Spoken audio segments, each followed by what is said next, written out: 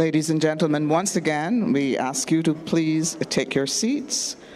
Once again, I remind you to place your cell phones on silent, and we would appreciate it if you remain seated until the arrival of the President of Barbados. Thank you so much for your cooperation.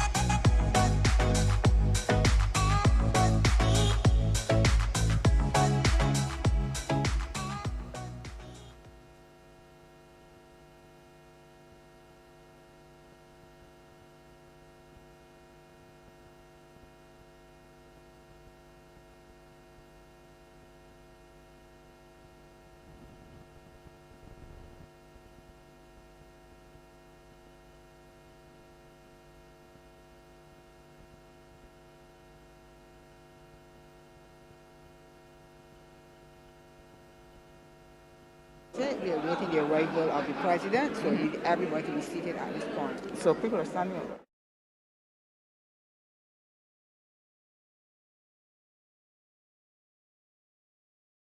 Please be seated. We are awaiting the arrival of the President of Barbados. Thank you very much for your cooperation.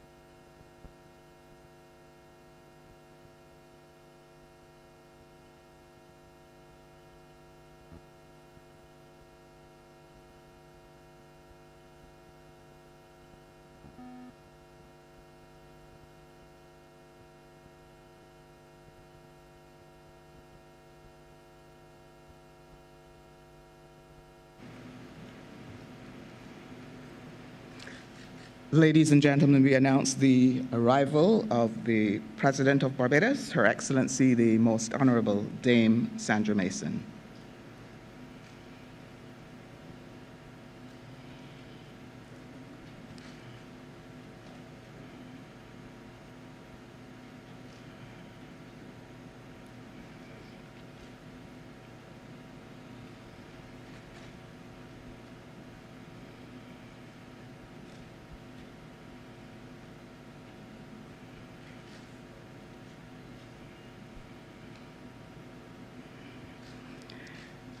Please remain standing for the national anthem of Barbados.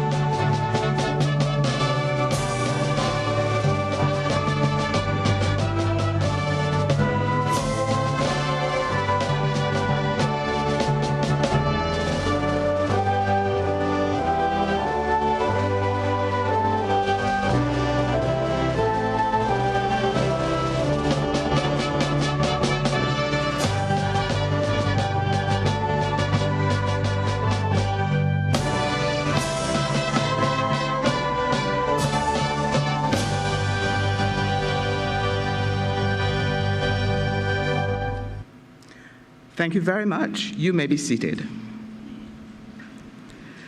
I now turn your attention to the screen for a short welcome video.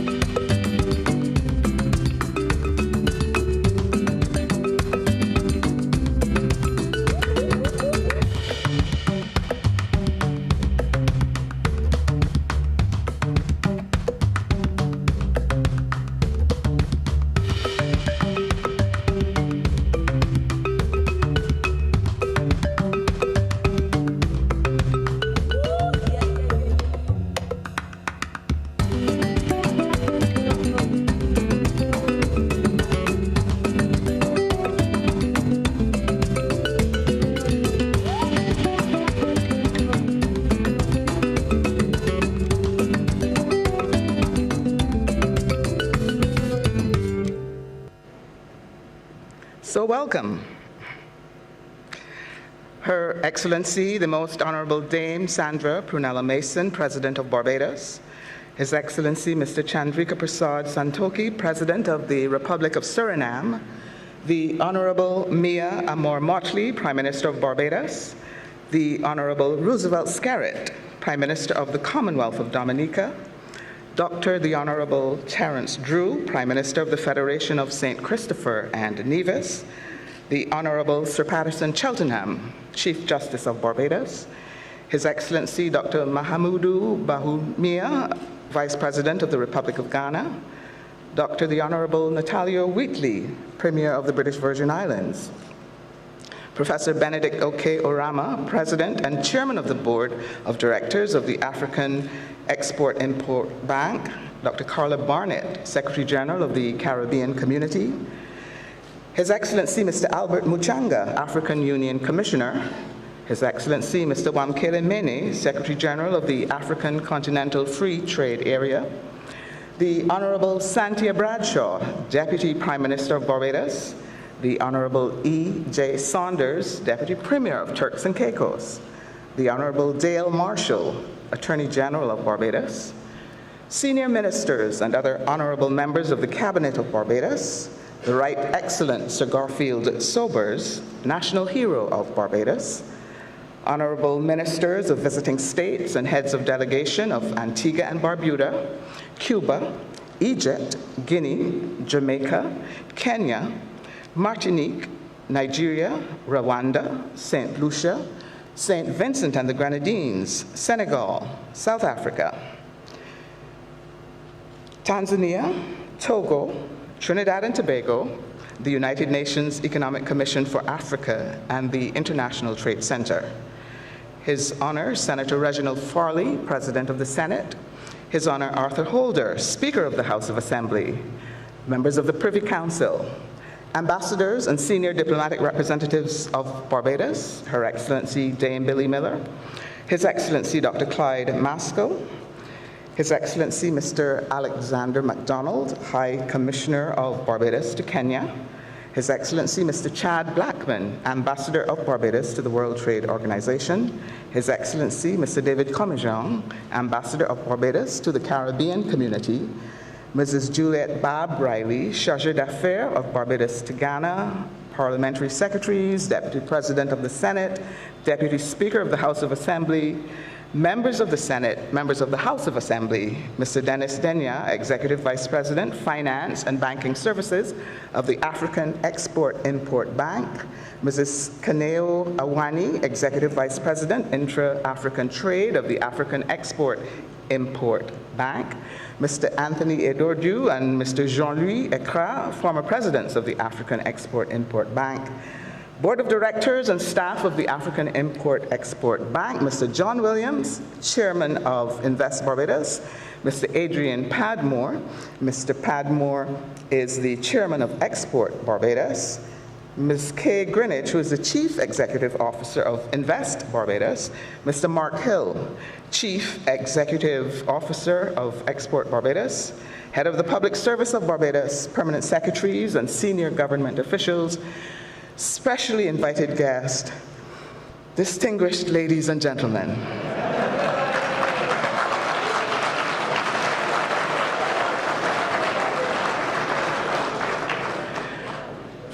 From the salutations, you will note that we have a very distinguished audience here this morning. I'm Sharon Marshall, and I wish you good morning on behalf of the government and people of Barbados. Welcome to the first ever Africa-Caribbean Trade and Investment Forum. To our overseas delegates, let me add, welcome to Barbados. The African Export-Import Bank, Invest Barbados, and Export Barbados are the coordinating agencies for this historic meeting, which is being held under the theme, One People, One Destiny, Uniting and Reimagining Our Future. We are going to start the proceedings with a poem by the celebrated Nigerian spoken word and performance poetry artist and award-winning author, Mr. Dike Chukwumerije. Dike, the stage is yours.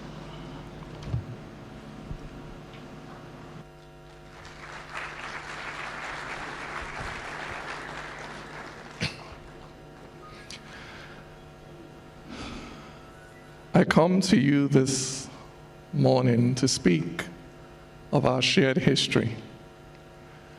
It is the history of 5 million people taken from Africa to the Caribbean in chains, but you see, you can bind the hands and feet of men and women, but you cannot bind their hearts. You cannot bind the memories of a people, their memories of those African songs their mothers once comforted them with. The memories of those foods of yam, of okra, that once nourished their bodies. Memories of words, of those native African words by which they once mobilized themselves, like Kaiso, that rallying cry to follow, to come along, to stay together. Kaiso, thrown overboard into the black Atlantic, it refused to perish. Kaiso, choosing instead to reincarnate here in the Caribbean as Calypso. Like this, the candle of defiance was never snuffed out in the soul of the African slave, and so you fought with song, you fought with dance, you fought with bamboo sticks, you fought with a steel pan, you fought with cambole, you fought with carnival. It was not just Wilberforce. No, it was Haiti breaking out in revolution.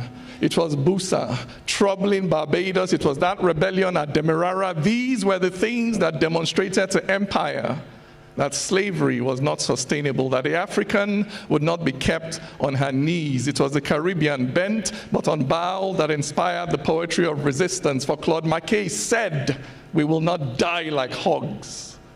And Sam Sharp said, "I will rather die on the gallows than spend my life in slavery." And Antonio Maceo said, "This revolution has no color." And Marcus Garvey said, "Emancipate yourselves from mental slavery."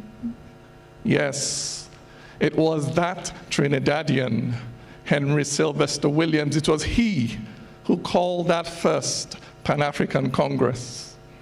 It was Caribbeans like Edward Blyden and George Padmore and Claudia Jones that helped raise that consciousness that lingers till this day, that if the racial inequalities upon which this modern world was built was ever to be truly dismantled, then Africans and those of African descent must come together to understand that the bonds that connect us all to that continent can never be broken.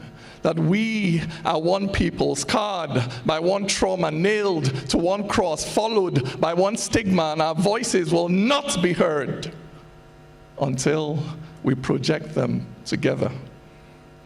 To know that the cultural distance between Bridgetown and Lagos is not as vast as the ocean that stands between us.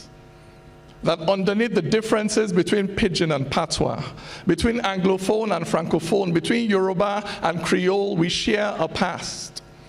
A past in which a young girl sits crying in the night because on that day her brother went into the forest and did not come back.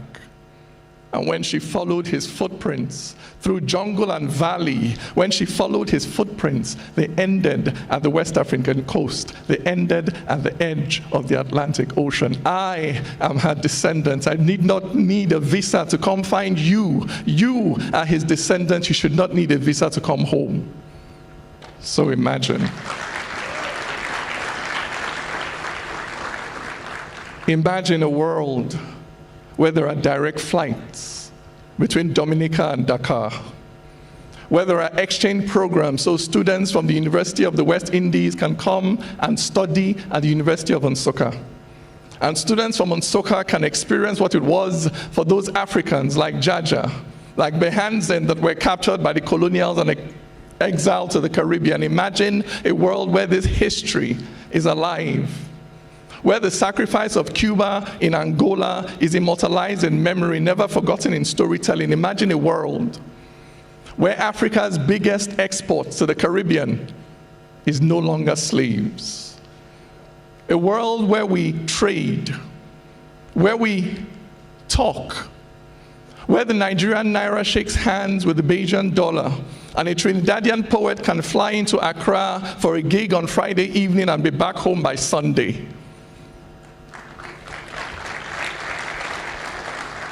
Imagine a world where we understand that Day-o, day-o, daylight come and me one go home. Imagine a world where we understand that this call and response is Calypsonian, that Calypsonian is African, that the polyrhythmic heart of modern black culture beats to the African drum. Imagine a world where we know that this is one culture, that we are one people, cut from one cloth, seen in one light. Imagine a world where we know this. Well, my brothers and sisters, today I saw a mysterious thing, a thing that vexed me to my very soul. I saw the black man dressed as a king, but crouching in the shadows with a begging bowl. His children were starving in fields of cassava, dying of diseases the palm kernel can cure, homeless in a land of rock and timber. Why are you here? He said, I am poor. Today I saw a mysterious thing, a wonder so great I cannot tell it. I saw the black man dressed as a king, but lying in the dust crying at my feet. His legs were sturdy like the palm tree. His oceans were rich and teeming with game. His muscles, they rippled like the proud Zambezi. I told him, get up. But he said, I am lame.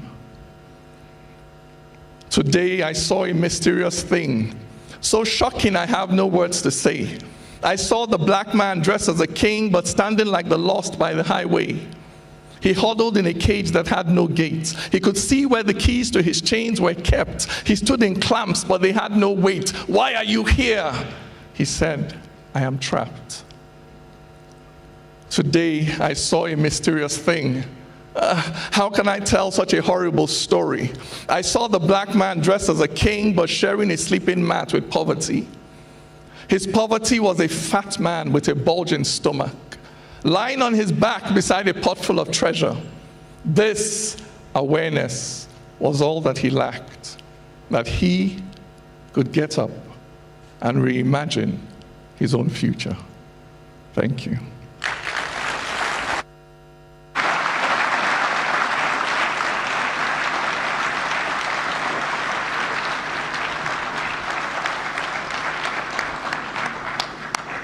DK Chuck Maruje, who is emphasizing the theme of the conference, One People, One Destiny.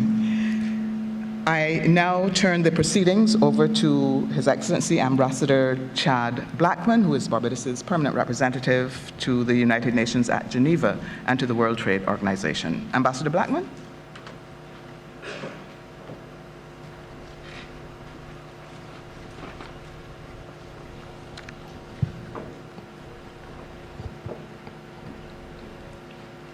Protocol having already been established, distinguished ladies and gentlemen, viewers from around the world, good morning from Bridgetown, Barbados, and welcome to the opening ceremony of this historic AfriCaribbean Trade and Investment Forum 2022, initiated by the government of Barbados and the AfriExim Bank, under the theme, One People, One Destiny. My name is Chad Blackman, Barbados' ambassador to the World Trade Organization, the UN at Geneva, Vienna, and Rome, and it is my honor to be your chair for this morning's opening session. This forum certainly comes at a very critical time in the history of both Africa and the Caribbean regions, and the wider global community, and therefore to set further context to this morning's proceedings and event, we will be honored with welcome remarks and a keynote from a number of distinguished dignitaries from around the world. To commence this aspect of our proceedings, it therefore gives me the honor to welcome Mr. John Williams, who is the chair of Invest Barbados, who will deliver welcome remarks. Mr. Williams, you have the floor.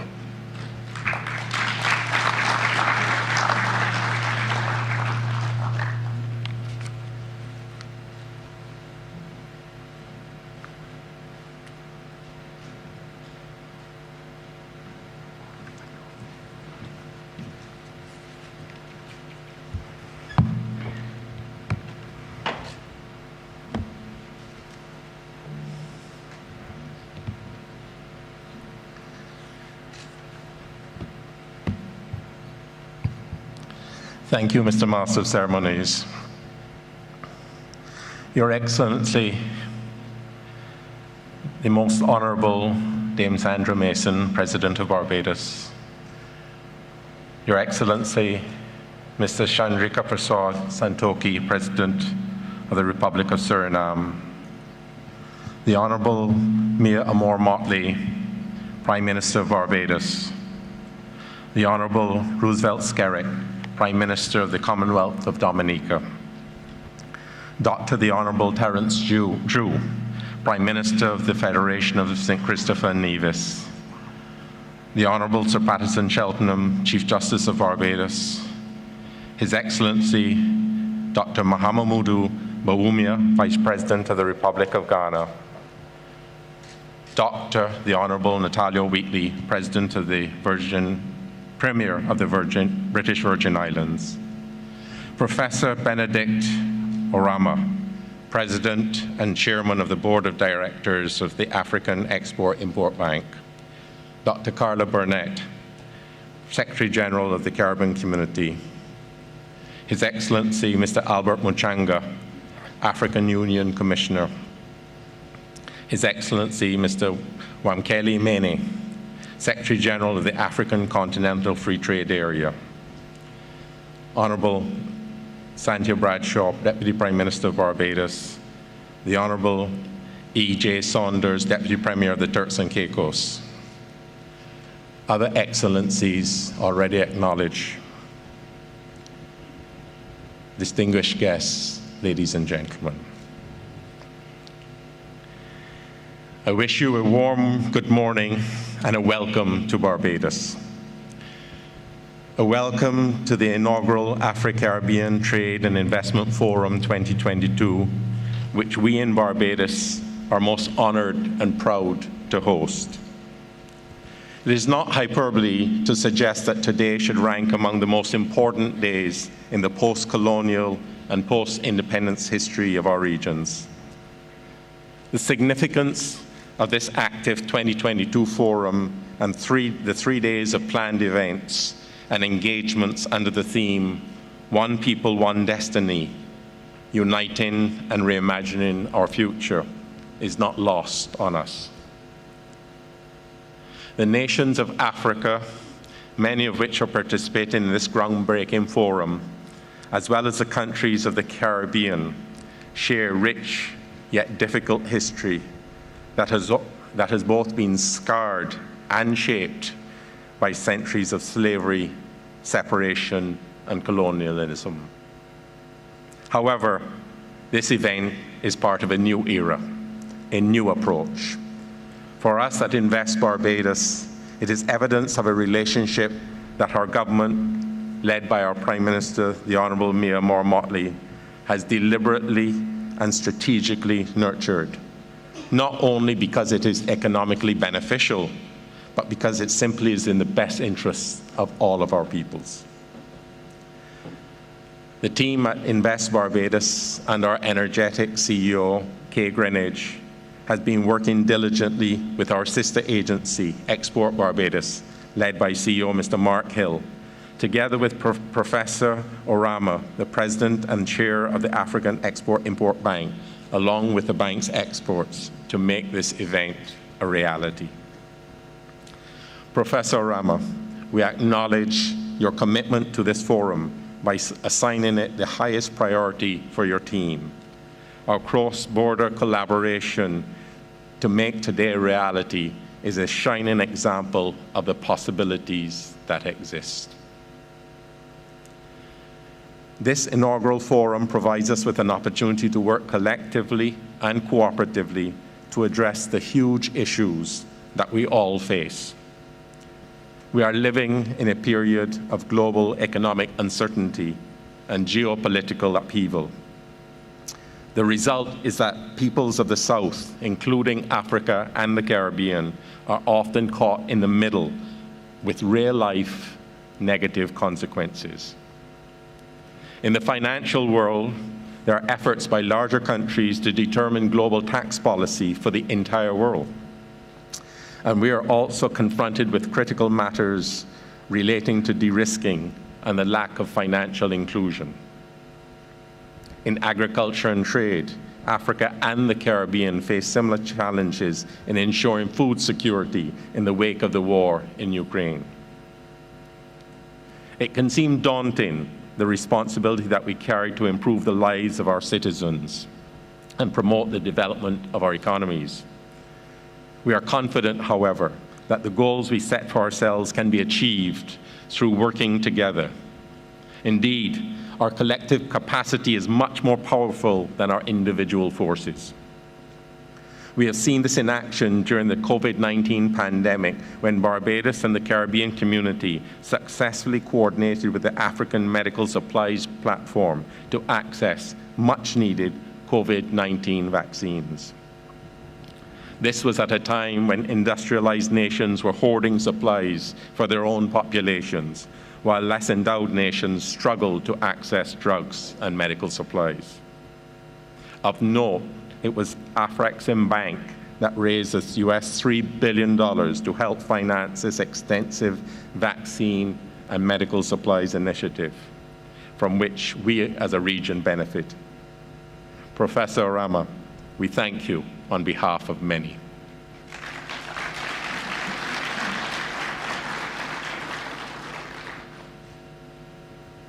Today, your presence here in Barbados is an indication of your willingness and desire to begin shifting the balance of power more in our favor through strategic alliances in trade and investment, agribusiness, finance, logistics, tourism, the cultural and creative industries, and business facilitation.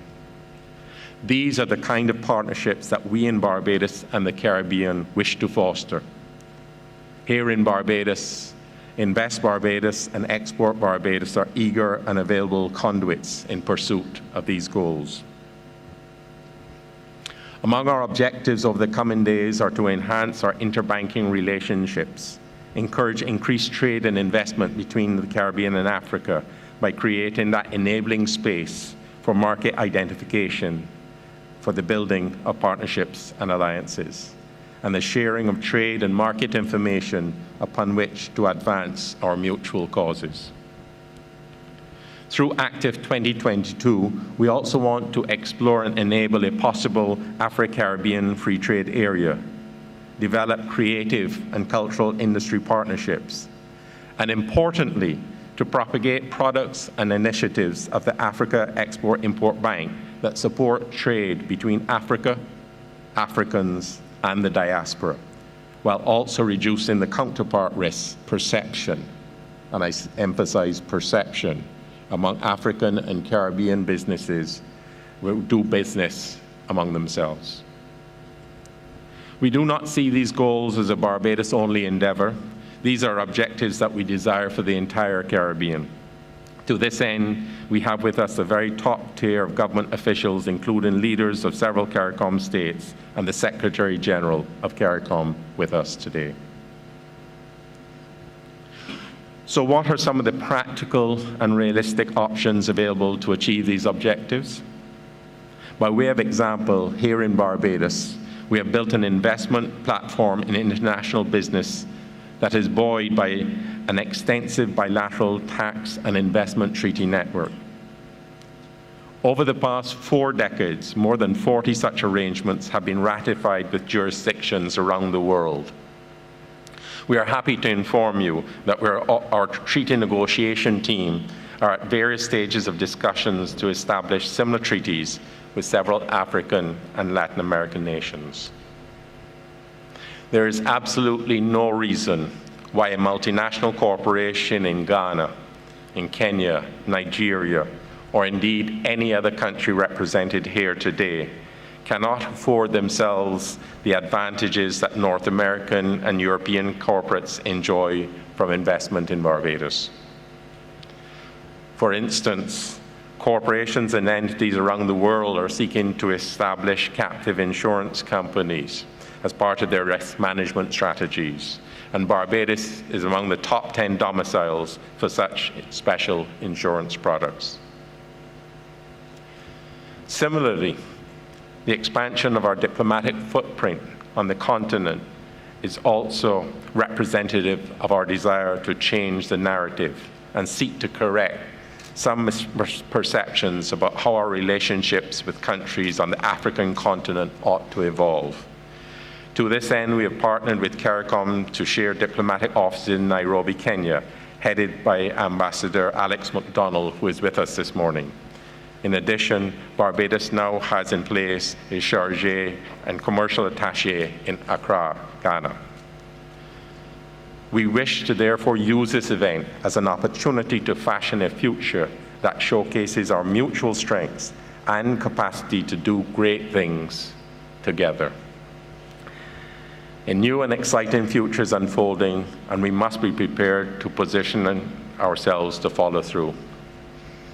Earlier this month, Barbados introduced visa waivers for 24 African countries in a move to enhance business investment opportunities and to facilitate the ease of travel for visitors and tourists.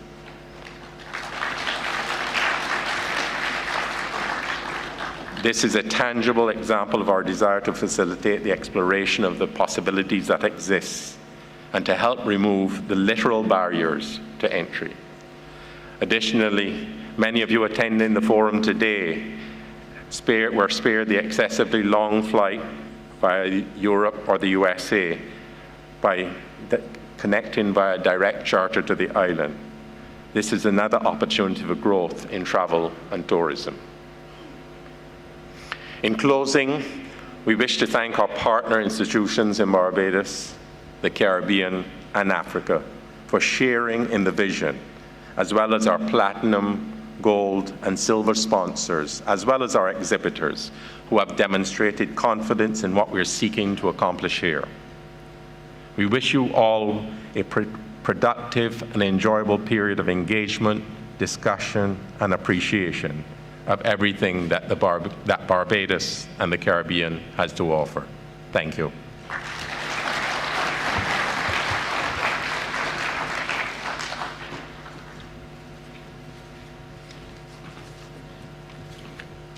Thank you very much, Chairman Williams. Ladies and gentlemen, I'd like to acknowledge the presence of Mrs. Nados Bakele Thomas, the CEO of the African Union Development Agency. Now, at this time, I'd like to introduce you, ladies and gentlemen, to the Professor Benedict Omara, President and Chairman of the Board of Directors of the African Export-Import Bank. Professor, you have the floor.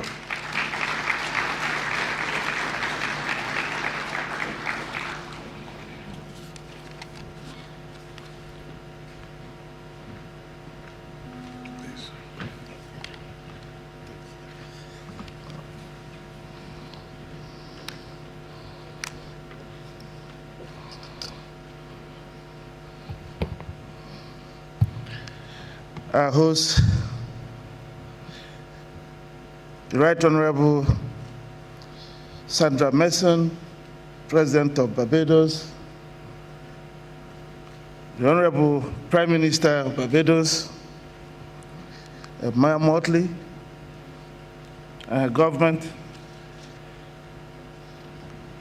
Excellencies, the heads of state, heads of government here present, the Vice President of the Republic of Ghana, Bawumia, Excellencies, distinguished ladies and gentlemen, with your permission, I will stand on the protocol that had already been established. One of the indelible lessons I learned early in my career as an export-import banker was that trade could be a source for good and evil. Almost 500 years ago, Africa was depopulated and dehumanized by the evil machinations of those who traded on his people and took them away in chains against their will to faraway lands. Most ended up in the Americas and the Caribbean to produce calories at no pay so that others could survive and prosper. The transatlantic slave trade made our people raw materials rather than laborers in the production of goods that others needed. Bob Marley captured this aptly when he sang his famous track, Night Shift, that from the sweat of my brow, you eat your bread. Today, we are gathered here to cause reverse, to turn the atrocity committed over 400 years ago into an asset for our people. We will be stupid not to recognize that Africa's borders have been extended to the Caribbean. We will have ourselves to blame if we fail to realize that we are the same people and therefore can constitute one integrated market. It is a remarkable entrepreneurial drive that made Europeans to take enormous risks to travel thousands of miles in boats to find new lands and produce on them. We need a similar entrepreneurial zeal deployed more positively for us to profitably walk the same lands and build transatlantic bridges for our common good as Africans. I believe that the people of Barbados, our hosts, are beginning to make the effort in so many positive ways. In November last year, Barbados became a republic, a mark of true independence. I would like to once again congratulate the government and the people of Barbados for taking this difficult stride.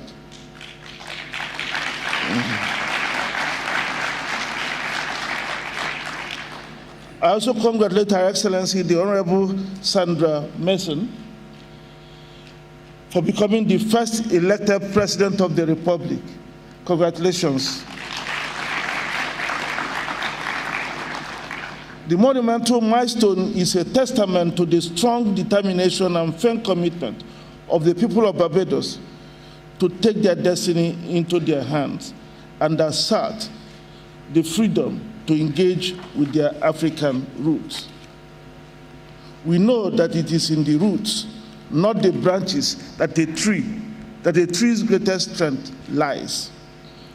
I'm of the view that while this new direction is one that is uncharted, it offers hope and tremendous opportunities for your people, and thus, all people. Permit me also to take the opportunity to express our sincere gratitude to the Prime Minister of Barbados, our sister, the Honorable Maya Motley, her government, and the people of Barbados for the warm welcome and the most generous hospitality extended to us since we all arrived here. It is in the spirit of warm embrace that we assemble here today. With a strong sense of belonging, we all feel at home. Our shared identity has not been lost on us. That is why over 1,000 leaders, policymakers, development institutions, and captains of industry from Africa and the Caribbean have gathered here today to revive the spirit of family and Pan-Africanism.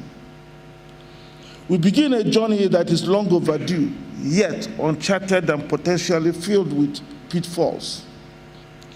From the audacious call by Marcus Garvey for Pan-Africanism in the 1920s, through Bob Marley and Fela Kuti's cries for African unity in the 1970s and 1980s, to the African Union's declaration of the Caribbean as the sixth region of Africa, we have collectively always longed for a reunion of our brothers and sisters, separated against their will and now left afield. And today we have finally arrived to plot an economic future underpinned by trade in goods and services. The journey might have tarried, but we have now taken the most momentous first steps. We have begun the process of knocking down the artificial barriers that have for centuries programmed us as different people. And we must be proud that this is a reunion arising out of a felt need. A reunion underpinned by a solid economic, cultural, and historical rationale. AfriCaribbean is proud to be playing a key role in this monumental effort. In 2017, when we launched our fifth strategic plan, we incorporated a diaspora strategy, redefining intra-African trade as trade amongst Africans, regardless of the geographic location. We emphasized the N in the intra-African and did not just focus on the geographic Africa. We hope to support Africans wherever they might be in their economic endeavors. We strongly believe that Africans all over the world constitute a rich pool of resources and wealth. It is by promoting increased trade and investments amongst ourselves that we can hope to leverage the assets for our collective prosperity. It has been tested and proven by the Jews, the Indians, and the Irish. It will work for Africans too. It is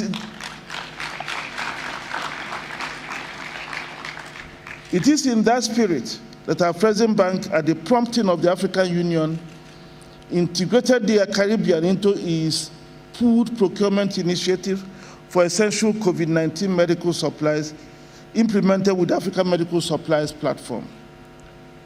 Pursuing this initiative at the most challenging time of heightened nationalism and protectionism was a commendable proof of the value of collective self-reliance.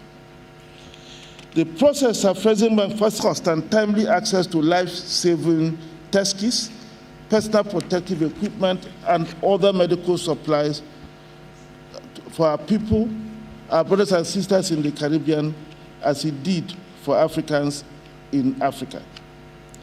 Your Excellencies, distinguished ladies and gentlemen, when the COVID-19 vaccines arrived and access became a matter of the survival of the fittest, the African Union again called on AfriCaribbean to include the Caribbean in the pooled procurement and distribution under the Africa Vaccine Acquisition Task Team Initiative. This intervention allowed the procurement of 3 million doses of the COVID-19 vaccines for CARICOM countries. AfriCaribbean guaranteed the supply of these vaccines.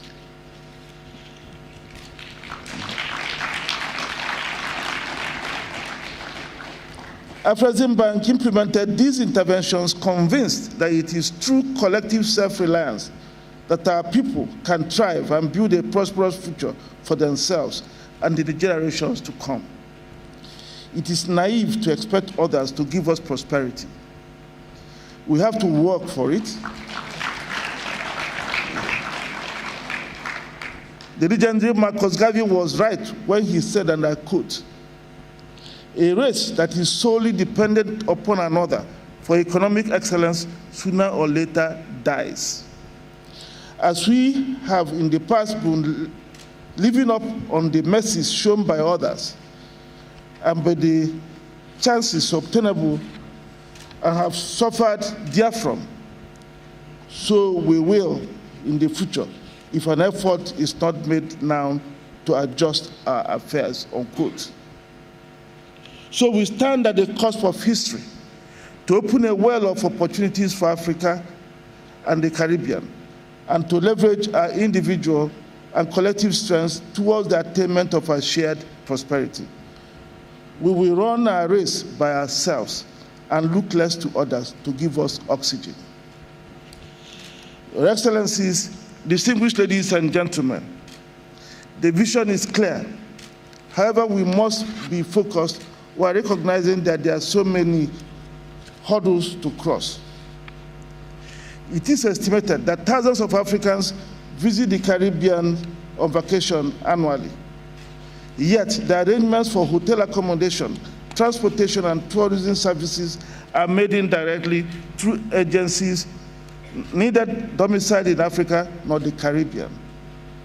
It is no wonder that we receive very little of the financial benefits.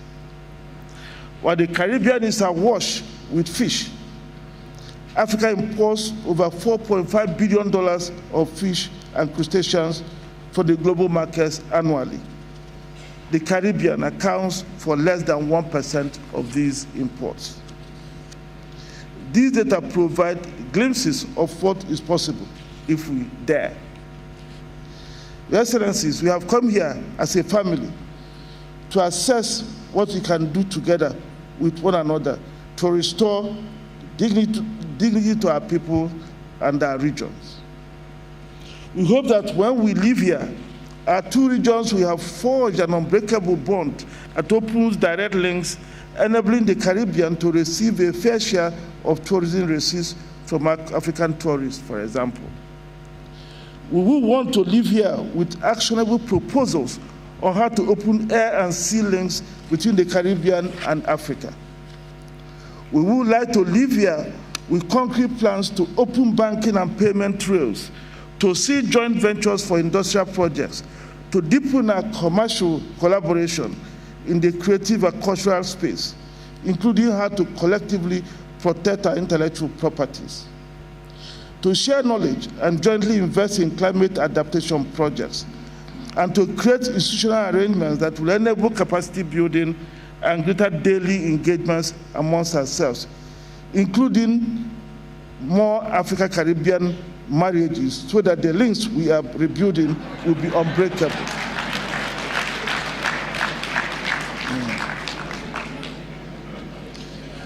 We want to live here clear in our minds regarding ways to catalyze manufacturing investments in the Caribbean, to take advantage of the $27 trillion North and Latin American markets. We must collaborate in the healthcare space so that shortages of qualified healthcare professionals can be overcome. We hope to live here with AfriCaribbean, not only serving as the Exim Bank for Africa, but also for the Caribbean. Your Excellencies, distinguished ladies and gentlemen, all these will require funding, investment, courage, boldness, and careful planning. That is why we are most pleased to have made tremendous progress in accelerating the membership of the CARICOM nations in AfriCaribbean Bank. A signature of a participation agreement will enable AfriCaribbean Bank to operate in the CARICOM region and deliver concretely on the new vision.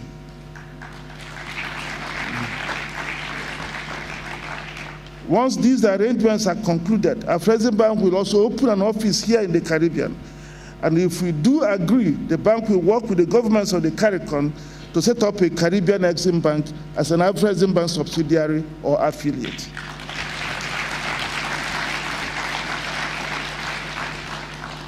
AfriCaribbean Bank envisages committing an investment of $700 million in the Caribbean as soon as a regional office is opened, building on the $250 million we already have established to support trade between the Caribbean and Africa. We will be pleased to advance our discussions with the Caribbean Development Bank to scale up trade-enabling infrastructure investments in the region, as well as investments in integration of CARICOM countries to the emerging value chains within geographic Africa, being made possible by the African Continental Free Trade Agreement. We are happy to have begun the implementation of internship programs whereby Caribbean students pursue attachment programs in AfriCaribbean Bank. Mrs. Brittany Romeo and Adele Lewis from the University of West Indies represent the first in a group of students from the Caribbean that will join AfriCaribbean Bank internship program annually. And I think the two of them are here. I think we came with them.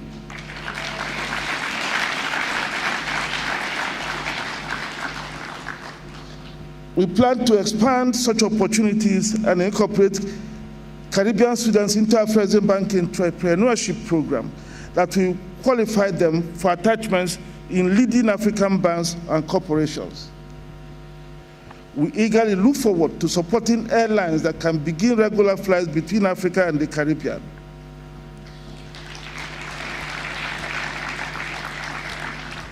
And as soon as the partnership agreement is signed, we will work to foster joint ventures for the establishment of industrial parks in the Caribbean. We will aim to support African investments in the Caribbean tourism sector, help promote local content in Guyana and elsewhere, where the oil and gas sectors are emerging, support agro-processing projects, support the project on intra-Caribbean and Africa-Caribbean payment rails, and help with climate change adaptation projects, amongst others. We hope that in no distant future, we can point to this beautiful day and say that we have become serious about reuniting with our brothers and sisters separated from Africa centuries ago. We hope that we can point to this day and say this is the day the Africa-Caribbean Free Trade Agreement was bettered.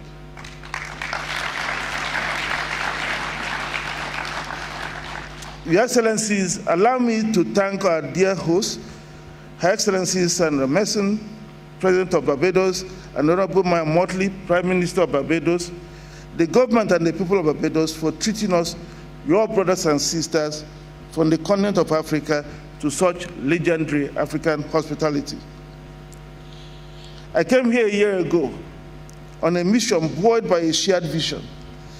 I'm pleased that we are keeping the promises we made to ourselves to drive this agenda. Thank you, Maya.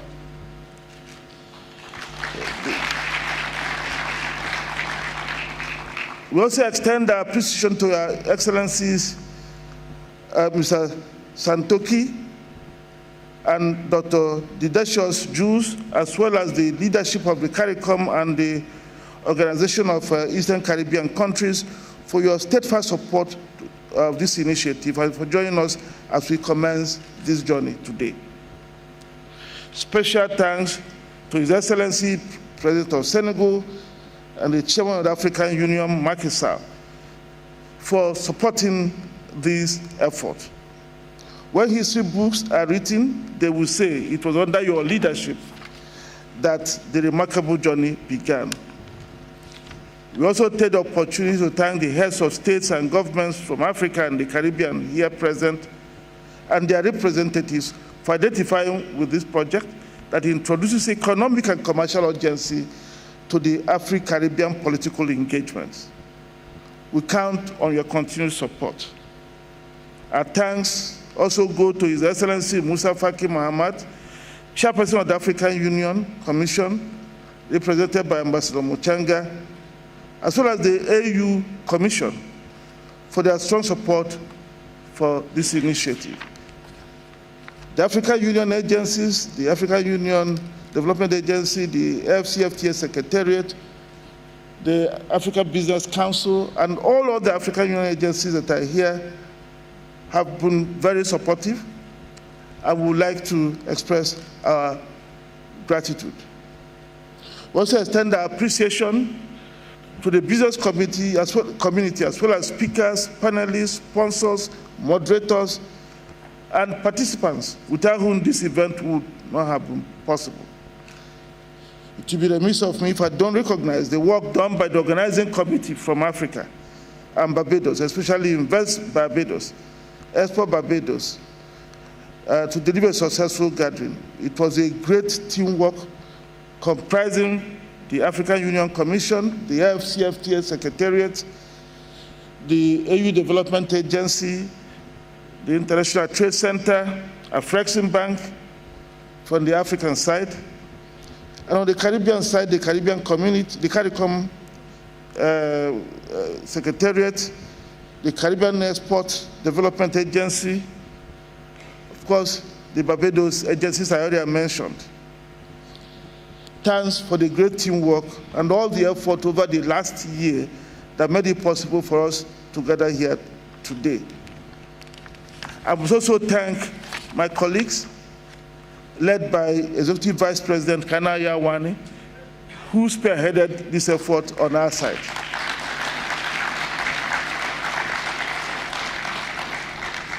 As I end, I would like to again leave us with the wisdom of Dr. Kwame Nkrumah. He advised us of the enormity of the task ahead when he said, and I quote, "The task ahead is great indeed, and heavy is the responsibility. And yet, it is a noble and glorious challenge. A challenge which calls for the courage to dream, the courage to believe, the courage to dare, the courage to do, the courage to envision, the courage to fight, the courage to work, the courage to achieve the highest excellencies and the fullest greatness of man.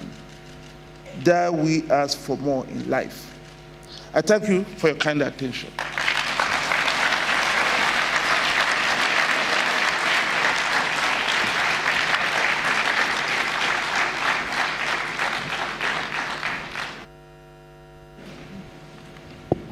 Thank you very much, Professor, for those very inspiring words and also for your call for our two regions to deepen our integration further. I think given the fact that our region boasts of many jurisdictions which are rated as the best wedding destinations, I think we can all agree with you.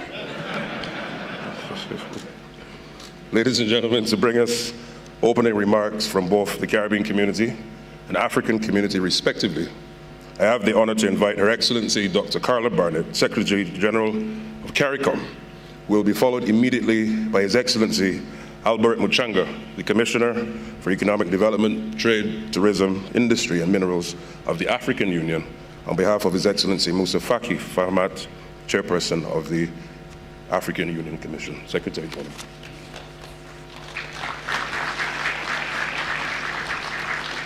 Thank you very much, Ambassador.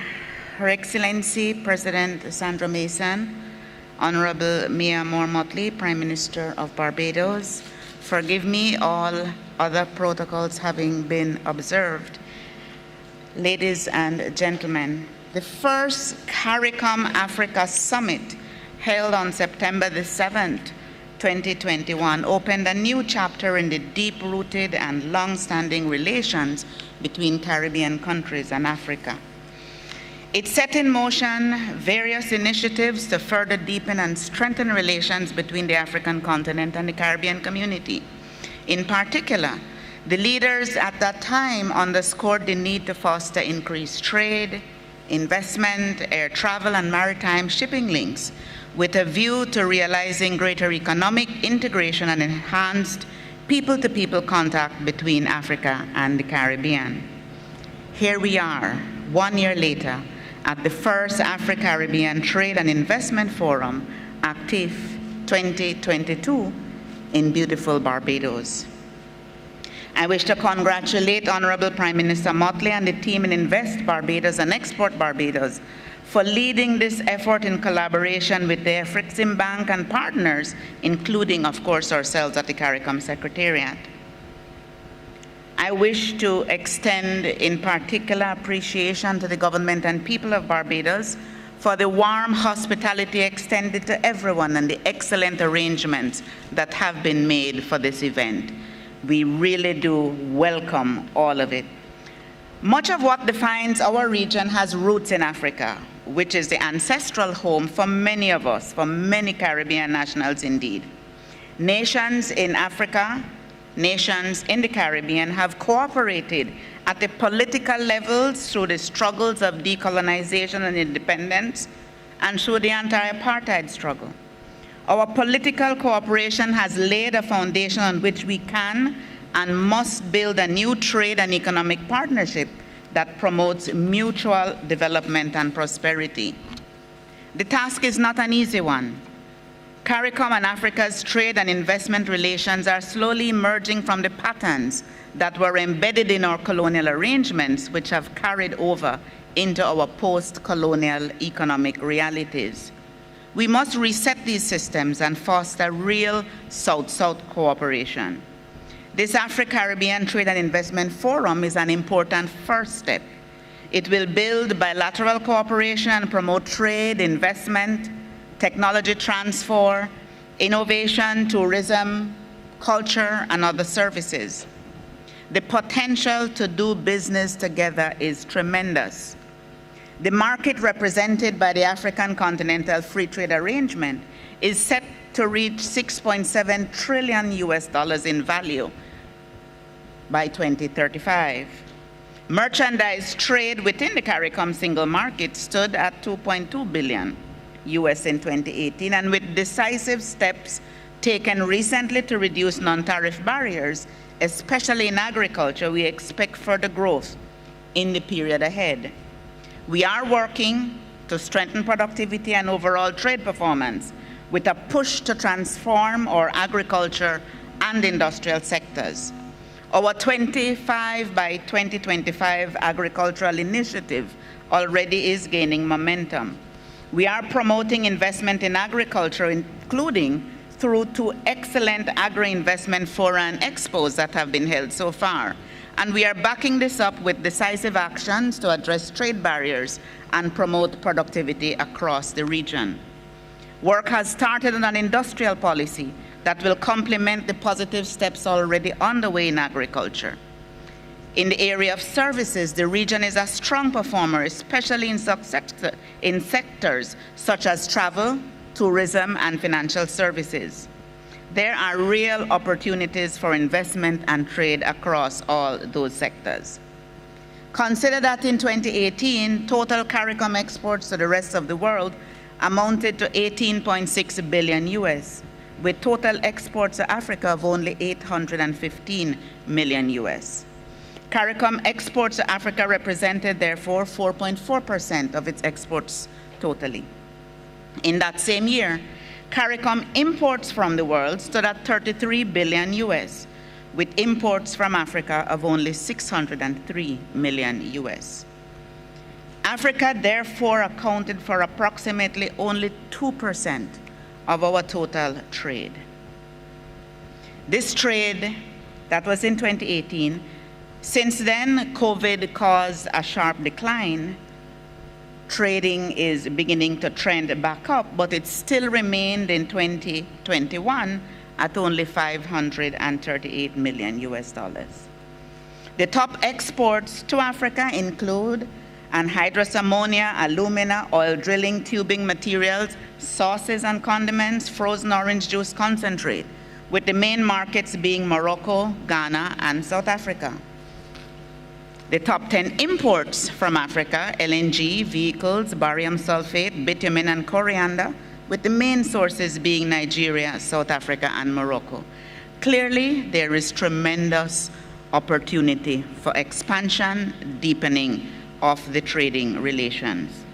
But to grow trade and investment flows between our regions, we need to strengthen and streamline the infrastructure to support CARICOM Africa trade.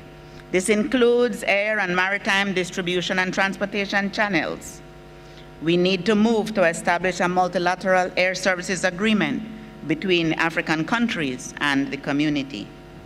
Using this forum and other mechanisms, such as our mutual membership in the Organization of African, Caribbean, and Pacific States, we can continue to promote and forge business-to-business contacts through networks of private sector organizations, business development support organizations such as our Caribbean Export, and the regional trade, which is our regional trade and investment promotion agency.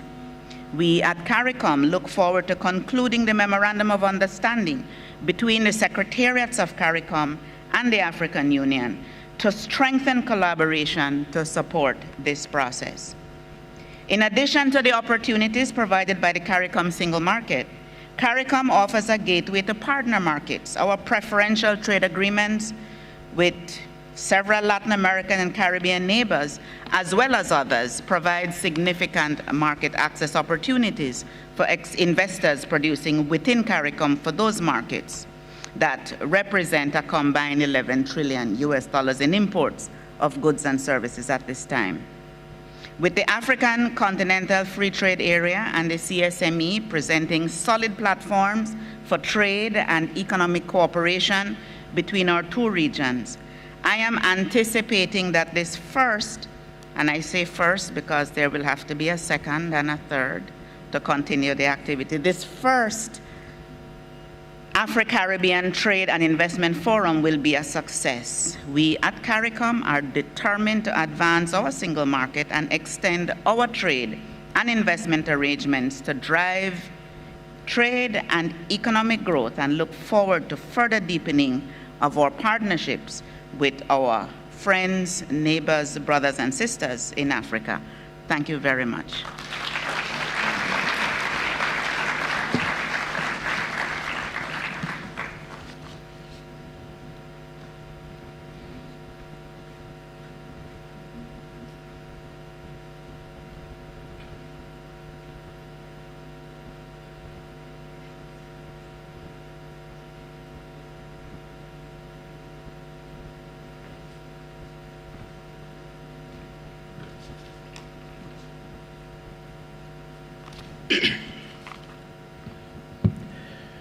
Thank you very much, the Director of Ceremony. I'm going to strictly observe the very, very comprehensive salutations made by the earlier Director of Ceremony, and all I can say, all protocol duly observed. Thank you very much. I'll begin my very brief statement by expressing our deep appreciation to the people and government of Barbados for the very warm welcome and hospitality accorded to all of us since we arrived in this beautiful country and city. I also would like to congratulate the organizers of this forum, which has attracted participation from a broad range of stakeholders, including the youth. I bring warm greetings from His Excellency, Dr. Musa Faki Mahamat, the chairperson of the African Union Commission, who has sent me to represent him at the opening ceremony of the inaugural edition of the AfriCaribbean Trade and Investment Forum. He could not be with us today due to prior commitments. However, he conveys his best wishes for this forum and looks forward to reading the outcome document. The African Union was invited to be a strategic partner in this forum. It was not possible for us to be very substantive and tangible partners because the notification came a little bit too late for us to enable us to consult with member states. In our system, when it comes to partnership, we have to involve the member states right from the beginning. However, after this event, we are going to prepare a very comprehensive report to the African Union member states with a very strong recommendation that in the future, the African Union becomes a very active partner in these editions. And let me indicate that when you see the African Export-Import Bank working anywhere in the world, including the Caribbean, you should always be fully convinced that the African Union is not very far off. Why do I say so? My brother and good friend, Dr. Orama, last year approached me to say he wanted the African Export-Import Bank to be a specialized agent of the African Union. And I assured him that I was going to fully support the bid.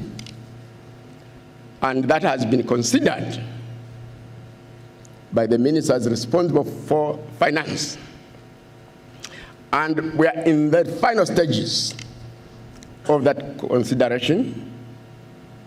And I'm very confident that in February next year, when the matter is put before the heads of state and government, there should be agreement, broad-based agreement, that the African Export-Import Bank is a specialized agent of the African Union on matters, among others, of trade finance.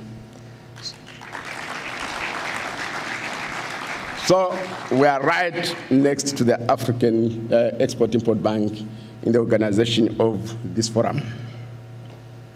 And this forum is a noble undertaking.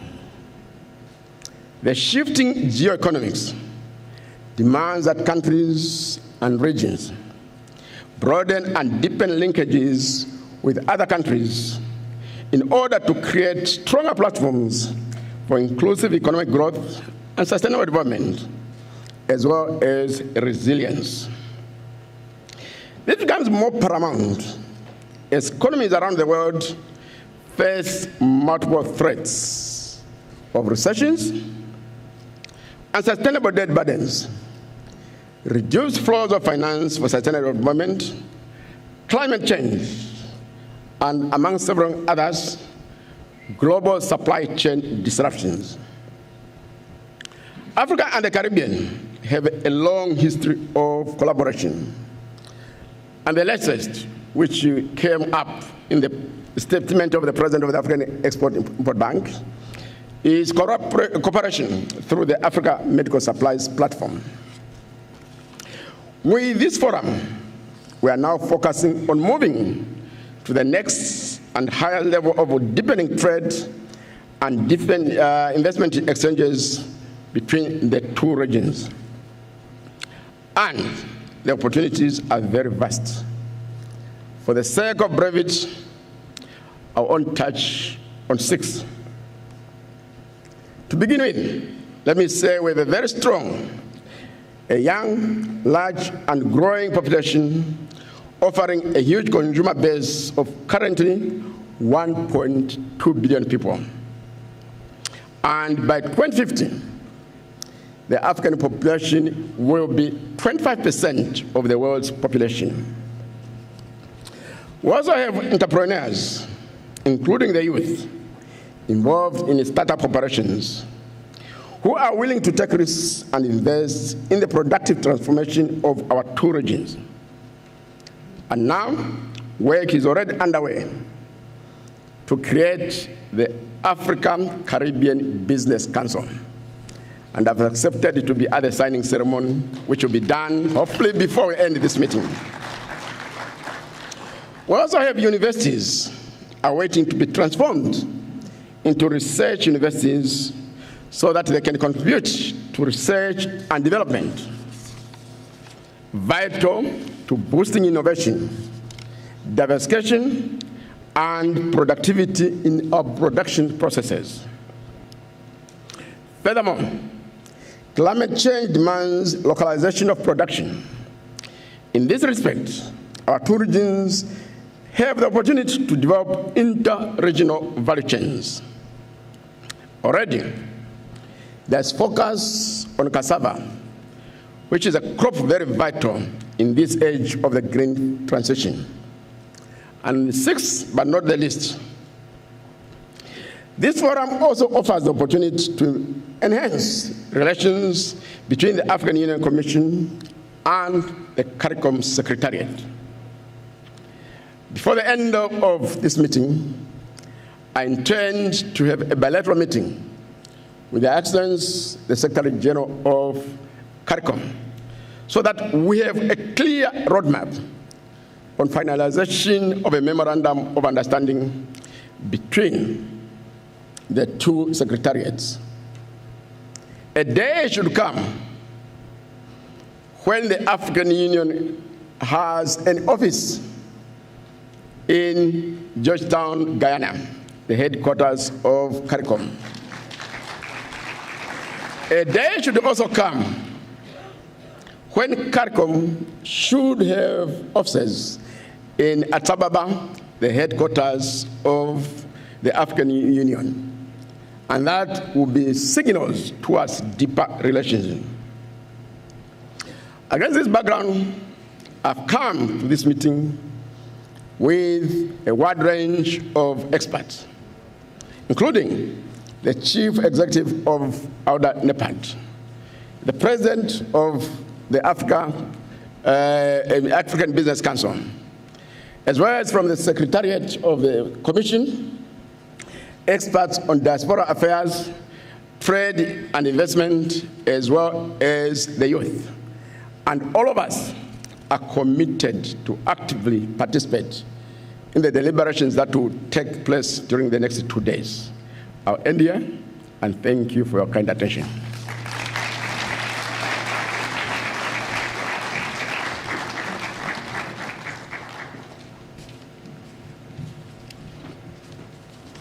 Thank you to both Secretary General and Commissioner. Ladies and gentlemen, we will now be invited to receive special remarks from His Excellency Chandrika Santoki, President of the Republic of Suriname and Chairman of CARICOM, who will be immediately followed by the Honorable Amadou Hott, Minister of Economy, Planning and International Cooperation of Senegal, on behalf of His Excellency Macky Sall, President of the Republic of Senegal and Chairman of the African Union. President Santoki.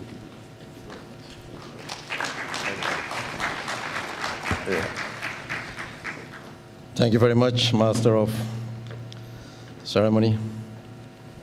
Good morning, all of you. President of the Republic of Barbados, Dame Mason, the Prime Minister of the Republic of Barbados, Mia Motley, and other honorable colleague heads of governments, heads of delegations, heads of international missions, heads of the Caribbean community, and respectfully, all other protocols observed.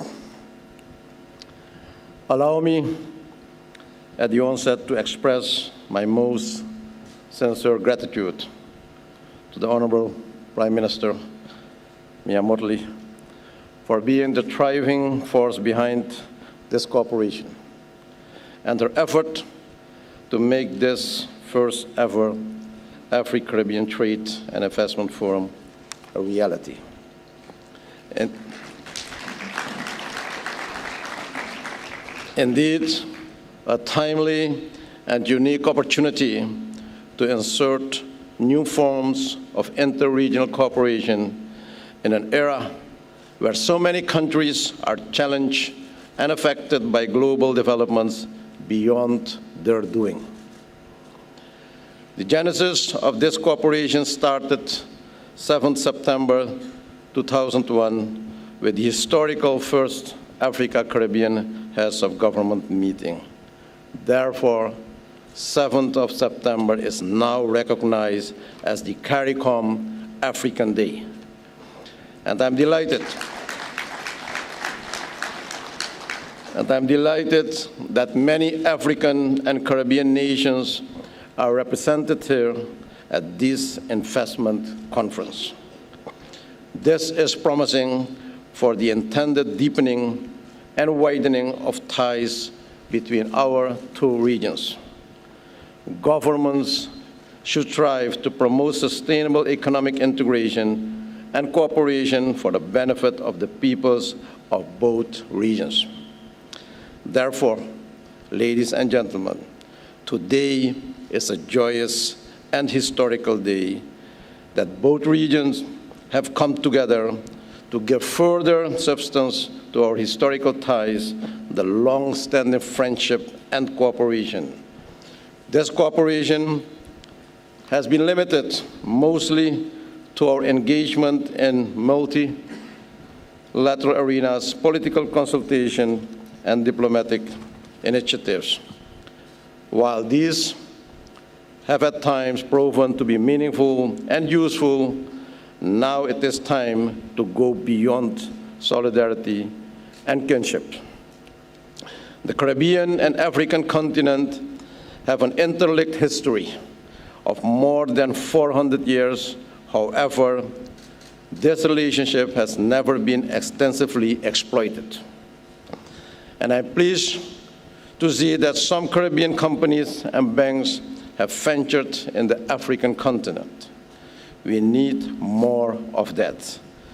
We also need African countries to invest in the Caribbean and foster partnership with Caribbean companies. On multilateral level, we have jointly negotiated trade agreements with the European Union in the past, such as the Cotonou Agreement, but never on regulating relations between the Caribbean countries and the African continent. The focus has always been on trade with the European Union and other developed countries, and less on strengthening ties between CARICOM and African countries. It is about time to shape the South-South relationship between the two regions. Since we are all at almost the same level of development, it is of paramount importance that we join forces and start working together on each other's development. It is important that we do not see each other as competitors, but as development and business partners. So with this in mind and taking into account the global developments and geopolitics, I firmly believe that our horizon of cooperation must expand now, structurally and with an agenda to areas of marketing expansion, joint investment, strategic economic collaboration, in the areas of food and water security, climate financing, energy, ICT, connectivity by air and sea, and there's so many other areas. I invite investors around Africa and the Caribbean to trade and make use of the opportunities at hand. Crisis, ladies and gentlemen, brings also opportunities. Let us become strategic partners and see to direct financial and business flows to our respective territories. Much remains to be done to encourage trade and investment between the CARICOM and African countries, including addressing issues such as air and maritime transport, visa requirements, promoting greater cooperation in education and cultural exchanges, facilitating trade, services, and tourism. There are several financial institutions present here today that are willing to support and guide you, so make good use of them. We need to create effective and functional joint investment and trade frameworks to facilitate and direct this process. And I am convinced that together and by joining hands, a new force can be created in the global trading system. Africa has enormous growth potential, and with the right frameworks and governance, it can become a trading force. The Caribbean offers a great and profitable areas of economic cooperation. The existing and expected oil and gas industry holds promising investment opportunities for African countries too. Equally so in the tourism and food security and agriculture industry. My country, Suriname, with a strong heritage and cultural ties with Africa, has eliminated visa requirements for all countries in the world. So we are welcoming you all to Suriname. Come and take a look what Suriname has to offer. Apart from political cooperation and doing business, we must also strengthen the people-to-people ties, which will form the foundation for our valuable cooperation. Honorable heads of government and delegations, ladies and gentlemen, the world is in turmoil. The world is changing. We face existential challenges. We struggle with providing a stable and sustainable living and future to our people. That is the reality of today. So we cannot sit still and hope for the best. We cannot wait for others to come to our rescue. We have seen what global solidarity means in crisis. We have witnessed the failing of international system just recently. And I strongly believe in everything that happens for a reason. And therefore, colleagues ahead, ladies and gentlemen, members of CARICOM and the African nations, I appeal to you, it is now time for action. And Honorable Prime Minister Mia Mottley, you said this several times, and now one of these actions has been taken with the result, this AfriCaribbean Trade and Investment Forum 2022. So we must take our destiny in our hands. Individually, we will not be able to achieve that long-standing goal of peace, security, and prosperity. But jointly, we can. Yes, collectively, we can. So at this forum, let us set aside national and regional sentiments, especially when it comes to developing of international cooperation as a tool for progress. Unity must drive us to success. The cooperation which we are aiming to achieve through this initiative must grow in unity and friendship from strength to strength. So let us start today to change the realities of tomorrow and commit to a better future through the AfriCaribbean Trade and Investment Forum 2022. And I thank you very much. I wish you all the successes, what you want to achieve, and also wish you fruitful meetings during this conference. May God bless you all. Thank you.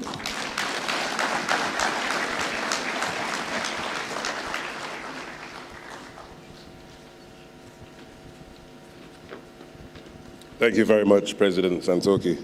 At this time, you'll now have Minister Hott on behalf of the President of the Republic of Senegal. Thank you.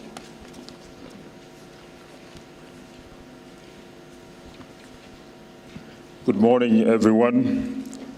I'll be speaking on behalf of His Excellency President Macky Sall, Chairman of the African Union, who could not make it to Bridgetown for this event this time.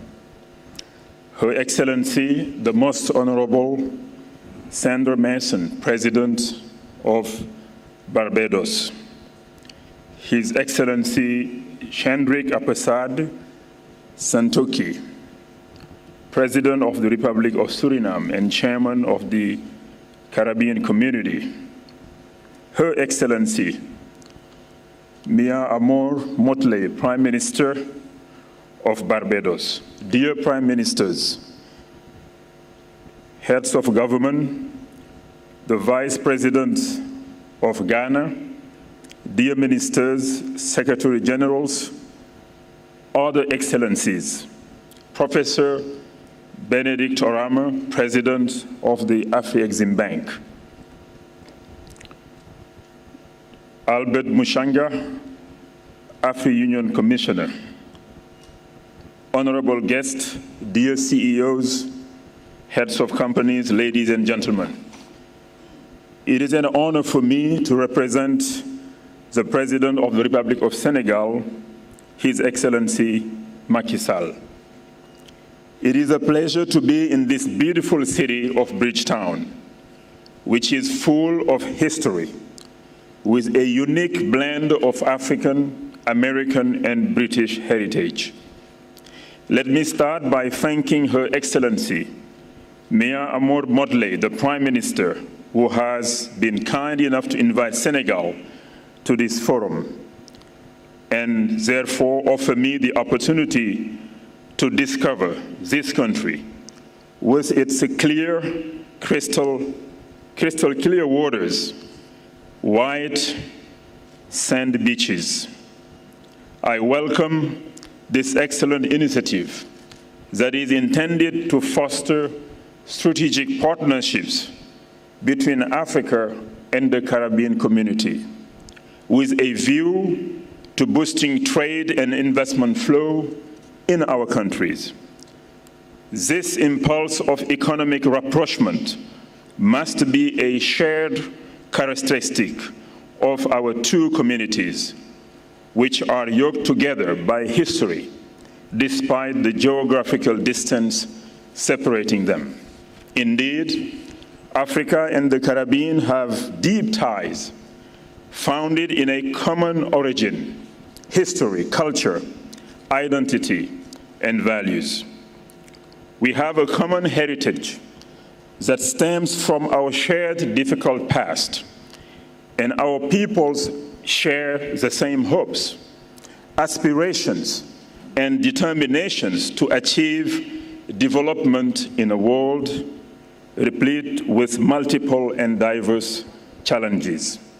All of this constitutes a solid foundation for building a viable partnership model for our two communities, which have learned to work together within the Organization of African, Caribbean, and Pacific States through the various ACP-EU agreements that have enabled us to pilot our common destiny in order to better defend our interest.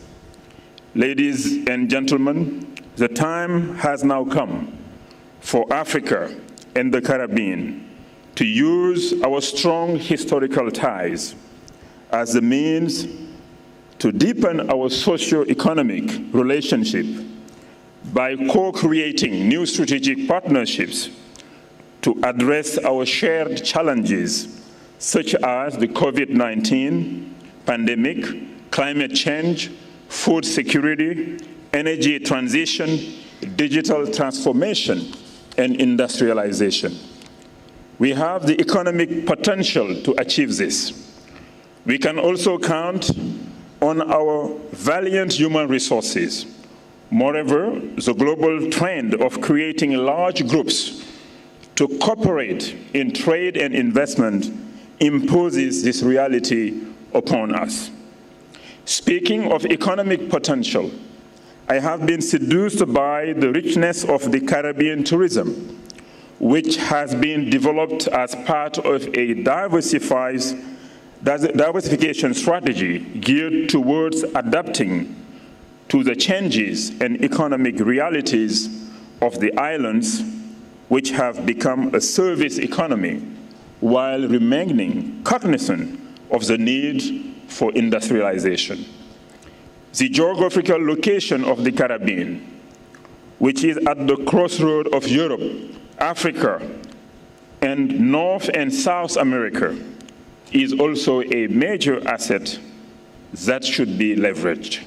Meanwhile, Africa is a region that offers the highest return on investment, an affordable, skilled workforce, attractive economic prospects, and abundant natural resources.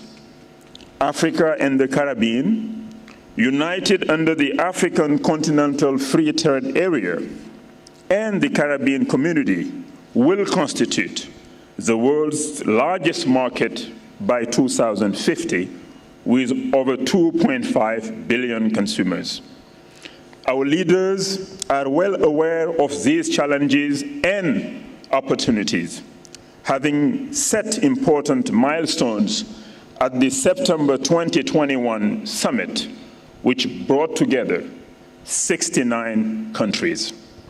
Ladies and gentlemen, given the aforementioned advantages, all we need to do now is to leverage the value and expertise of our respective human resources to develop innovative instruments that can boost our investments with a view to producing more tradable goods and services.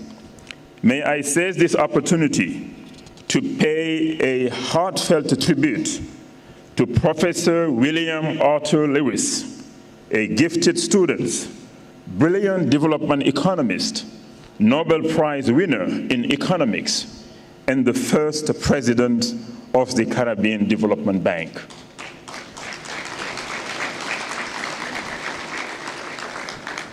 From his final resting place here in Bridgetown, may his thoughts continue to inspire our actions in a common goal of establishing a win-win partnership model for both regions.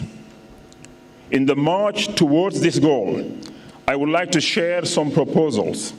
In particular, the establishment of an alliance for entrepreneurship in Africa and the Caribbean to promote the development of SMEs and young entrepreneurs in promising sectors such as agriculture, agribusiness, digital technology, and tourism. I also deem it important to establish perhaps a private equity fund to support investments and build champions in both regions. The same applies to a fund dedicated to exports with the support of our AfriCaribbean Bank, our main export-import financial institutions. In relation to all these instruments, Senegal is available to experiment a test phase with a country like the Republic of Barbados. We have been experiencing in Senegal, thank you very much, thank you, a growth, thank you. We've been experiencing in Senegal a growth trend since 2014, thanks to the vision and leadership of His Excellency President Macky Sall. We will become an oil and gas producing nation from next year, and we intend to use these new resources as levers to diversify our economy. We also intend to become a net exporter of petrochemical product, including fertilizers. We have initiated several reforms, particularly in the area of public-private partnerships. Finally, in the view of our respective potential in the areas of tourism and culture, our country is willing to join yours in paving the way forward by exploring partnership options in these areas. You can come to Senegal definitely without a visa, definitely. And to many African countries as well who have a no visa policy these days. To this end, I believe it is urgent to physically bring together our two communities, which are already very close in terms of values and history. That is why I'm pleased to propose the opening of direct air corridors between West Africa, for example, and the Caribbean.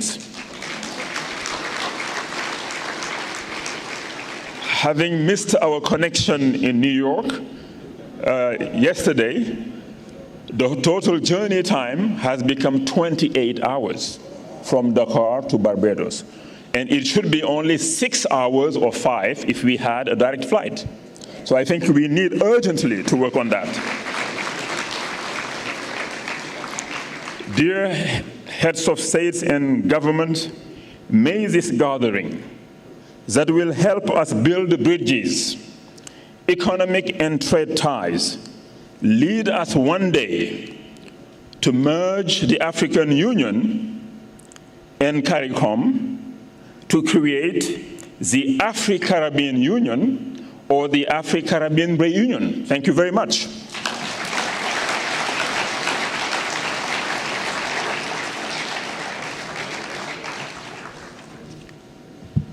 Thank you very much, Minister Holt, for those words and encouragement to us all. Distinguished ladies and gentlemen, it gives me great honor to invite you to listen to someone who will deliver the keynote address. No stranger to none of us here. I invite you, ladies and gentlemen, I invite you to the stage. The Prime Minister of Barbados, the host Prime Minister of this forum, the Honorable Mia Moore-Motley, Prime Minister of Barbados and lead head of government with CARICOM with responsibility for the CSME. Prime Minister.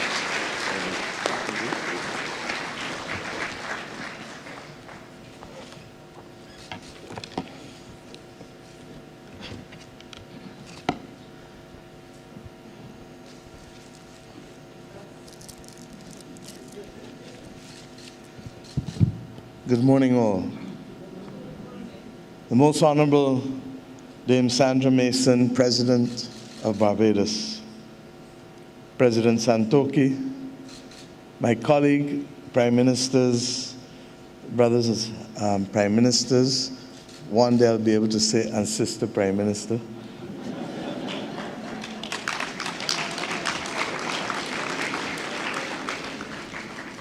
The distinguished Vice President of Ghana, distinguished ministers from Africa and the Caribbean, all distinguished guests, all.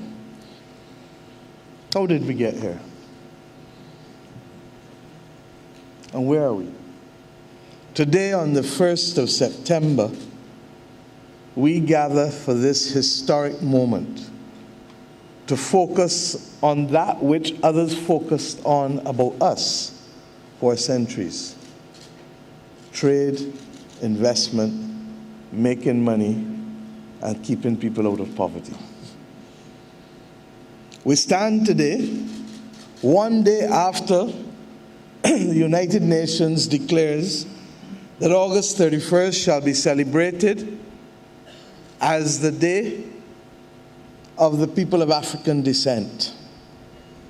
We stand today, 6 days from the Africa CARICOM Day of the 7th of September, when last year we gathered for the first time, bringing together the leaders of Africa and the Caribbean community to forge our destiny as firm craftsmen of our fate. What is little known is that it is in this very building, in August of 2019, on the visit of President Uhuru Kenyatta and myself, that we first put forward to the predecessor of the current Secretary General of CARICOM that we forge this union by having the CARICOM Africa Union Summit. So this building is equally as important as the dates to which I refer. But what is less known is that this building is in the shadow, yes, of that statue that you saw as you arrived here, many of you, of the great General Bussa, Right Excellent General Bussa, national hero of Barbados, for leading that rebellion, inspired by the Haitian rebellion, but leading one here in 1816 to keep the spirit of resistance alive and to ensure that we could remember that we were not ever supposed to be bonded in chains. Similarly, what you don't know is that the official residence of the Prime Minister next door is known as Ilara Court, named after the state of Ilara in Nigeria, because we were both the subject of common rule and dominion by one Sir Robert Carter and Lady Carter, who served both in Nigeria and hereinafter in Barbados, ensuring that the dominion of rule of the British was carried out expeditiously. And what you little really do not know,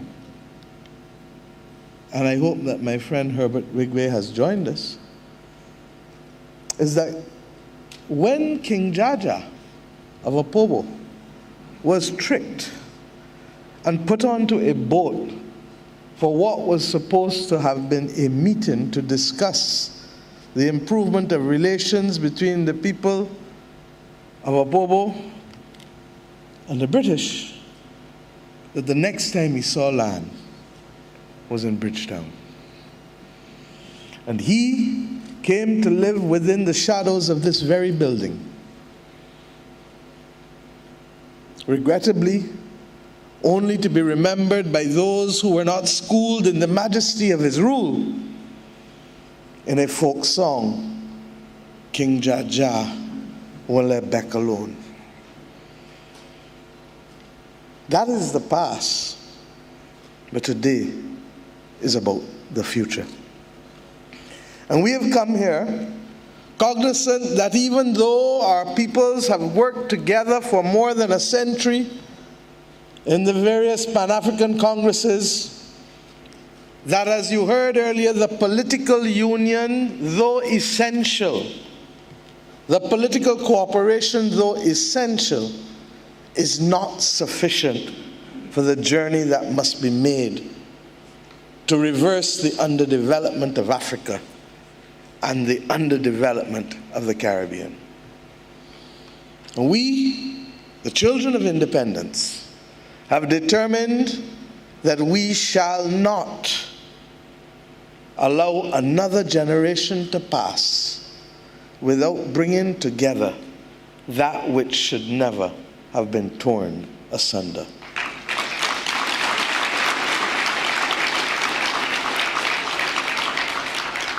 We face common battles, from the climate crisis to the COVID pandemic, and now to the third aspect of it, with respect to inflation and debt, that threaten to tear too many of our countries apart and threaten to put back into poverty too many of our people. In Africa, 1 in every 2 people in rural communities and 1 in every 10 in urban communities are recorded as being poor.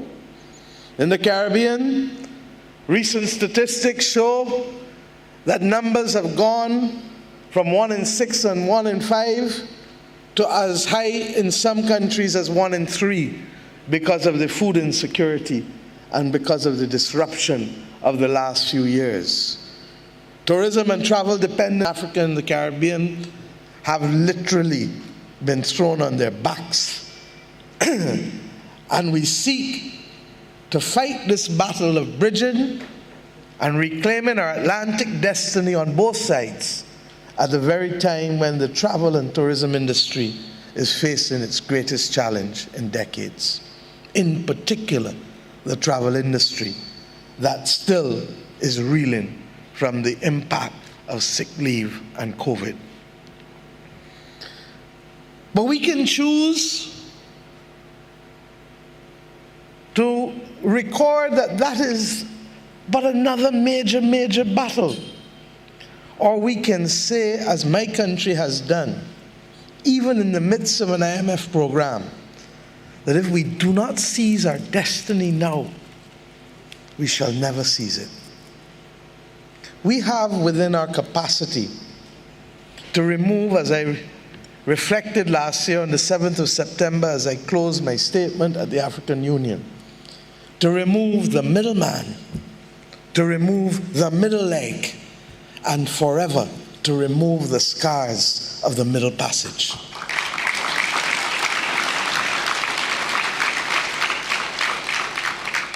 And how do we do it? Our governments, as I said, will cooperate on the great issues that we face today with the triple crises that I mentioned earlier. And we've been doing it. The African Ministers of Finance invited me as the lead head for CARICOM Single Market and Economy to participate in 2 of their meetings in the last 18 months.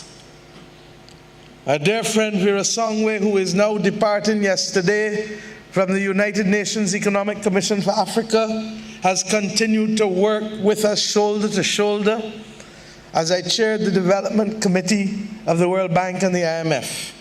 And as we seek to reverse the inequities that would see Ghana and Greece facing the international markets with the same credit rating, but paying significantly different interest rates simply because the European Union has acceptable safe assets that we in Africa and the Caribbean have not yet developed.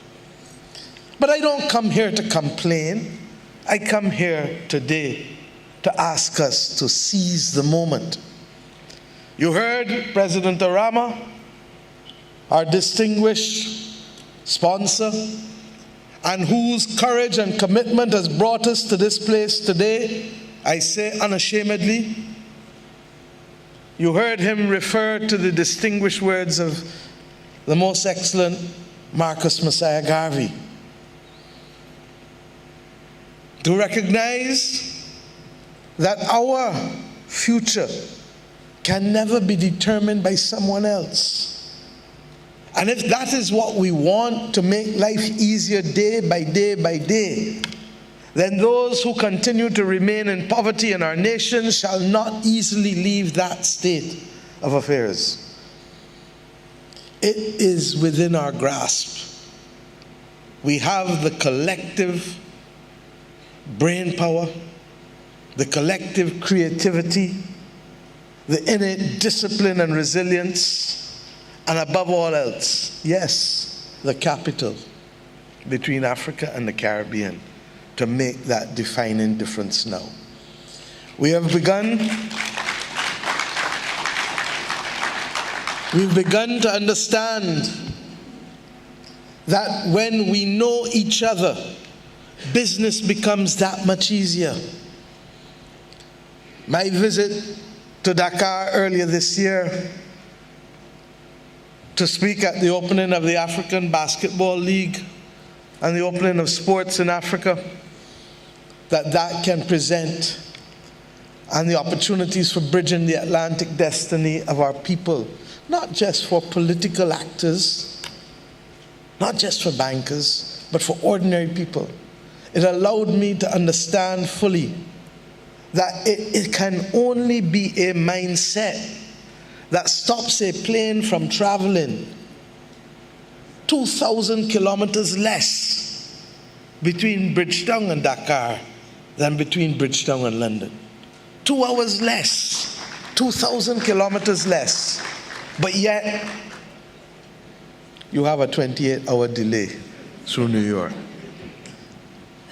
We do it in spite of the fact that ordinary citizens of ours do not have the luxury of presenting as diplomats for official visas where those exist. Not to our countries, because we have all removed them.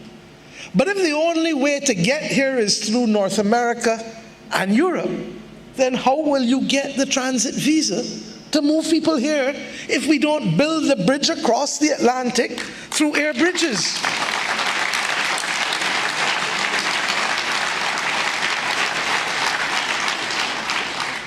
I have spoken to enough people in the last 3 years to know that this is now an act of political will and individual will. And going where no one has gone before is never easy. And that's the first thing we must tell ourselves. It's not easy. But you can't have Burna Boy bring out 20,000 people in Barbados, command what he commands in Nigeria and Africa. Our own dear, the Right Excellent Rihanna, the same. And not believe that we can't open up the appetite of our people to travel to each other's countries.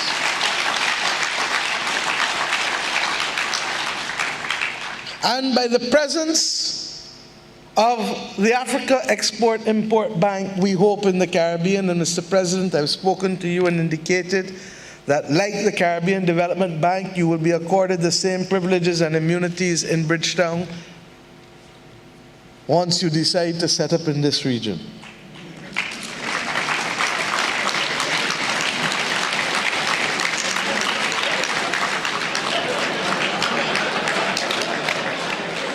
You said you wanted marriages this morning. And unashamedly, as a modern 21st century woman, I now propose to you the marriage between Barbados and the Africa Exim Bank.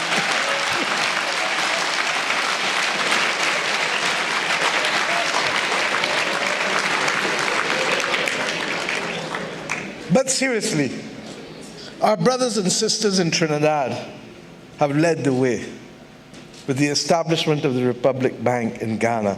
And the Vice President, who is a distinguished central banker, Vice President of Ghana, who is here, can tell you that the Republic Bank has made a name for itself in Ghana.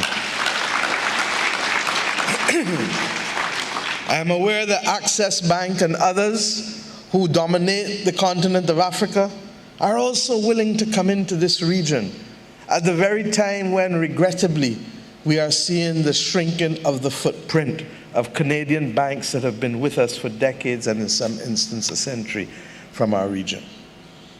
We have it within our capacity.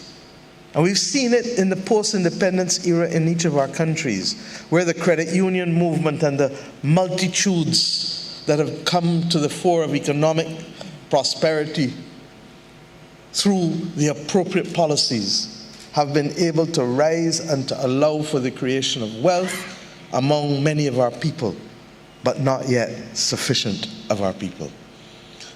I ask us today to spend the next few days really getting to know each other, because it is in knowing each other that those bonds will truly become marriages of lasting time. The ability for us to be able to have a Caribbean Export-Import Bank with our partners in the Africa Export-Import Bank is too critical a possibility for us in this region, and for unlocking further the benefits of the Caribbean single market and single economy for us to ignore at this stage. Similarly, the ability to share data, to let us know what we all want and what we all need from each other. What are people like? The notion that Africa imports $4.5 billion in fish And CARICOM only supplies 1%, when in the words of Norman Washington Manley, the Caribbean Sea is our patrimony. When Suriname exports as much fish as it does to Europe every year, over 40,000 tons, we have business to do.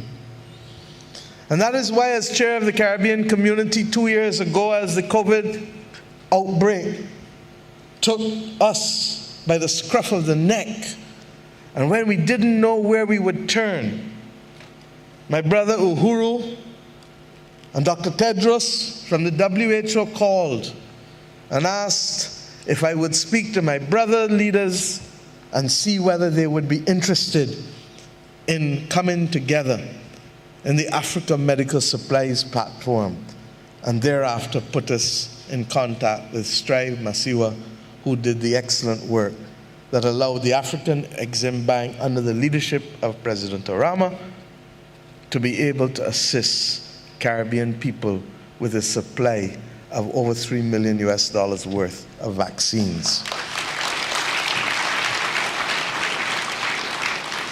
That we had to turn to Africa, and that Africa had to work with us, reminded us that the world, in spite of the Universal Declaration of Human Rights, regrettably, is still very much cast in the global imperial order.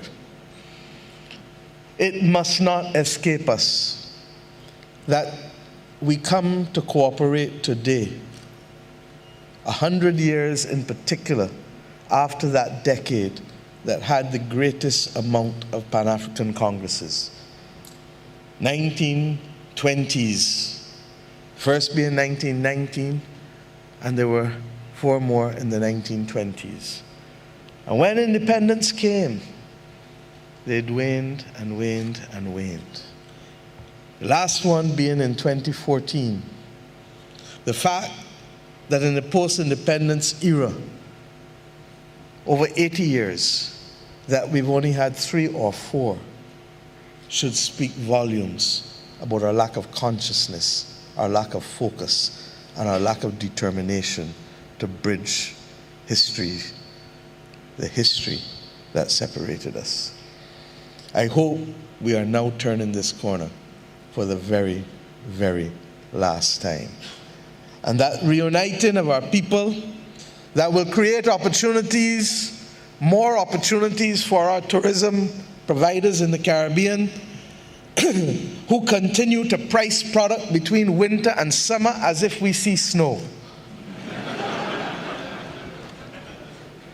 And who forget that our only market is not the North Atlantic countries who see snow, but our market only requires us to look across at each other, not to look up.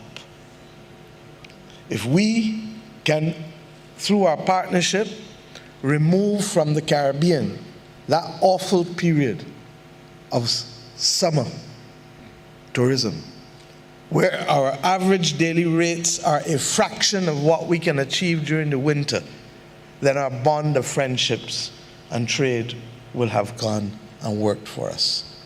If we can equally allow our people to return to the continent of Africa, not just West Africa, but to East Africa, to the cradle of civilization, to be able to build on the partnerships that we have done in recent times with Kenya and Rwanda. And let us be real. There are only 3 United Nations global headquarters. We know the first 2 well, perhaps too well, New York and Geneva. But we have not embraced the one of the South as much as we should have, the one in Nairobi. And it is for that reason that my government took the decision to establish a mission in Nairobi just over a year ago.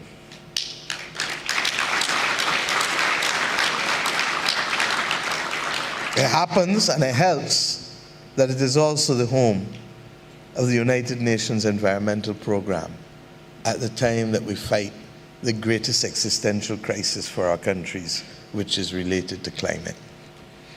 My friends, I believe that our ability to work with each other is based and premised on knowing each other. And not only do we want, as we have started to see, banks, but we need insurance companies. We need tour and travel companies. We need heritage destinations. My own government made a determination, and we announced just after the turning of a republic last year, a passion project that I hope we will be able to work on to allow us to reclaim our Atlantic destiny, and that is why it is called ROAD.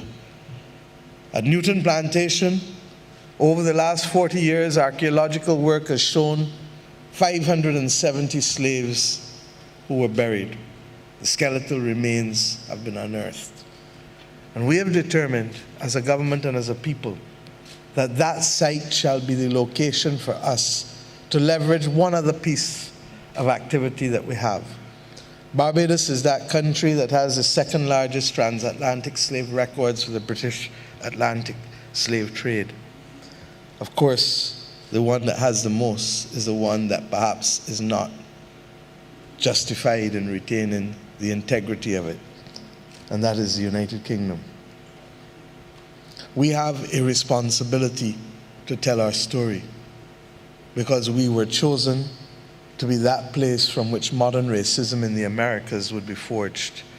We became that place where the first synagogue of the Americas was established and where the oldest theological missionary of the Americas was established, and where, regrettably, the most iniquitous laws to oppress people of African descent were equally established. And you ask today why we come to this moment with such passion. Because in leading the parliament that passed the 1661 slave code, that came to be reproduced in exact form in many states of the United States of America and to spawn similar ones in other states, we feel as a people and as a parliament that we have a duty to literally forge a new destiny that does not allow our children only to reflect on those negatives, but that can speak about the glory and majesty of a people who have claimed themselves and their destiny in spite of all that has been thrown upon them century after century. And if we can leave Bridgetown with concrete relationships, and if those of you who have capacity but not yet inclination, and I look at my brother who guided me through university in London and who became my bridge to Africa, to Nifalayo, for over 3 decades.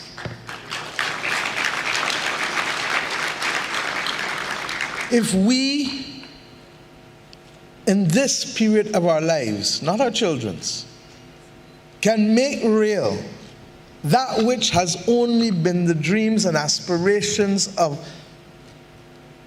hundreds of millions of people, then the confidence that was placed in us to take responsibility for our future and to forge it in a way that sees people, hears people, and feels people in a way that they were not seen, felt, or heard for centuries, then we will have done our part on this relay journey. It is not anticipated that we can reverse centuries in a few years, but it is anticipated that there are some who must claim the courage to jump off the ship and make it happen. And I hope that the indignity that has been foisted on our people to require in-transit visas or to pay prices that bear no relationship to what the real costs of production are simply because that middle leg and middleman has literally loomed large. If we don't deal with these things, then we will perpetuate ourselves to another generation of simply being someone else's pawn. And the faces that I see in this room don't reflect that desire at all. I want to thank my CARICOM colleagues for being here today and for sending the signal,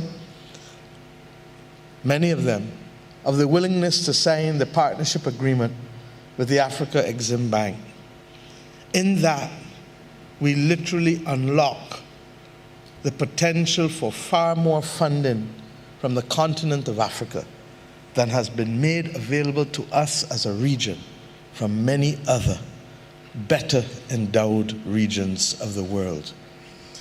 And I believe that that commitment that President Orama has made of seeding at least $700 million in projects in this region is born not only of the sentiment that is natural for families that have reunited, but it is born from the hard, cold reality that we must make money from our own development and not others.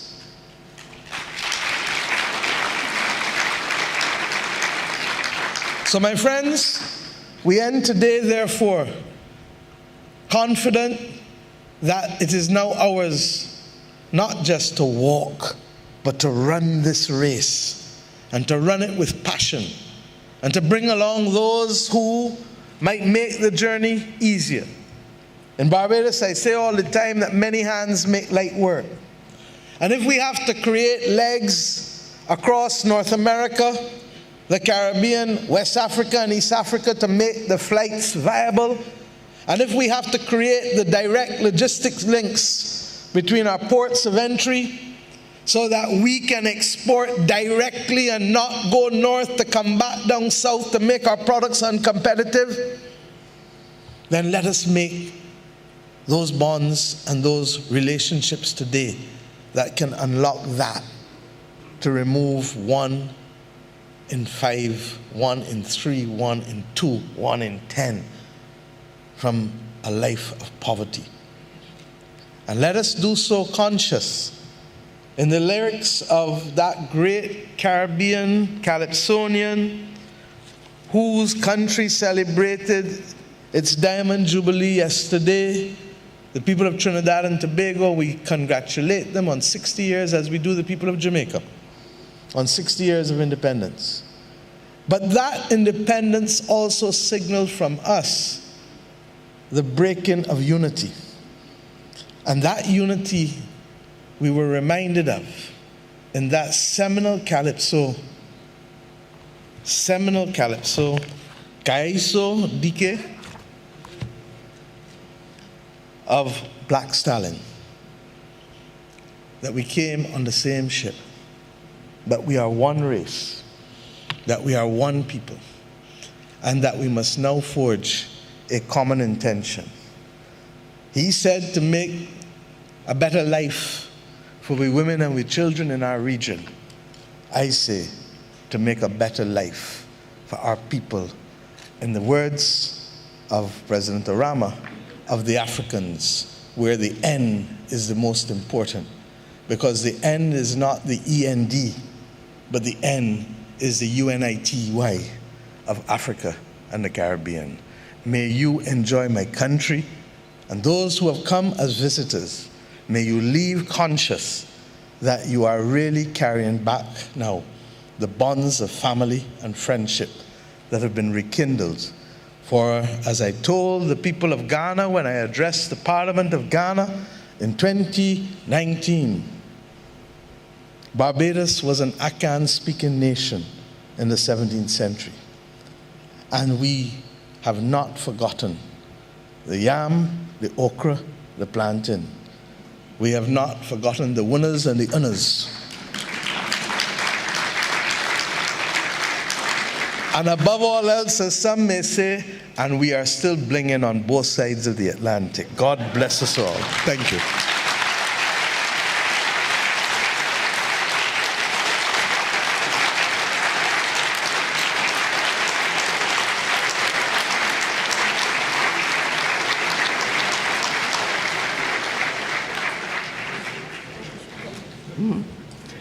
Thank you, Prime Minister Motley, for your inspiring keynote address. However, your work is not yet over, so I'm going to ask you to return to the stage. And I'll ask the President Orama of AfriCaribbean Bank to join you on stage. Since we will now have the signing ceremony for the partnership agreement between AfriCaribbean Bank and a number of Caribbean countries. This is an agreement which is aimed at promoting and financing South-South trade and investment between Africa and the Caribbean.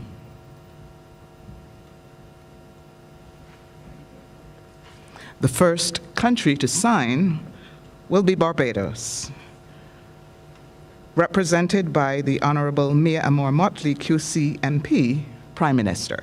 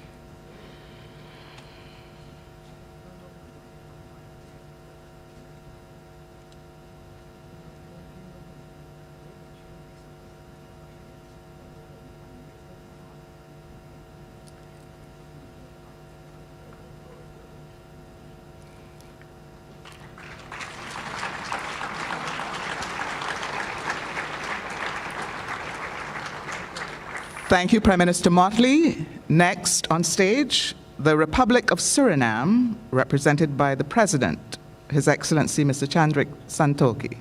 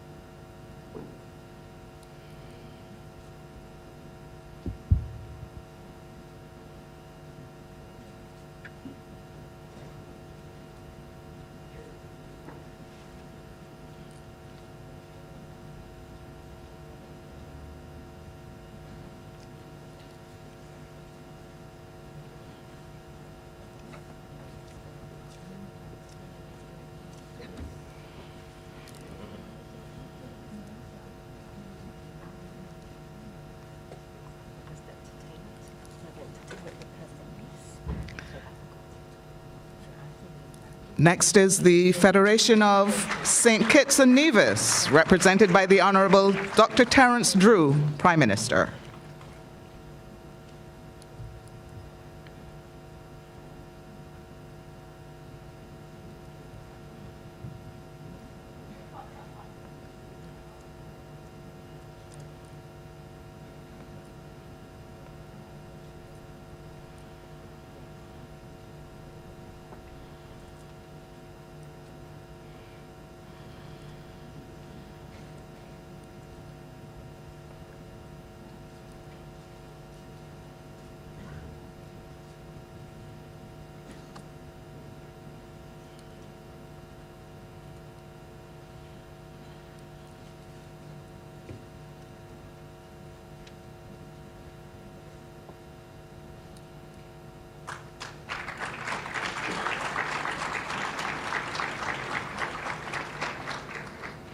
The Commonwealth of Dominica, represented by Prime Minister, the Honorable Roosevelt Scarrett.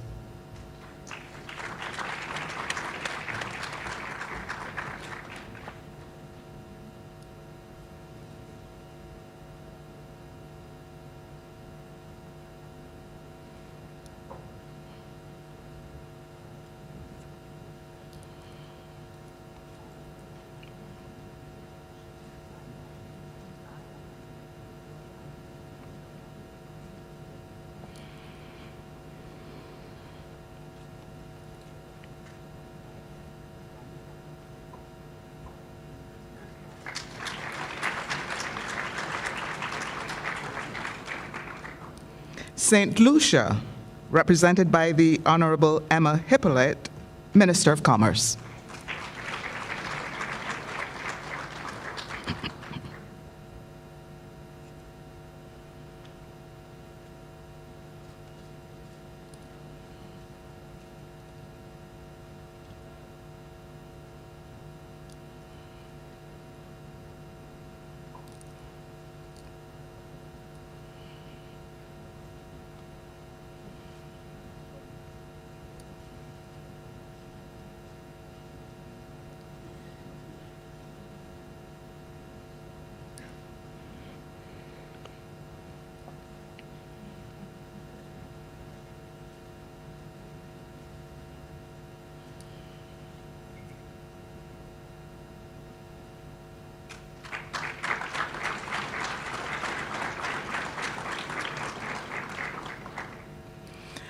Antigua and Barbuda, represented by the Honorable Darrell Matthew, Minister of Education, Sport, and Creative Arts.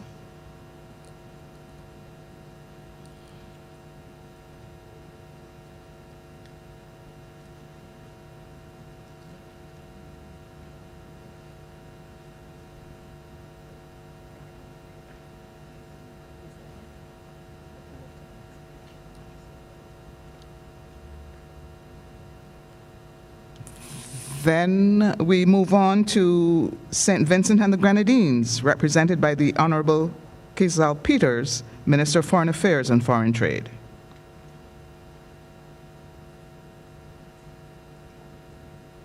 Is he here?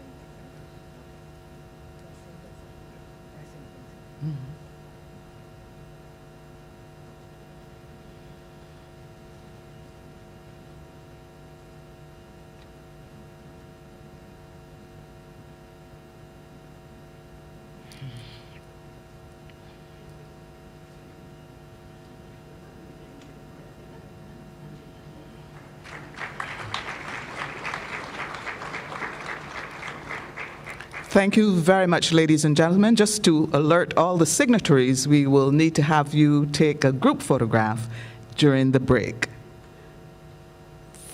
Thank you, President Orama.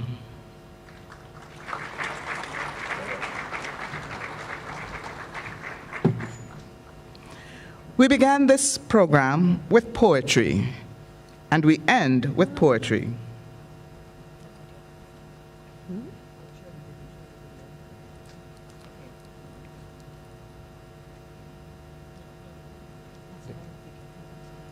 Oh dear.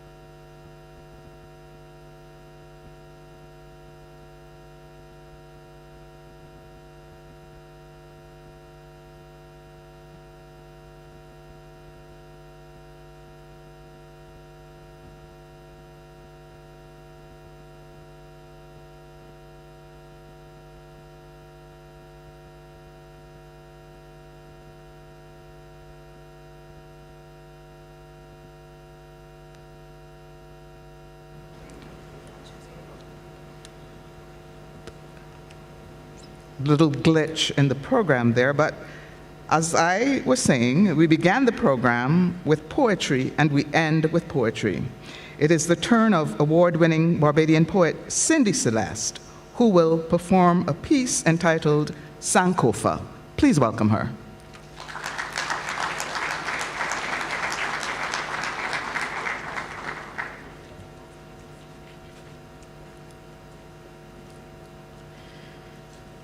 There is no shame in going back to reclaim the things that we have forgotten. Things stolen from us and things that have gotten lost in time and tumult.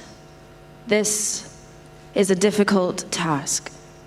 If our unity is submarine, then the ask is that we wade through the waters and deep dive into our pasts, go back and unmask our history. If we hope to advance healthily, in hindsight, we find that our paths have always been intertwined. We find our destinies have always been aligned, but sometimes there are blind spots. Memories forced into a box, locked to keep us boxed into boxes of toxic thoughts, to stop us from singing our songs of freedom, to make us forget the spirit of revolution that we come from. But we remember. We remember that our ancestors existed far before these systems tried to contain them. From the continent to the islands, even across the ocean, we are not tied to the terrestrial notion of fixity. There has always been more to us than slave ship and plantation, so we are joined together by the tidal motions in which we triangulate our shared identities, looking with hope to the fluctuating currents to co-create our cultural consciousness by translating the water's movements. We may not speak the same tongues anymore, but we have never forgotten the sentiment. Know well the power of speaking ourselves into existence, so the word diaspora would never worry about distance, would not align itself with the likes of difference, and disparity will always mean reclaiming relations and cultivating community. So when we meet, it is less a cultural exchange and more a reunion of the family. Sounds more like, okay, now, brother, long time no see. We are adjacent branches on the same family tree. And though the seasons have changed, we remain evergreen. And though we maintain the roots that ground and sustain us, we nourish the need to sprout new leaves so that we can all reach beyond the cumulus cloud with our collective contribution. Because if we hope to water a good tree enough that it will reach the heavens, the only limit is our imagination. So what will our vision of the future look like? When we actively strive to unify and uplift, shift focus from our differences and towards our sameness, reclaim that community-oriented spirit. Because we share both trial and triumph, and we know that we can overcome, and we know that Africa and the Caribbean region have suckled at the same bosom. We are a people of many nations, and a nationhood made up of many factions, not fractured apart by geographical restrictions or bound by boundaries, but a single heart, beating towards a common destiny. We are staring and steering into the unknown. But on this road that we travel, we don't go alone, because love does not lose its way back home. And hope is enough to keep us afloat, to keep our eyes fixed on the horizon, and there is pride in returning for what was forgotten. There is honor in reclamation, as one people moving towards a single destiny of self-actualization. Thank you.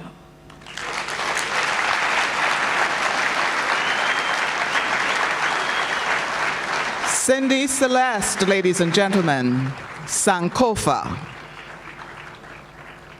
And that brings us to the end of the opening ceremony. Ladies and gentlemen, please stand for the departure of Her Excellency, the President of Barbados.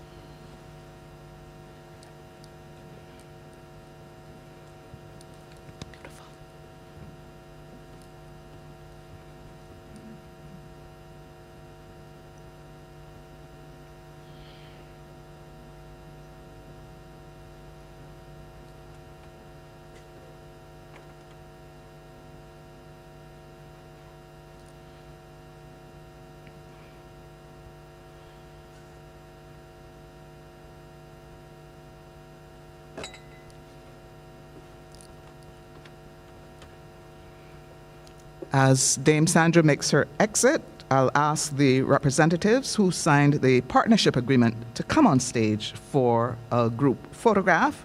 For everyone else, it's time for a tea break. You can also tour the exhibition, but please return for the next session. Thank you very much.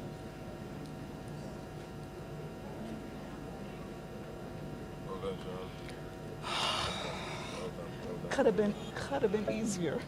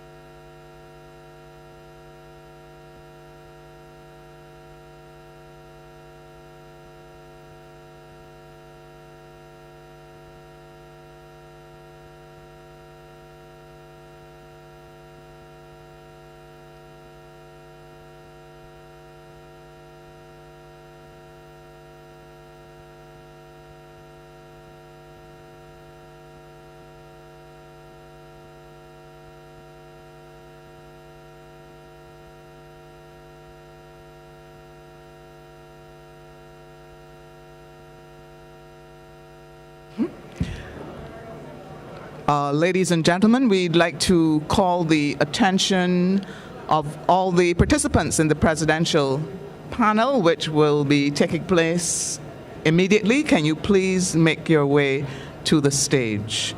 All of the participants in the presidential panel, please make your way to the stage. Thank you.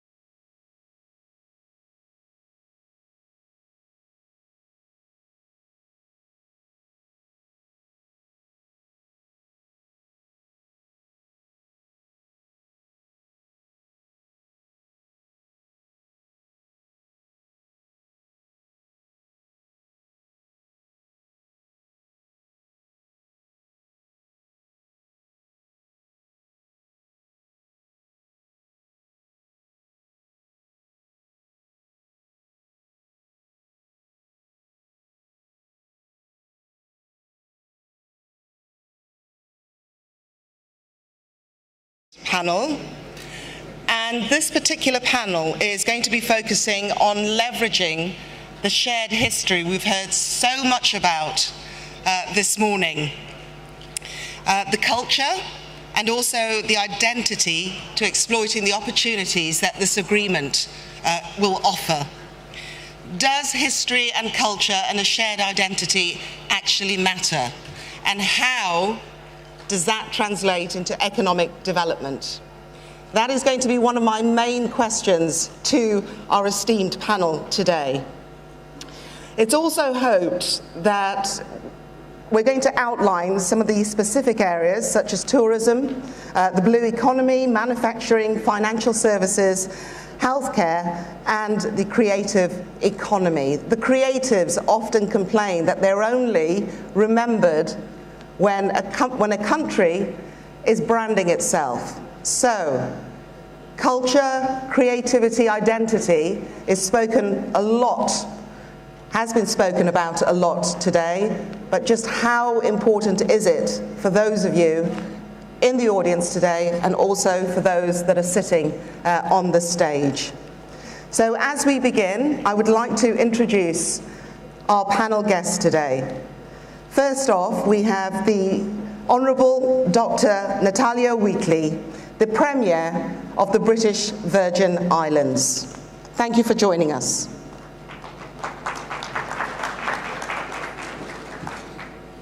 Also, the Honourable Dr. Terence Drew, Prime Minister of St Kitts and Nevis. Very busy, he finally joined us on the stage, and congratulations on the appointment as Prime Minister. Thank you. His Excellency Dr. Mahamadou Bawumia, Vice President of the Republic of Ghana. Thank you for joining us. And representing His Excellency Mr. Serge Lechemy, we have Minister Alexander Ventador, who is the Minister of Economic Development for Martinique. Thank you. His Excellency Mr. Rodrigo Diaz is the Minister of Trade and Investment for the Republic of Cuba. I guess, yes. And finally, we are joined from Rwanda by Professor the Honourable Manasseh Nshuti, the Minister of State from the Ministry of Foreign Affairs. And that, ladies and gentlemen, is your panel today.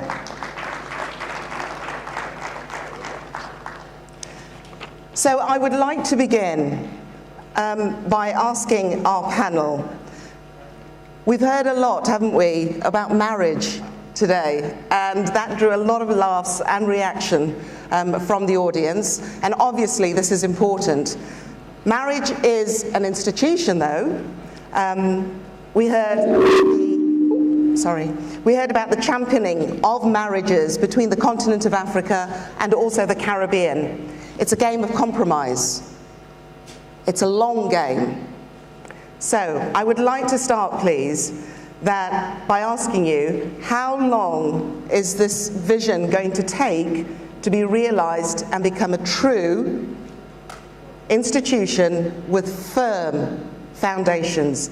And I wonder if I could start that first question, please, with our Premier from the British Virgin Islands, Dr. Wheatley. Thank you so much. And let me just say to the government of Barbados, thank you for your kind hospitality. And certainly thank you for allowing me the opportunity to share on this panel. How long?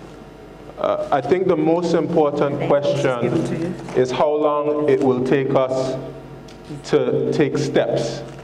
We must do things in steps. And a journey of 1,000 miles begins with one step. And we've taken a critical step today. But the key to getting to any destination is to keep making steps after steps.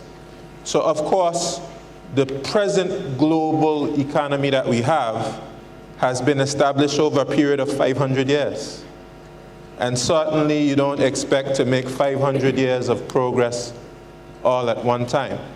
But the most important point that we must remember is that the chains that no longer necessarily binds your hands and your legs may still imprison the mind. And so it's extremely important for us to do as Bob Marley has said and as Marcus Garvey has said, which we were reminded of earlier, to emancipate ourselves from mental slavery and begin the work of building the institutions. And building the institutions most certainly takes time, but it'll take forever if you don't begin. I wonder then, Dr. Terence Drew, Yes. you're new in your role. Yes. You're getting to grips with those institutions. What are the details that many citizens, ordinary people, will not know about, because there is a lot of negotiation that takes place in the background, really important negotiations? Is the environment ripe? Are the institutions in good shape? Are they fit for purpose for something as epic as an agreement like this? Right, I too, thank you very much for your question, but I too want to thank the Prime Minister of Barbados and the people of Barbados, and also the bank for really forging this type of initiative. I think that it is timely.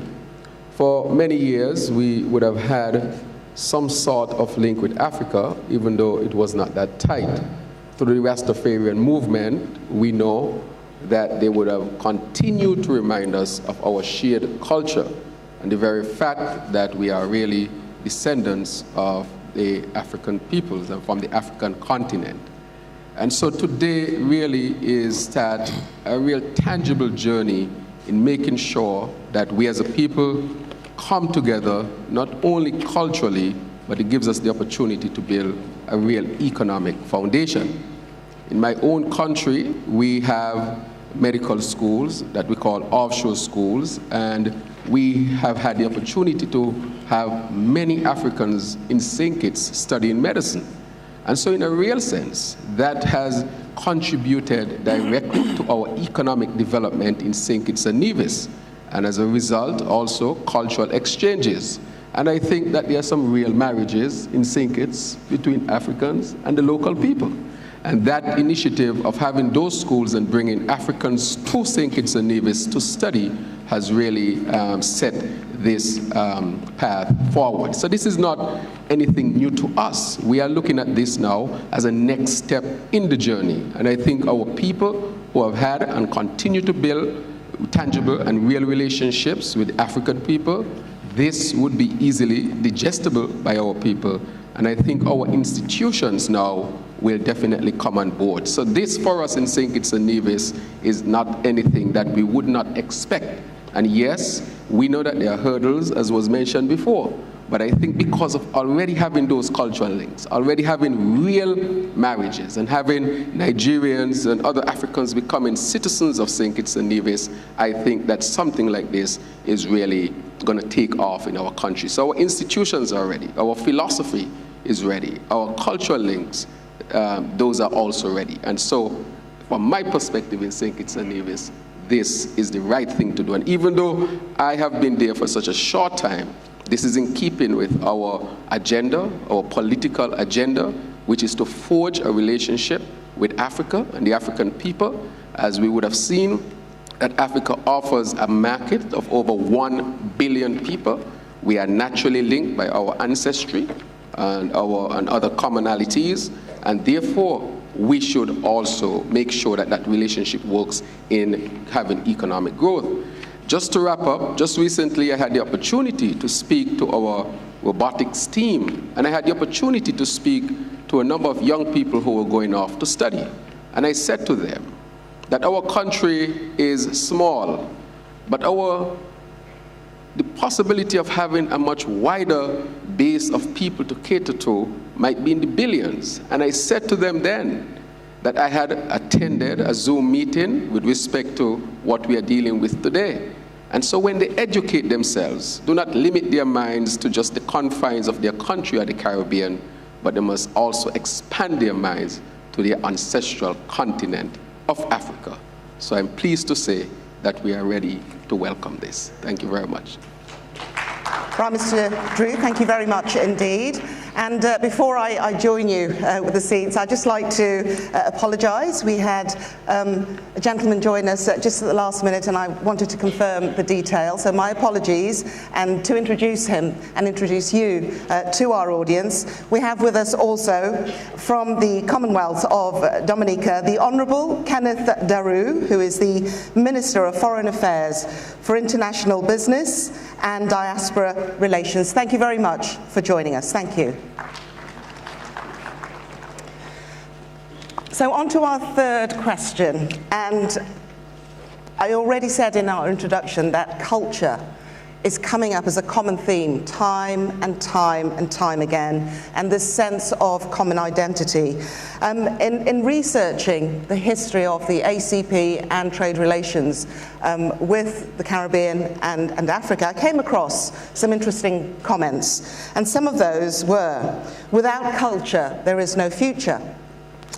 So when we talk about a shared culture, how do you flip culture and monetize it? What role does culture have in generating economic development? Because after all, this is what this is all about.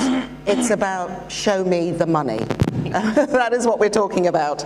And I would like to aptly put that, please, to His Excellency Dr. Bawumia from the Republic of Ghana.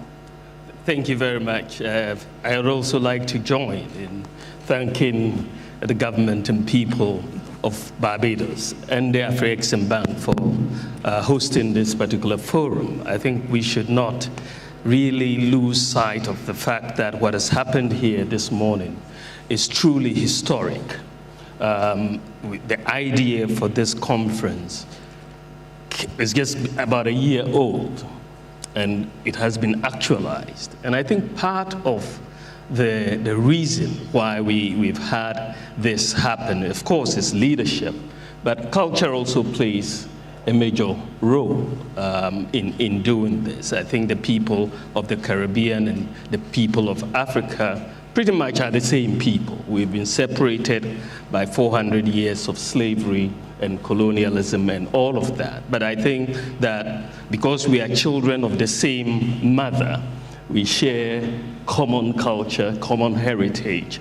And when you're about to do business with somebody else, understanding them and understanding people sometimes share old school ties, for example, and that is a basis for doing business. For us, we are children of the same mother, practically, and therefore that understanding, that commonality brings us together, and it's therefore easier to do business. With one another. If you look at, for example, Turkey within the EU, they've been knocking at the door, but I think the EU generally feels that culturally they're a bit different from the rest of them, and so they've shut that door because that is the whole lack of harmony in terms of culture. So culture has been the basis, for example, of the EU coming together, and that is, of course, a basis for the money that they make in that context. So when you look at us within the African and the Caribbean context, we share that heritage. We've been really of course, if you listen to our music, watch our foods and everything, we are pretty much the same thing, the same people. But of course, we've suffered colonialism, we've suffered slavery, we've suffered the implications of that, and a lot of that has been on the mindset. A lot of the time, if you look at the way we have been conditioned to think, we've been conditioned to think in the context of an impossibility mindset. So whenever you set out to do something, there's someone who says that is not possible. We are now in a whole new age where the new leadership amongst our different countries are thinking in the realm of possibilities, making things happen. And that is what the difference is today. Kwame Nkrumah, Marcus Garvey, and all of that talked about this, but today we are actually actualizing this vision. And so I believe that culture is very important. We're saying that, look, let's get together, let's put together the air links, let's put together the shipping links, and actualize this major asset we have, which is the cultural links, the common heritage, and then the money would flow once we get the deals done. Minister, thank you very much indeed. Also, the cold, hard truth about a relationship is that it only works when either party gets what they want from the relationship. So I'm going to come to Martinique. Your main economic sector, your main economic driver, you can correct me if I'm wrong, is agriculture. So when you look to Africa, what does Africa have on its table that you want, and what do you have to offer the 54 nations? There is a dispute over the number, but the nations of Africa. Thank you. First of all, I want to thank the government of Barbados. Martinique is like 50 minutes from here. Okay? Is that good? Good? Okay. I don't think so. No? Martinique is 50 minutes from here, but it's only my second time in Barbados, what is a shame, because we are neighborhood and we are very close in terms of culture. You talk about culture before. Africa is a territory we are looking for a long time. We are a history between Martinique and Africa, between Aimé Césaire and Senghor in Senegal, between Algeria and Martinique with Frantz Fanon. So it's the motherland from us, from Martinique, and it's also thank you. Yeah, it's also economic and tourism opportunity. We are working for maybe 1 year about a plane between Dakar and Fort-de-France, because we are waiting for more African people come in Martinique and pass Martinique to go to the rest of the Caribbean. We say before that you spend 28 hours in New York. We don't want that before. We want you go to Dakar, then you came to Martinique or to Bridgetown, and then you go to every island of Caribbean. So Africa is a very, very interesting continent for us. We have several we initiated several economic touch with Ghana, with Senegal, etc., etc. So we are very, very, very looking for Africa more than America, for example, to the development of Martinique. Martinique can offer, sea, tourism, home. People, when we talk about Martinique, you think about Rome, about Cassav, etc. But we also have strong business offer in terms of energy, in terms of digital. And we will have, I think, tomorrow a conference about orange business, that is art and digital art graphic, and Martinique is very, very great in terms of that type of economy. So that summit is very, very interesting for us, because Caribbean and Africa can be a strong place in a world who is not global anymore, who is more regional than global, and climate change, geopolitics is very burning in Europe. So I think it's the right time to have a very, very strong relationship between Africa and Caribbean. Mr. Ventadour, thank you very much indeed for that. You brought up air ties, and that is another subject that we heard so much about today. The movement of people, visas, air bridges, transport links, basically. Key air links need to be established. Now, what is it going to take to build and create what I've heard described as a multilateral air agreement? We heard earlier that it's going to take an act of political and individual will. So I am going to turn to His Excellency Diaz. With the context of Cuba's history, who needs to be around that table in order to establish those bridges? Well, first of all, I would like to thank the organizer, especially the government of Barbados, for the invitation. For Cuba, it's very important to participate in this first ever forum, Africa-Caribbean Trade and Investment Forum. The tradition, the history unites Africa and the Caribbean and Cuba also. And the challenge would be, how are we going to work together in order to reach these objectives of construct and integration and economical integration. We should keep in mind that only in Cuba we receive over centuries 1.3 million persons from Africa. They came as slaves, something that is inhuman. But they brought with them their traditions, their tastes, and they form our nationality. I mean, they are part of our fatherhood of Cubans. They participated, the African descents, in the war for the independence of Cuba, so that they are part of our history. And we celebrate every year the Africa Day on May 25. And the same thing, I believe, in different extent happens in the rest of the Caribbean. And that's why Caribbean countries, we are part of the same history, culture. We share the same worries in the world today, like climate change or COVID-19 or whatever. In 2005, Fidel Castro, the leader of the Cuban Revolution, visited Barbados during the second summit, Cuba-CARICOM, and he stressed the importance of globalize the solidarity, the cooperation.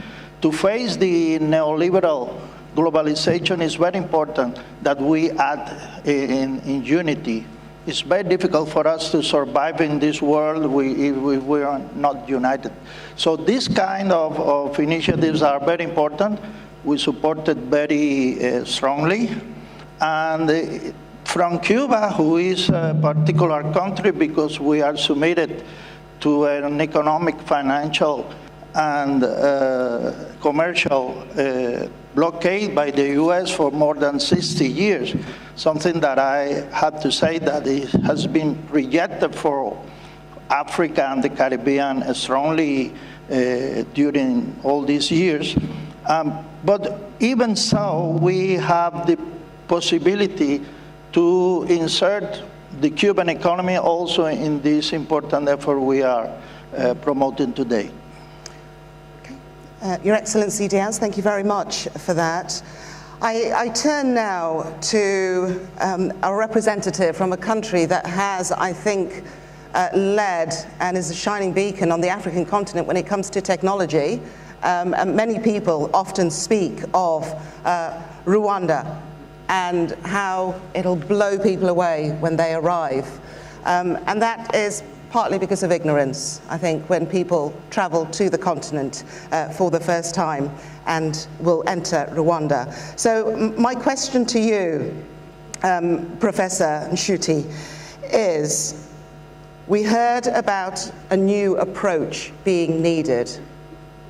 What should that new approach look like when it comes to this new deal? Thank you very much, moderator. And, I would want to thank the government and the people of Barbados for the reception that have given us. And this beautiful island, beyond imagination, I must admit. Now, for the government of Rwanda, and thank you for that question. As part, of course, of the continent and African heritage, we have done many things that I think other brothers and sisters in Africa, indeed in the Caribbean, can do. I think what we can do, everybody else can do. We have not done miracles. And so, first of all, we need to unlock our mindset. We need to unlock our mindset. I think Africa and indeed brothers in the Caribbean, we have everything it takes. Most of us have been educated in the countries called the best in this world. But I think our biggest undoing has been our mindset. We are good at designing the best programs, speaking about them, but implementation of what we believe or what we want to do has been a big problem. And I think this is where we need to unlock ourselves. And I'm saying this because I've been talking about brothers who were changed in different ways. The continent had colonialism, but the biggest change now is our mindset. We need to unchain our mindset. We need to do things differently. Even on our continent, 15% of our trade is within Africa. With our brothers here, 1%. But that means a mindset change that has to be done among ourselves as brothers and sisters. We have everything except the mindset that we need to unchain. And we need to believe that after all this period, 60 years, 70 years of independence, that colonialism, that chain cannot be kept on being sung. We need to sing another song. I think sometimes the more I repeat that we have been colonized, have been chained, we seem to be enforcing that mindset. No, we need to get out of that gear and say we are no longer chained, we are no longer colonized, but how can we do the best that we need to do for our people, for our countries? Before I move on to my next question, just to pick up from that, you've asked the question, so I wonder if you could give me the answer. How do you do that? Yes, and of course, the first side, the same solution said is mindset. And I'll give you a simple example. In Rwanda, what we did was to abolish visas. The first step said, no visa for Africans. So you can come to Rwanda without a visa. I mean, if you run with what simple measure, say abolish visas for every black, for example, or African, to come here, to come to Rwanda, that's the first step. And I'll give you an example. A visa costs $50. If I came to Caribbean just for a day, I'd spent much more than $50 I would have spent on a visa. Sometimes it's bad economics. Bad economics. You say, pay $50 to come to Barbados. Rwanda says no visa. But if you came for 2 days, you spent much more money in Rwanda than the cost of the visa. So sometimes it's bad economics. And so we begin by the simple things. Let's remove the visas. Number two, the communication I've been talking about. We get our airlines that are flying to New York to fly to here. Bring our brothers and sisters to come to these beaches. You find our brothers in Miami and other places. Why not Barbados? But that again means we need to open up the air traffic routes to these beautiful islands so that our brothers can come here. And our brothers from here can also come to the continent. That way we unlock these economies. We have the potential. We need to sing the song and walk the walk, the talk. Professor Nshuti, thank you very much indeed. And I have noticed that notes are being made here on the stage. So hopefully we'll have enough time. And I will come back to the gentleman here. It would be nice to see a woman up here, wouldn't it? But hopefully I'll come back to the gentleman for a question. And I wonder if I could also put it out to the audience. If there is a burning question that you would like asked before our panel steps down and we draw the discussion to a close, please can you raise your hand and hopefully we'll be able to get a microphone to you. So it'd be nice to get some feedback from yourselves. You may have a question that matters to you that we can put to these top leaders. So as I come to the Honourable Daru, we heard there about a mindset. Now, I recently attended an event in Zambia, that's the country of my birth, and it was talking about the diaspora. So this is your area. And one of the things that came up was the fact that there was this perception, and this is what we heard earlier from one of our speakers, one of our key speakers, a perception that business could not be done, even amongst ourselves. How do you go about changing that mindset? and making things happen across one continent and, 4 hours away, if you fly from Senegal, that is, in the Caribbean. Thank you very much. Mike, is that? Yeah. Yeah, thank you very much. And also would like to join my colleagues in thanking the government and people of Barbados for inviting us here. I would also like to commend Prime Minister Motley for this bold initiative. So while this CARICOM African unity has been spoken about for decades now, I really think it had to take a very strong will, political will, of course, woman like herself, to get this, and I think this is a very great first step.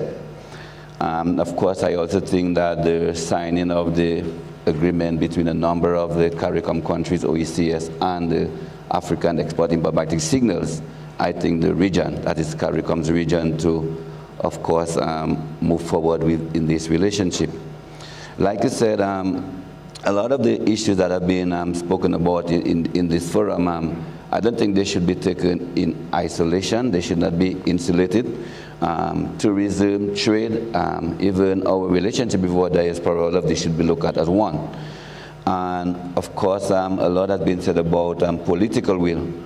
And I think the attendance of many heads here today, ministers of government, I think the political will is there. And I think we now need to follow suit as in the footsteps of Mia Motley to convert this political will into concrete action. And I'm really confident that, that this will be done. Now to your question, the issue of the diaspora. Dominica, for example, we were in the process of creating what we call formulating a diaspora policy, because a lot of our folks who live outside our borders, sometimes they feel left out. They feel that they make a serious contribution to the country's development, and then that the governments, that we don't engage them enough. So what we've done in Dominica, unfortunately, today actually marks the anniversary of the death of my comrade, my fellow minister, who had the diaspora portfolio, such as the importance that we give to it in Dominica. So it now falls on me to continue the torch. So you're right that we think that our citizens will live outside our geophysical boundaries. I really don't like the term diaspora. I rather talk about citizens who live outside our geophysical boundaries. I think have a lot to offer in terms of expertise, and I think it's up to us, the governments of the region, to now formulate policy to engage them in a meaningful way. But I think we see a lot happening, and I think that I don't think what is happening today that we necessarily have to reinvent the wheel. We've seen a lot of exchanges between our people and the African continent, and I think it's the Prime Minister, Prime Minister Motley, who mentioned that we are fortunate to be living at a time when we have two cultural entertainment giants in the region. I think Burna Boy from the African continent and Rihanna, who happens to be from Barbados. And while they may be, of course, the giants of the industry, we can think of the hundreds, the scores of other entertainers, I think, who would benefit from bridging this gap between the CARICOM and Africa, especially when straight flights are established. I mean, I had the honor or the experience, rather, to be on a chartered flight from Morocco to Dominica, 6 hours, which is less than it takes from Los Angeles to New York. You with me, the same country. So you can imagine the possibilities. I think Microsoft was the one who I think who had this motto some time ago. The possibilities are endless when the political will translates into concrete action in establishing straight flights and, of course, other initiatives. So again, I would like to really commend Prime Minister Motley, and I could give that Dominica's commitment that we will do what we have to do to also move forward with this Africa-CARICOM unity. Thank you. Okay. Honourable Doru, thank you very much, very much indeed. Of course, Dominica was the last Caribbean island, I think, to be colonised, wasn't it? Yes. And known, for those of you who don't know, as the nature island of the Caribbean. So that ties in very nicely with COP27 and the environment and also tourism. Okay, I am seeing hands coming up. So I wonder if our comms team, please, can prepare and get some microphones to the hands in the audience. Just bear with me one moment, gentlemen. Comms, do we have microphones that will be available? So there are a few hands there. I've got one more question that I'm going to put to our panel. So we'll get the microphones to the audience members who have their hands up. And as soon as we've had a response to my next question, I will come to the audience. And my next question, please put your hand up here on the stage if you'd like to take it. I'm going to open this up to you. Gender equality. I didn't hear much about the role of women and girls in what was said earlier today. Lots about travel, lots about investments and diplomatic ties, which is fantastic because it's a nice first easy win for establishing whether it's trade or investment, but ties between nations. But what are your priorities when it comes to gender? And why does it matter when it comes to economic development to include women and girls? Thank you. Thank you. Thank you for the... Could we have the microphone up, please? Thank you. Yes, thank you. Yes, thank you for that very important question. The important thing about gender equality is when you don't include women, you really don't unlock your full potential. Women, I believe, is perhaps even the majority of the world's population are women. And so if you limit yourself just to males, you certainly won't be able to have your full talent, your full education, and your full skills available to you. And let me just say, it is really our culture, I would say, this is my view, my opinion, where women and our history, where women have always stepped up to the plate in the African Caribbean story. I can just point to two examples. You have the great Santiwa, who certainly was a great military leader and an area most persons think about males in that particular area. And you have Nanny of the Maroons on the Caribbean side from Jamaica, who again, another great military leader on the other side of the Atlantic. And when we really take a look at it, women have been really at the forefront of helping us to survive over the past 500 years with what we've been able to endure through slavery, through colonialism, and through the unequal relationships between the North and the South. And I believe it'll be women like Prime Minister Motley, who's doing an excellent job, who's really, I'm ready to vote for her as President of the world. Who are really going to lead us where we need to go. But we all have a role to play. But very interestingly, if I can return to the point you mentioned before about culture. Culture is really the key for us. I went to Sierra Leone. This was close to 20 years ago, and I was so surprised that I got to Sierra Leone and I saw them having what we call in my home a rise and shine tramp. And in other places, they call it Juve. They were behind a truck and they were dancing and they were singing. But the interesting part was they were singing a song from somebody who had resided in my island, a man by the name of James E.P., who used to cut my hair. And I'm in Sierra Leone and they're playing James E.P. So really, as Prime Minister Motley reminded us this morning, the key is for us to meet each other. When we meet each other, we learn things about each other, because really we realize that we're the same people. Another interesting story, I was in Guinea-Conakry, and there's a lady who walked up to me, and she starts speaking to me in the Fulani language. She's going da-da-da, she's going 100 miles per hour, and she's confused as to why I'm not responding to her, because I can't understand a word that she's saying. It's the main language. And somebody had to explain to her, you know, this is not who you think it is, you know. This is someone who's come from away, but she looked at me and she could not be persuaded that I was not the person who she thought it was. Because really, ultimately and truly, we're the same people.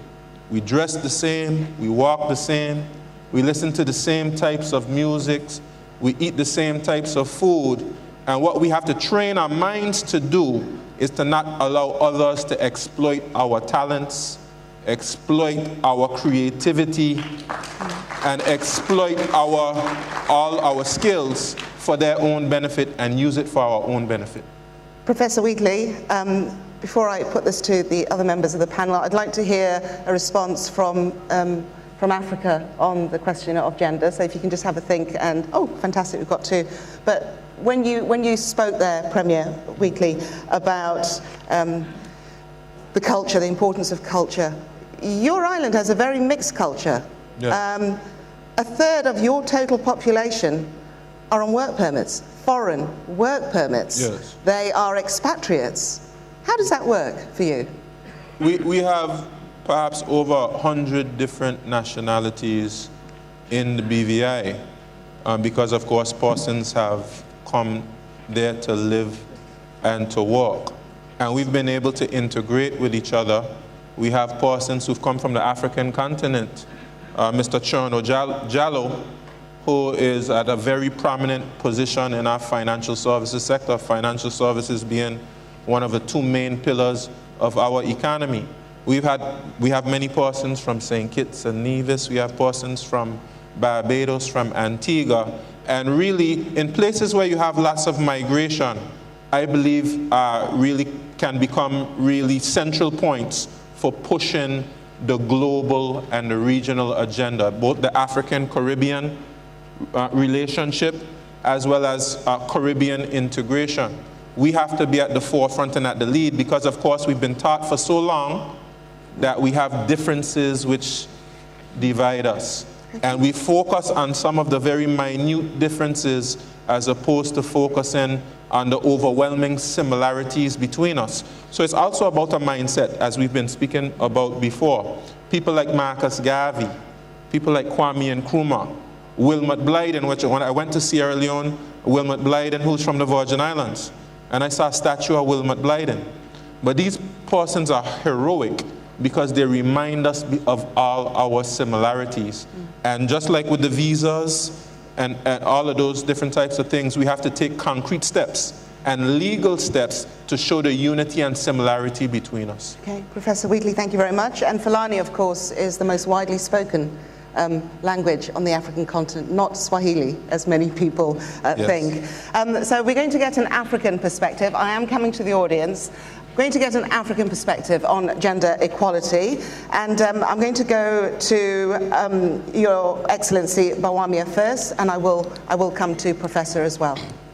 Well, thank you very much. I think that the point is made. In Ghana, for example, you are close to about 52% of the population as female, and so that is the majority population. Historically, the whole issue has been exclusion. And if you're going to get the type of development that you have to get, you definitely need inclusion. And therefore, you need to create gender equality. One of the vehicles that we have used in Ghana, for example, in creating gender equality is in the area of education. One of the things that we saw was a high level of dropout of females when you got to the secondary level. And usually because of the cost of secondary education, many parents were unwilling to or unable to bear the cost of that education. And usually the females tended to suffer in the choice matrix of whether you go, which of your children goes to school. And so when we came into office in 2017, we instituted a policy of free senior secondary education for all. And so we've done that since 2017, and it has just been remarkable. You've had hundreds of thousands of children who would otherwise not have had senior secondary school education now enrolled. But what is more important in this context is that you've had more girls enrolled than boys. And so whereas you had inequality or gender parity within the school mix before. We now have virtual parity between boys and girls in secondary school enrollment. And that is very, very important as you try to create a more gender, parity, more gender parity in the society. I mean, recently, that is last year, I think, one of our girls' schools won the World Robotics Competition, beating out, countries such as Germany, South Korea, the United States. And we think that part of this is there's the opportunity, because some of those girls having the free senior high school education would not have had all of that. And we expect to see that happening. Another area of getting inclusion is in the area of financial inclusion. When you look at the data, you tended to see that most of the people who did not have access to bank accounts were female.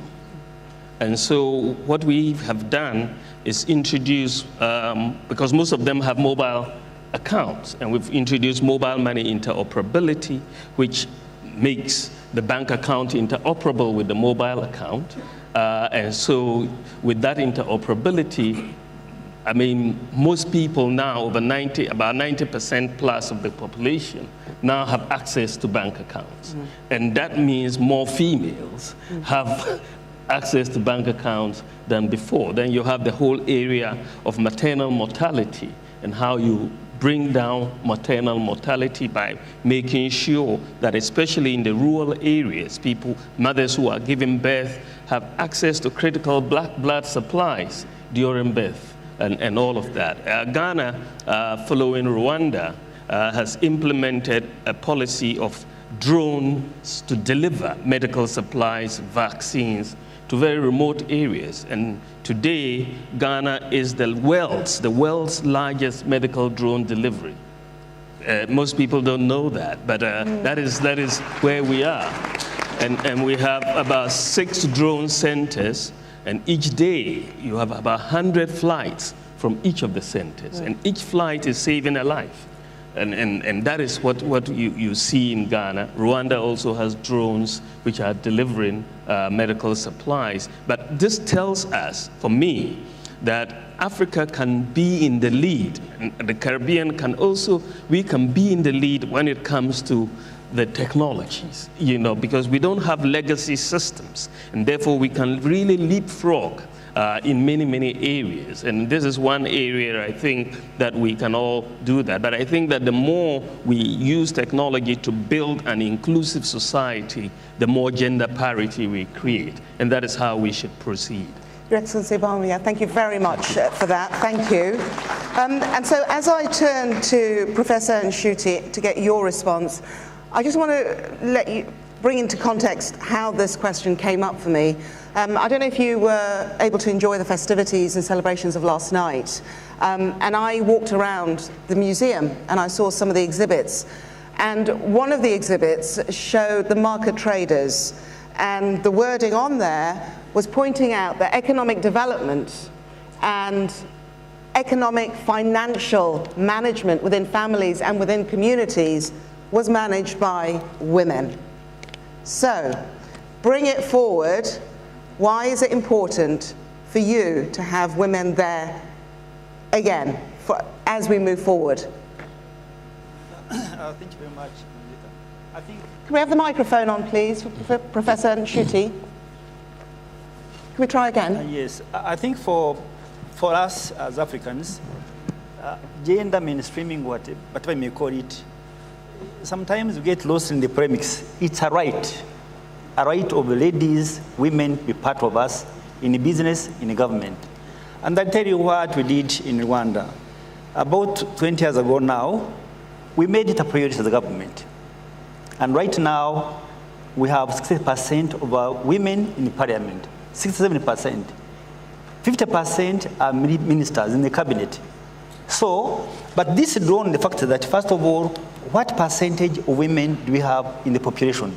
50%. On the continent, 50%.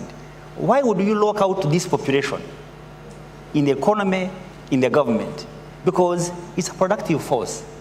And so we need to bear in mind that locking out this force is bad economics in the first case. It's bad economics and bad politics.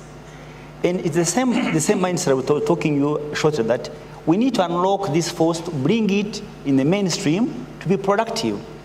And of course, as my brother was talking about, this begins from the schools. I think the culture of Africa and that you promote boys was wrong. You promote both ladies, girls and boys at the same time. And of course, whoever performed best later, that's something different the market will tell us. Number two, financial inclusion. Bring them on board earlier on. The boy is not to be given preference on the assets, financial or otherwise. Everybody should have access to those assets. It should not be gender sensitive. No. I think that's wrong.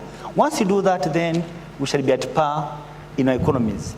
Locking 50% of the continent, be it Africa or Caribbean, out of the economy is bad economics. I start from there. Thank you. Professor Nshute, thank you very much indeed. My final question that I will be throwing to you requires a 1-minute answer from each of you. So I will give you time to think about it before I go to the audience. My question is, we heard from the Prime Minister today saying it's time to start running. I mean, is it a sprint? Is it a marathon? That's what I want to know. And pair that with the fact that Senegal said that it's ready for a test phase for a country in the Caribbean. They've experienced growth trade in the country. So they basically have said, Mamadou Hott said, he wants an African partner. So what would your pitch be to Senegal to say, hello, let's work together? So you've got 1 minute to answer that question. In the meantime, could I go to the audience, please? Our first gentleman, if you could stand up, introduce yourself, and if it's to a particular leader here on the stage, please specify that. Thank you very much. Is the microphone on? Could we just double check very quickly, please?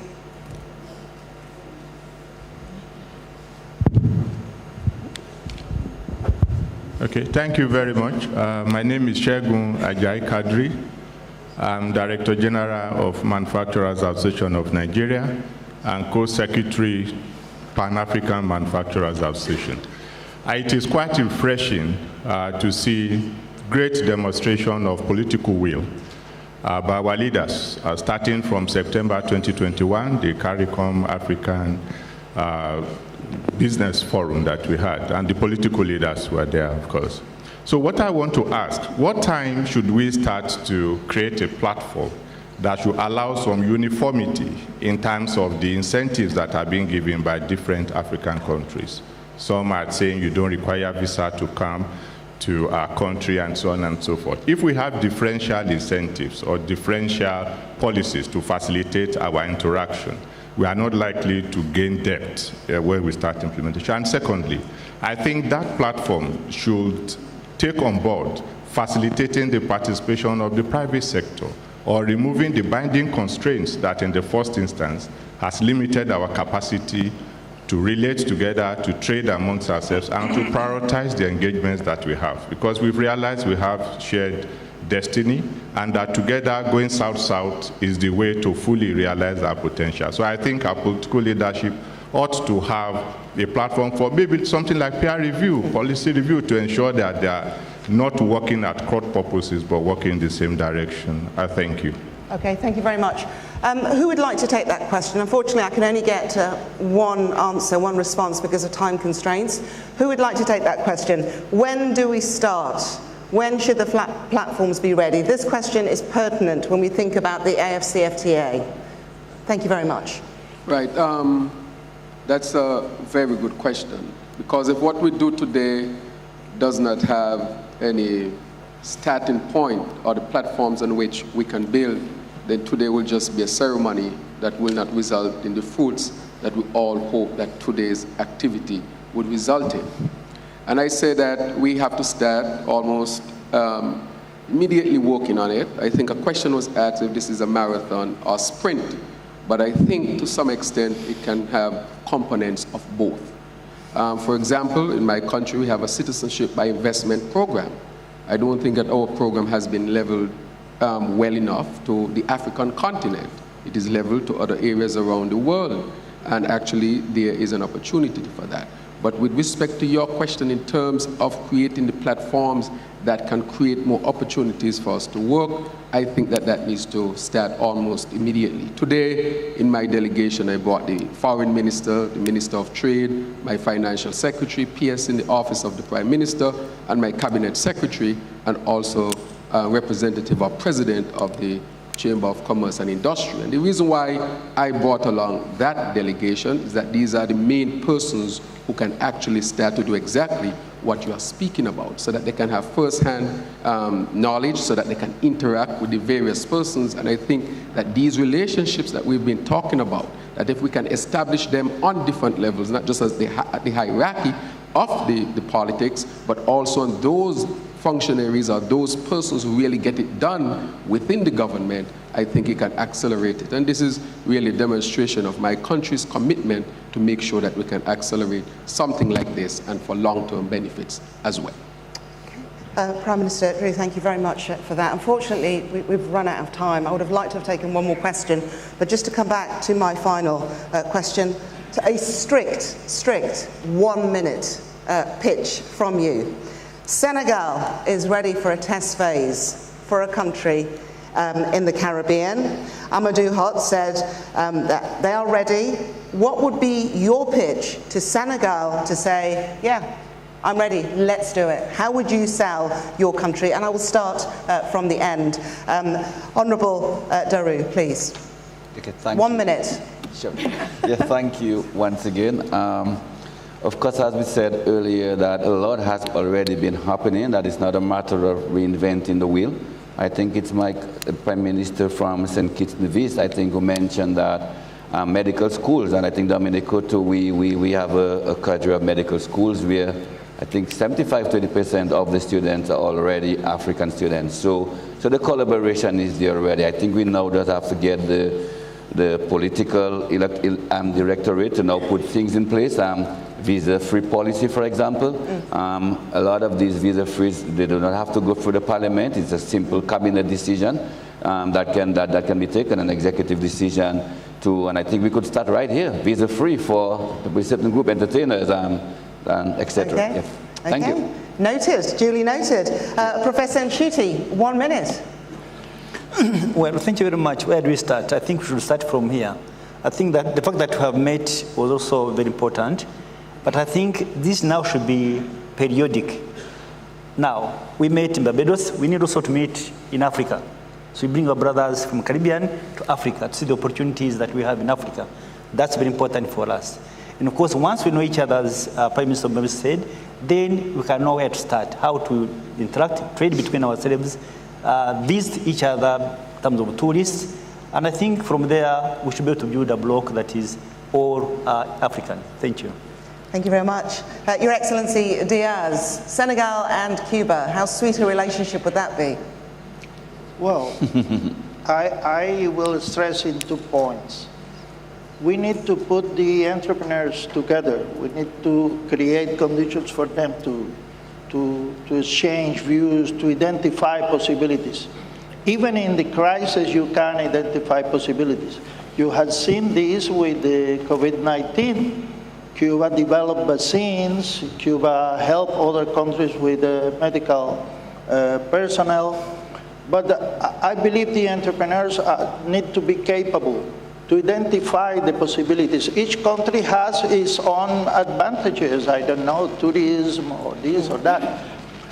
In November this year, from 14 to 18, we are going to celebrate the 38th edition of the International Trade Fair of Havana.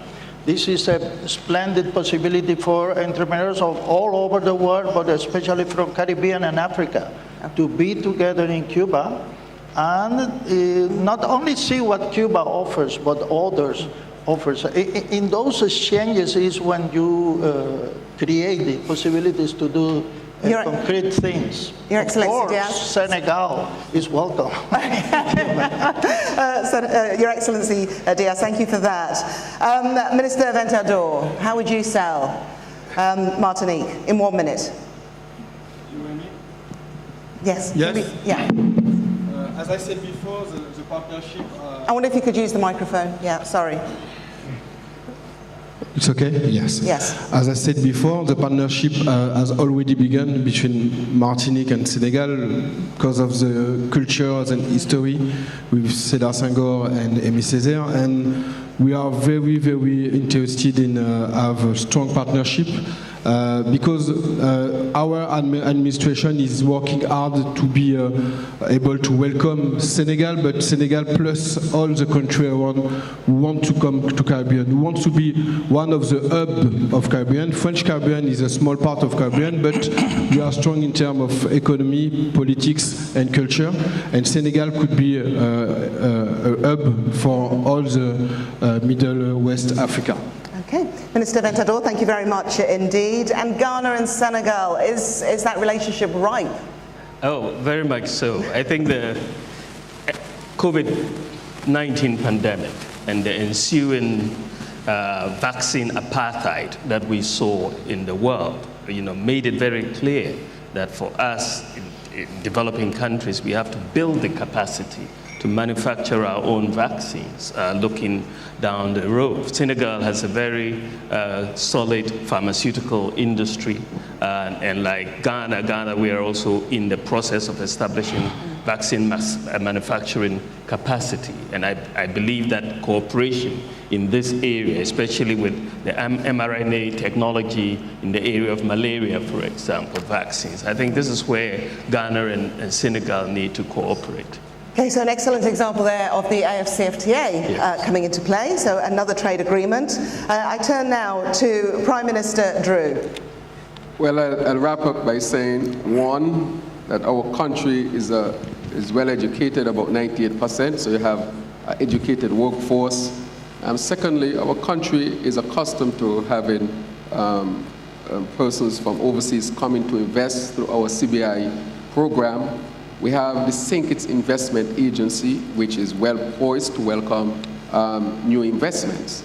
And I think also because of some cultural links, which I've spoken about through student exchange process that we have had, that of course give you some familiarity with our people once you get there.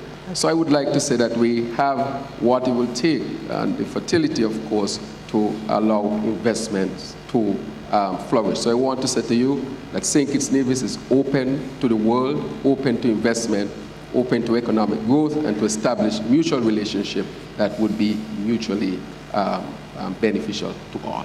Prime Minister Drew, thank you very much indeed. And finally, Shawanda Uhuru. I'm going to use your African name because you like it to be used. What would a relationship with Senegal mean to you? 1 minute. Well, the relationships with Senegal and the relationships with all other types of African countries must be one of mutual benefit. And I think that to your question about whether it's a marathon or a sprint, the answer really is we have to move quickly and we cannot get weary, and we have to keep moving. And areas like tourism, I think, is low-hanging fruit. I congratulate places like Ghana that has created PanaFest, things like that, which actually creates an opportunity for persons from the diaspora to come and to participate.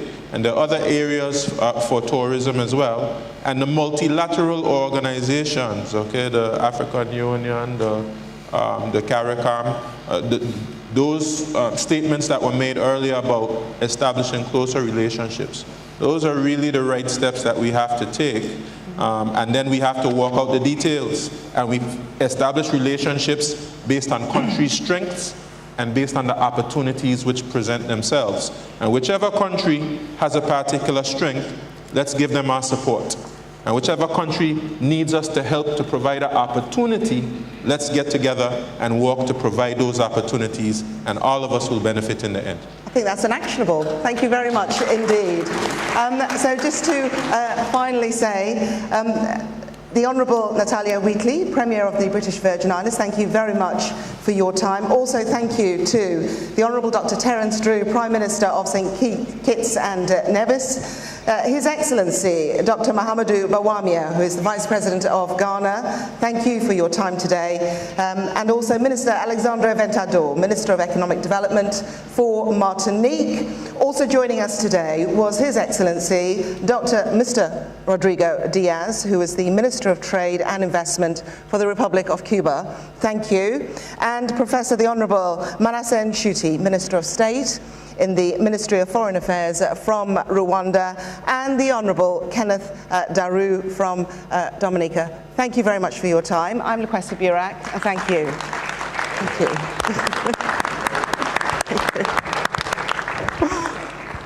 Thank you, gentlemen.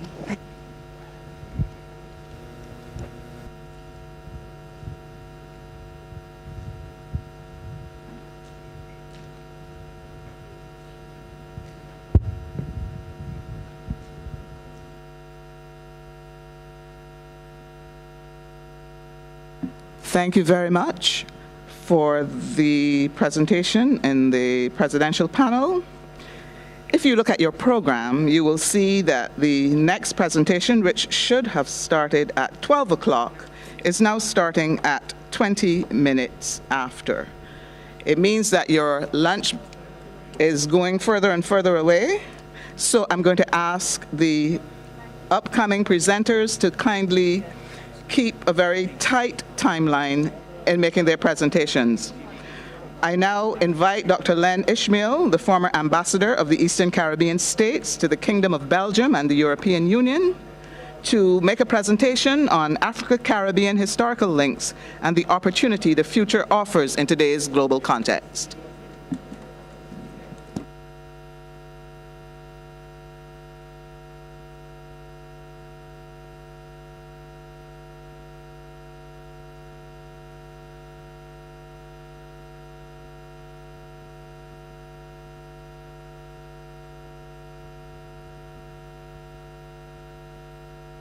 People on the stage to remove the stuff. Thank you.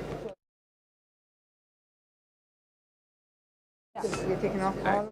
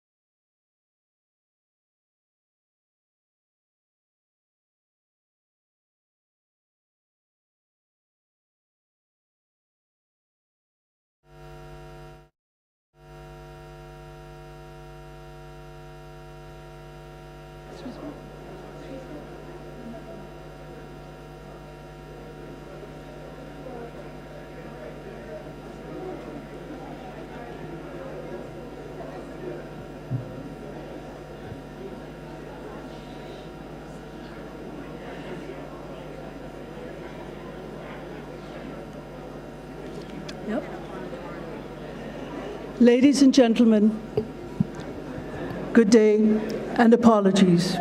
I know that we've had a very, very long morning, but I've been asked to take the stage and deliver the address that I was meant to deliver to you.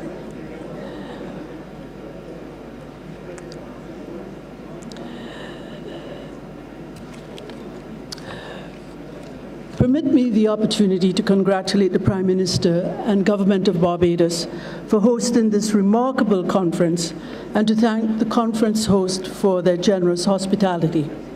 It is good to be back home and a special pleasure to add my voice of welcome to our African brothers and sisters. It is an honor to join you in conversation around this enormously important subject of the African-Caribbean relationship and its future, particularly at this time. My view is that the relationship has been remarkably underinvested by both sides, a point which I elaborated in a report on the subject published in 2019. The conference is therefore timely, but even more so given the backdrop of global crises, first the COVID pandemic and now the untimely war in Europe, against which this takes place. Ironically, this period of disorder and disruption holds the seeds for a better future for Africa and the Caribbean, provided we are ready to seize the lessons and the opportunities it provides. Global power is shifting, tilting from west to east, providing a change in geopolitical landscape and with it a wider menu of choice for countries of the global south. On both sides of the South Atlantic, recent crises have laid quite bare our vulnerabilities, but they also provide an opportunity to review and reconstruct a historically important relationship which has lost over time a lot of its luster and strategic focus. A change in course, of course, will require bold and courageous leadership and vision, which I strongly suspect we have started to see today. The ties between Africa and the Caribbean run deep. The concept of one people, one destiny is based on shared history, culture, and a sense of common identity. Starting in 1502, the triangular slave trade resulted in the forcible removal of more than 10 million Africans from Africa to the New World, catalyzing a new model of economic development and global trade based on the categorization of slaves as chattel and the application of their labor on agricultural plantations. Over the next 400 years, the slave trade contributed to creating large centers of African diaspora in the Caribbean, Latin America, the United States, and Europe.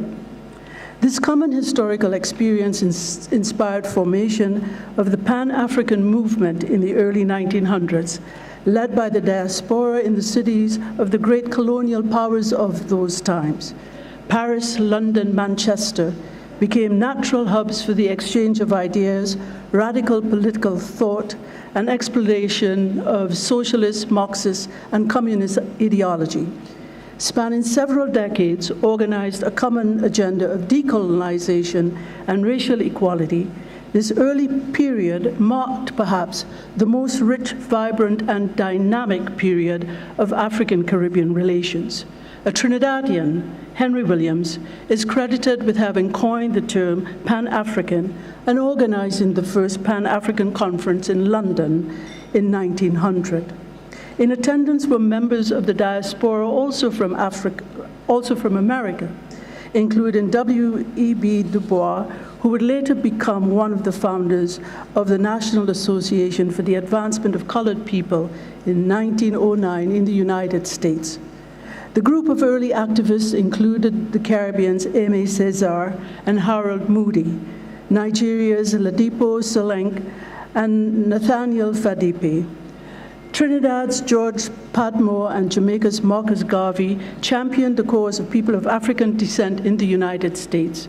African leaders included Nyeri Selassie, Nkrumah, Sankara, Mandela, Gaddafi, all championed the rights of Africans and an end to colonial rule. Caribbean leaders too played their part, the earliest of whom was Jean-Jacques Dessalines, the Emperor of Haiti, who led the slave rebellion that would establish the world's first independent state of African descendants on January 1st, 1804. Much later on, Eric Williams' pioneering work, Capitalism and Slavery, which he wrote in 1944, made him the target of quite a smear campaign by American operatives when he first entered the politics of Trinidad and Tobago. In the 1970s, Jamaica's Michael Manley pushed the boundaries of newly won independence by seeking to loosen the grip of former colonial powers and their multinational corporations on the resources of these new states to increase the revenues available for nation building, pushing a more socialist path to development. Both his leadership, as we know, and the Jamaican economy paid the price for so doing. And of course, his friendship with Fidel Castro in neighboring Cuba certainly did not help. The struggle for independence and racial equality was vividly chronicled in the works of notable scholars, including Walter Rodney of Guyana. His books, How Europe Underdeveloped Africa and Grounding with My Brothers, published at the height of the Black Power movement of the late 1960s and 70s, bore witness to the mood of the times. Trinidad, C.L.R. James, George Lamin of Barbados, Derek Walcott of St. Lucia, Frantz Fanon of Martinique were all Pan-Africanists engaged in the radical political discourse of liberation and equality. This spirit of consciousness and resistance was also captured in the rich tapestries of Caribbean and African dance, music, theater, all expressed in the region's cultures. The Rastafarian movement, established in Jamaica in the 1930s, was at once an expression of resistance to imperialism and a celebration of African roots and culture.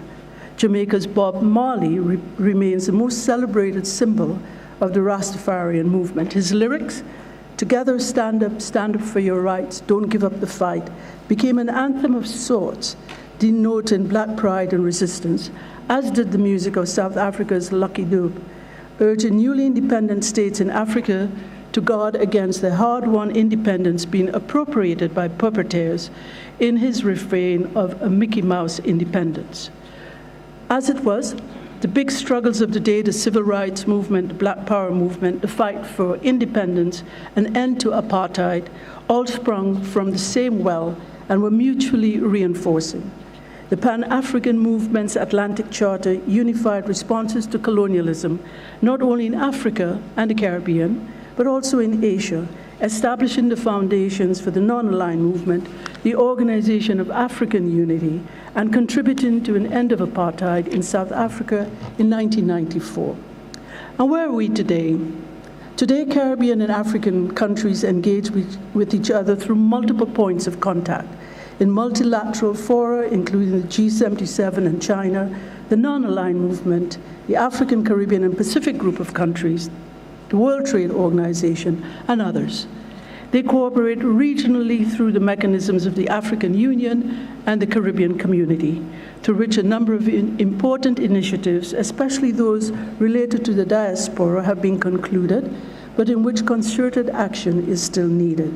Of course, they also cooperate bilaterally through diplomatic relations and associated memorandum. Despite these multiple points of interaction and contact, or perhaps because of these, the relationship between Africa and the Caribbean has become more diffuse, less secure, less solid. The historical achievements won through joint efforts, instead of leading to greater and more significant engagement, have failed to do so. Indeed, from time to time, both sides have felt that others have breached expectations of solidarity. Within the ACP, for decades, both sides missed opportunities to expand and deepen business, commerce, trade, and investment, and cultural exchanges between them, choosing instead to focus on building the relationship with the EU, leaving the African-Caribbean relationship to mostly fend for itself. It did not help that the majority of the ACP's 79 leaders usually fail to attend ACP summits of heads of state, though the AU and CARIFORUM meetings with the EU were normally fully subscribed. Though a few initiatives are in the making, flows across the South Atlantic of legal trade, investments, people-to-people contact, and cooperation remain minuscule. And I think, of course, we've been chatting about that all morning. In a conference on security held in Miami in November 2019, hosted by the German Marshall Fund of the United States, it was illustrative that the Latin American, Caribbean, and West African security officials brought together for that meeting, for example, all in the business of stemming illegal flows across the South Atlantic, had no previous institutional knowledge or contact with each other. As we imagine the future of this relationship, current events provide an important moment for stock-taking. Like the COVID-19 pandemic before it, the war in Europe is disproportionately affecting the world's poorest and most vulnerable countries, all of whom are in the global south. Despite early calls for a swift end, now in its 7th month, the war grinds on. Instead of peace, war has been fueled as political and military objectives in Ukraine and other places expand and change. In the meantime, soaring food and energy prices, crippling sovereign debt, already high during the pandemic when developing countries were encouraged to borrow their way towards recovery, spelled disasters for many. Zambia was the first country to default on its sovereign debt, followed by Lebanon, Sri Lanka, Russia, and now Suriname. The World Bank has identified 12 countries as debt distressed. All are in the global south. Over 160 million people were pushed back into poverty as a result of the pandemic. Many of them are in Africa. And UNDP has estimated that 71 million people were pushed back into poverty during the first 3 months of this year, of this war. Agenda 2030's Sustainable Development Goals are unattainable for many, and vital progress already made in both of our regions is being rolled back. And after 2 years of rather painful economic contraction, 2022 was to be the year of global recovery. Instead, the global economic outlook has contracted, moving from 6.1% last year to 3.2% this year. And next year, the forecast is equally gloomy. The much-touted instruments to support our countries in servicing their debt, such as the World Bank's Debt Service Suspension Initiative, have provided just a mere fraction of what is needed. Borrowing costs have increased, and capital flight from many countries has increased volatility, depressing the value of all local currencies. One needs only to look at recent events in Sri Lanka to understand how vulnerable all developing countries are. The war as well has exposed duplicity in standards in several areas which should concern us, including, for example, in the welcoming laid out to refugees depending on their race and origins. The very countries which are asking the developing world to pick a side are fueling a war which is causing irreparable damage to social and economic conditions in the South. This is not to deny the horrific nature of events in Ukraine and the plight of her people. But how can continuing this war be in the interest of the global South?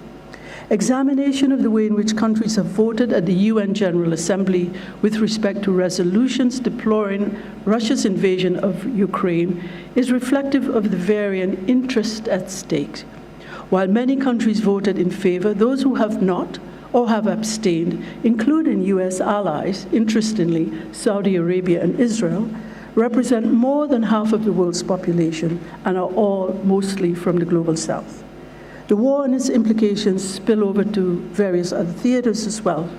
Indonesia, as chair of the G20, has resisted Western pressure to exclude the Russian president from the G20 Bali summit in November, expressing instead the view that the war is not in the interest of the world and calling for peace and conditions of political stability to rekindle global economic activity.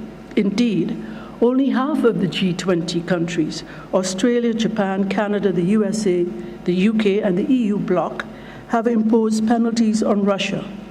The other half, Argentina, Brazil, Mexico, South Africa, Turkey, Saudi Arabia, India, Indonesia, China, have not, deepening the divide between the North and the South. Turkey is using geography and South power to expand its own influence, shuttling diplomacy between the warring parties and brokering the deal allowing Ukraine's grain safe passage through the Bosphorus to ease the food crisis affecting all of us, and yet agreeing to NATO's expansion to include Finland and Sweden on one condition, that certain persons are extradited to face terrorism charges in Istanbul. India continues to buy oil from Russia despite significant pressure to curtail purchases. But Russia has been a long-time friend in shoring up India's defense capabilities in a rather volatile neighborhood, and India has its own interests at stake. The warm reception accorded to Russia's foreign minister during his recent tour of Africa was also instructive. All countries, from the North and the South, are acting in their own interest. Alliances are no longer merely based on traditional ties.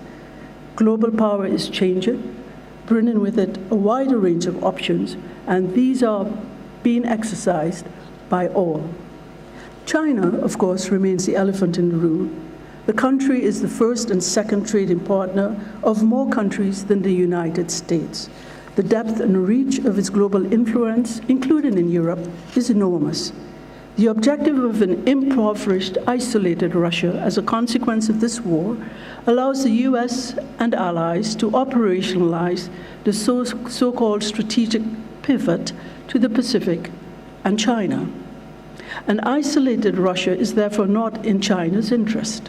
Both China and Russia speak of a strategic relationship driven by a complex set of shared interests, including that of a multipolar world in which world power is shared. And the Chinese have been masterful at using crisis to increase their own global influence. They used the financial crisis of 2009 to purchase assets across Europe, and the pandemic to engage in health diplomacy across the world. They are carefully studying the lessons of this war and the weaponization of economic policy in the deployment of sanctions to determine how they too may shore up areas of vulnerability and protect their own interest.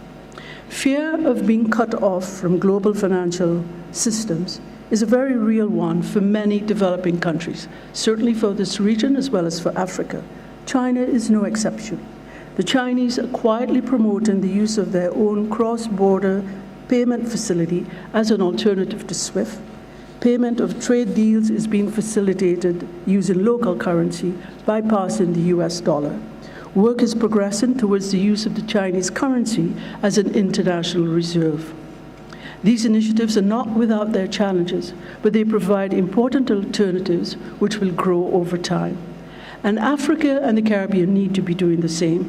We can either continue to accept exposure and vulnerability, be policy takers, not policy makers, or we can put lessons from recent experiences to work in order to increase collective resilience to all future shocks. The report which I cited previously on African and Caribbean relations presents several ideas with respect to deeper engagement across a wide range of theaters and issues, which do not need to be repeated here.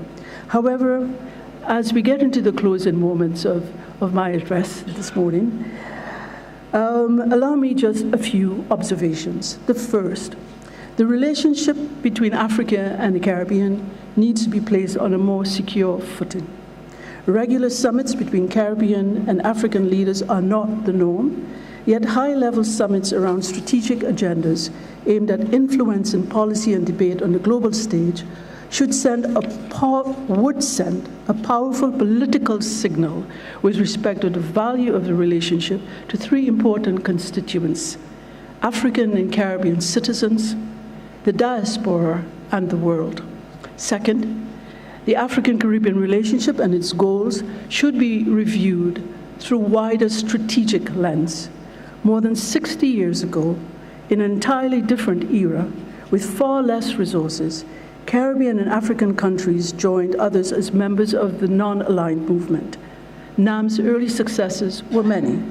NAM also provided one of the earliest examples of South-South cooperation and a framework within which China, one of the world's poorest countries at the time, provided the financial and human resources to build Tanzania's first railroad in 1972. Tanzania had first been turned down by the United States and by the World Bank before turning to China.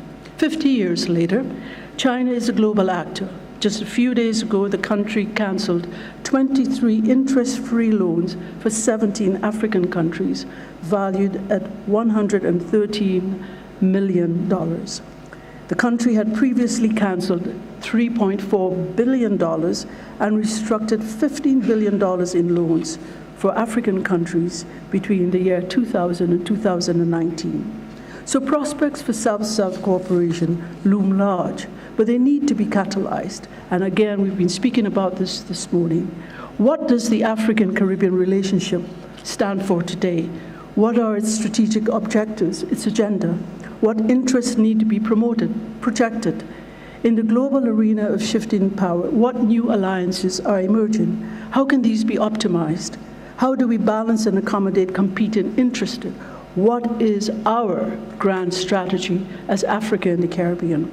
We have between us fine universities and think tanks, which can and should be tasked with considering our collective future. And third, the economic assets of the global South are increasing. OECD reports indicate that developing countries are set to account for nearly 60% of all global economic activity by 2030. By 2050, Africa will have the world's largest population and youngest workforce of more than 850 million, a growing middle class of more than 600 million. The continent holds much of the world's stock of raw materials. The COVID-19 pandemic and the war have underscored vulnerabilities to supply chain disruptions, capital flight, energy and food insecurities, and more. How can the growing stock of wealth and resources be organized among and between our regions and among and between the global South to hedge against future shocks? Which strategic goods need to be produced closer to our markets? South America and Africa, for example, are both agricultural powerhouses. Morocco possesses some of the world's largest deposits of raw materials used in fertilizers. Are the seeds not there for a viable commercial endeavor across the southern Atlantic? The global South are also energy producers. We have land, raw materials, and labor. Capital sometimes is in short supply.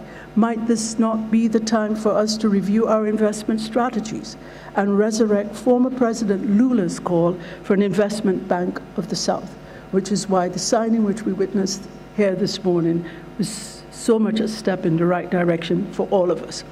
And fourth, coming to the end, the diaspora residing in the cities of great power who engage in policies at times unfavorable to African and Caribbean interests should be a political force in these centers, lobbying on behalf of the regions, the interests of our regions. The issues pertaining to de-risking and compliance in tax jurisdictions come readily to mind as just one of the examples of where intervention would be helpful. But capitals will need to engage their diaspora much more effectively and differently. More emphasis has been placed by Caribbean political machineries, for example, in ensuring that our diaspora return home to vote in national elections than exploiting the force of their voice in the capitals in which they live. The immense influence of the Jewish lobby in American politics is a powerful lesson in this regard. And finally, our regions are both prone to reacting to crises and events rather than moving proactively in tabling and protecting our interests and seizing opportunities. In the EU-ACP relationship, this was certainly the case, and I can speak to that because I was ambassador of the I was president of the Committee of Ambassadors. We used to think in short rather than long term. There is a sense perhaps that political expediency requires this, and that might be so. But the lack of a proactive approach to the future results in continuous cycles of crisis management, which we can ill afford. And to conclude, the future of Caribbean-African relations, we know this, is one ripe with potential and promise, but it requires the investments of time, attention, and political will, which we hear there is plenty of this morning, to transform the relationship into one fit for purpose and suitable for these modern times. The current relationship, characterized by encounters and actions which are rather fragmented, rather than being part of a wider approach to systemic relationship building, makes for a relationship which is neither solid nor reliable, and we can change this. In every multilateral grouping within which African and Caribbean states participate, our shared numbers render us an important bloc and influential coalition partner. This reality could be leveraged by Africa and the Caribbean in engaging on multiple fronts, in shaping and influencing the theaters within which their interests are being debated, aided by a much more politicized diaspora. It is far better to secure the future rather than be captured by it. Africa, the Caribbean, and the diaspora will benefit from any such pooling of sovereignty, resolve, and purpose. The spirit of the Pan-African movement and the strength of the past relationship would suggest it. And ladies and gentlemen, surely the future demands it. Thank you.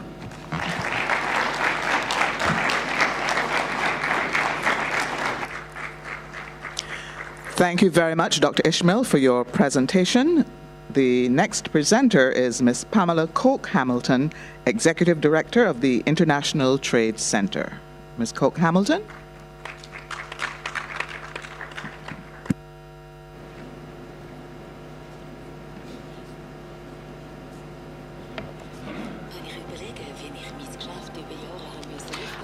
Good afternoon, everybody. I know, you're like 1 second away from falling apart because you must be starving. But let me just start with something that I think will at least wake you up.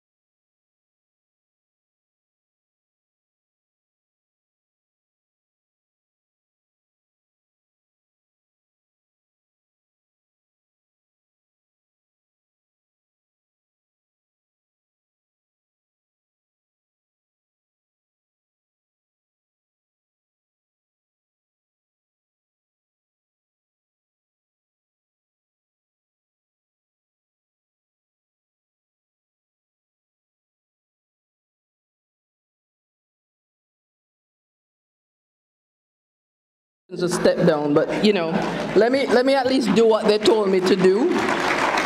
See, I've woken you up, right? I know you're starving, and so am I. I haven't eaten since yesterday, so let's try to get this out of the way quickly. And all protocols observed from this morning. I think it's the longest set of protocols I've ever heard. But clearly it is such a historic moment. I think it was more than necessary to ensure that we show who was here and how important this has been. So I'm delighted really to be here this afternoon to deliver the opening statement to launch the first ever report on expanding Africa and Caribbean trade at the first AfriCaribbean Trade and Investment Forum. And I'd like to thank AfriExim Bank, Invest Barbados, and Export Barbados for inviting ITC to partner on this timely and vital event. So let me give you 2 stories, 5 messages, and a way forward in only a few minutes, as I know it's been a long morning of speeches. The first story is, last year I stood at the gate of no return, looking out at the Atlantic Sea from the Cape Coast Slave Castle in Ghana. It's an experience that was life-changing and one that I'll never forget. And I remember looking at the inscriptions about those that had survived the awful slave dungeons and transatlantic crossing, my own ancestors. Nigerian, as it turns out, when I did my DNA testing right after my return. Yeah, I'm 48% Nigerian. That explains a lot. I'm Jamaican, so you know, it's not a hard shift. And that visit confirmed my view, my very passionate view, that we always have to be focused on making trade a positive force for good, a force that unites countries and continents, bringing prosperity to ordinary people. The second story is about music. The first song I ever memorized completely, without being forced to do so by my parents, was Redemption Song by Bob Marley. And I heard in that the inspiration of Marcus Garvey and his vision of linking Africa and the Americas. It touched our souls in a way that reverberates to this day, as you just realized, because everybody was singing and aware of it. And it's a vision of not just redemption and freedom, but also redemption and freedom through international trade. How do we reverse the bad trade that was done and make it good trade? It is a vision, of course, inspired a generation of Pan-Africanists on both sides of the Atlantic. It gave the Black Star at the center of Ghana's flag and the push to create the first institutions dedicated to the integration of Africa. This is why I'm so excited to be here today and launching an ITC report on the export potential of trade between Africa and the Caribbean. As far as my research team tells me, this is the first of its kind that has been done at such a detailed level. The figures we estimated across goods and services are pretty startling. With the right actions and networks, African-Caribbean trade could reach up to $1 billion US. Africa could boost its annual exports to the Caribbean by $171 million year over year by 2026. And this is more than 50% increase over last year's export levels. The Caribbean could also expand exports to Africa by 80 million year over year, equivalent to increasing our exports by almost a third. I really encourage you to read the report in full. I believe we have available at our stand. But in the meantime, let me highlight 5 key messages from the report. First, something that will not surprise anyone here. Goods trade between Africa and the Caribbean is currently negligible and heavily concentrated in a handful of goods and countries. Not even 0.1% of African exports headed to the Caribbean nations in 2020, while the continent bought less than 1% of Caribbean exports. Almost 70% of Africa's exports to the Caribbean are primary minerals, and more than 40% of Caribbean exports to Africa are chemicals. A second conclusion, again, nothing surprising for those that have been trading in both regions over the years. High market access costs continue to hinder trade integration. The absence of a free trade agreement between African and Caribbean countries means tariffs in certain sectors reach a high of 28%. Non-tariff costs are also very high. Transport infrastructure, as was alluded to earlier this morning by many speakers, between key markets just isn't there. And traders struggle to comply with regulatory requirements in the partner markets because of delays, fees, testing requirements, and credit checks. It's easy to focus on the challenges, so let's move to the upside. The third message is that exports of agricultural goods, fertilizers, and health products have significant growth potential. Africa's agribusiness sector holds $53 million in export growth potential to the Caribbean, most of it in fish, kidney beans, and vegetables. Strengthening international agri-food value chains is one of the best ways to address the growing concerns about food security. The Caribbean has $11 million of potential to tap into across life-saving healthcare and pharmaceutical products, many of which are hard to obtain in Africa. A fourth and equally uplifting message, the opportunities from increased goods trade are widespread. 27 African countries have an export growth potential of over 100,000 or more across products ranging from sardines to cars. 15 Caribbean countries could increase goods export to Africa on a similar scale, including for some of our flagship products like rum. Fifth, and in my view the most important, services exports offer huge opportunities. The Caribbean has the potential to export services worth $500 million to Africa, double the value of possible goods exports. Tourism accounts for almost half of the region's export potential in services to Africa, followed by transport and also, very importantly, the creative industries. So there's the outcome of our analytical work. It clearly shows that the potential for increased and diversified trade between Africa and the Caribbean is massive. And it's a potential that we have to exploit. The CCC crisis of COVID-19, conflict, and climate change have highlighted more than ever the need for economies to diversify their trading partners. Given the shared history of Africa and the Caribbean, as the two regions search for new suppliers of markets, it only makes sense to first focus on one another. The million-dollar question then is, how can the $1 billion export potential be realized? Both regions could unlock about half of the untapped potential by tackling trade barriers such as informational or regulatory bottlenecks and challenges involving transport and logistics. So I'm really excited to hear about the direct flights that will take place soon. And I think the CPSO is here, so they'll be helping to pay for that. Just saying. And I think it's very important that we really solve the logistics, because that will open doors that we cannot imagine. Full implementation of the landmark African Continental Free Trade Area Agreement will also go a long way to resolving these obstacles within Africa, because once we get in, the movement within Africa will then be facilitated and make it much easier to trade. Unlocking the remainder, which is linked to economic growth, population growth, and expected tariff changes, requires investment. This only strengthens the business case for the AfCFTA. So achieving the $1 billion export potential will also require more engagement, transparency, and experience sharing from both governments and the private sector. ITC has been working on South-South trade promotion for almost 60 years. In our experience, the first step is to create an ecosystem that can overcome initial misperceptions about risk, market size, and cost, and highlight market opportunities. This means that cross-regional business and investment linkages need to be forged. The organization of this first ever AfriCaribbean Trade and Investment Forum is a brilliant first step. And I want to commend once again the organizers for making this happen and the visionaries for bringing it together. I hope that this forum will become a standing one and encourage traders and investors to maintain regular contact and transactions between these big meetings.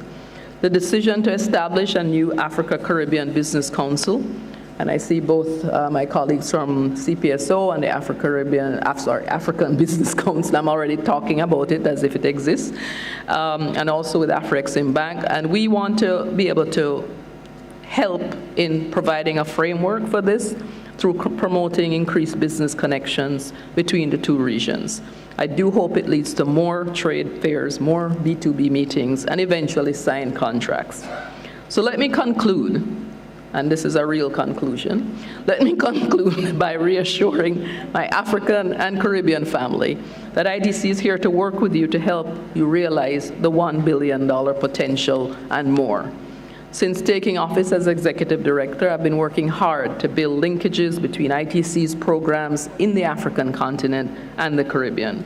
I'm thrilled to be signing an MOU with President Orama of AfriCaribbean today. This is only the beginning of a progressive journey to transform transatlantic trade forever, to heal the pain of our ancestors, to realize the vision of Marcus Garvey, and to transform trade and investment between Africa and the Caribbean. I thank you. Expanding African-Caribbean trade. African-Caribbean trade flows are currently less than 1% of their total trade in each direction. New partnerships are needed to tackle the economic consequences of global crises. The International Trade Center estimates over $1 billion of two-way trade potential between these regions over the next 5 years. We estimate that African goods exports to the Caribbean could increase by more than 50% and Caribbean goods exports by almost 30%. The Caribbean has the most export potential in travel, transport, and business services. They also have potential to supply Africa with more health-related products. Africa holds more than 1/3 of its untapped trade potential to the Caribbean in agribusiness and fertilizers. its automotive sector also holds great trade potential. The key to unlocking this South-South trade? Address trade barriers, channel investments into growth sectors, and work with small businesses. This is where the International Trade Center, AfriCaribbean, and other partners are joining forces to make it happen. To learn more, see our study, Expanding African-Caribbean Trade.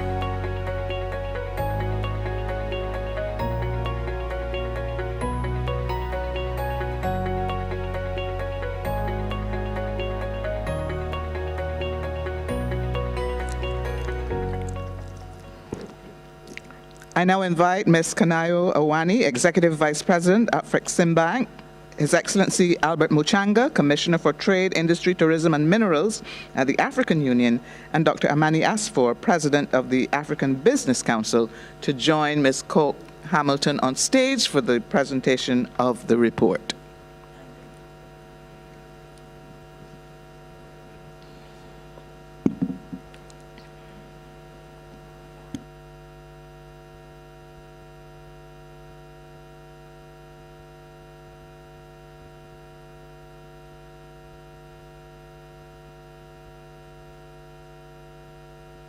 Patrick Antoine, can you please join the persons on stage? Thank you.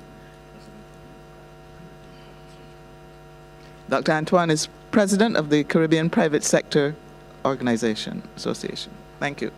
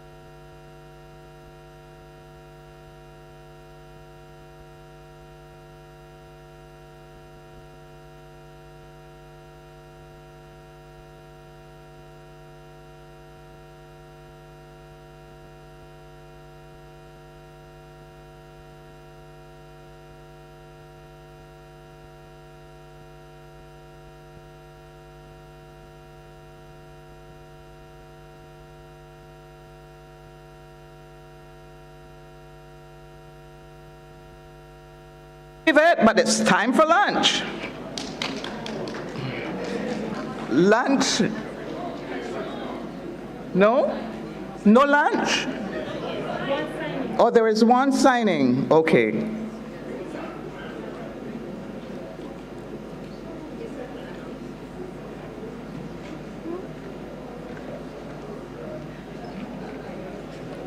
Thank you very much. Good afternoon, Excellencies. At this stage, I'd like to call the Executive Vice President of AfriCaribbean, Madame Kanayo Awani, His Excellency Ambassador Albert Muchanga, the Commissioner from the African Union Commission, Dr. Amani Asfour, and Dr. Peter Antoinette from the Caribbean Private Sector Organization onto the stage to witness the signing, and the Egyptian ambassador as well, please, if you could join us on the stage to witness the signing of an MOU which will facilitate the establishment of the Africa-Caribbean Business Council. Thank you.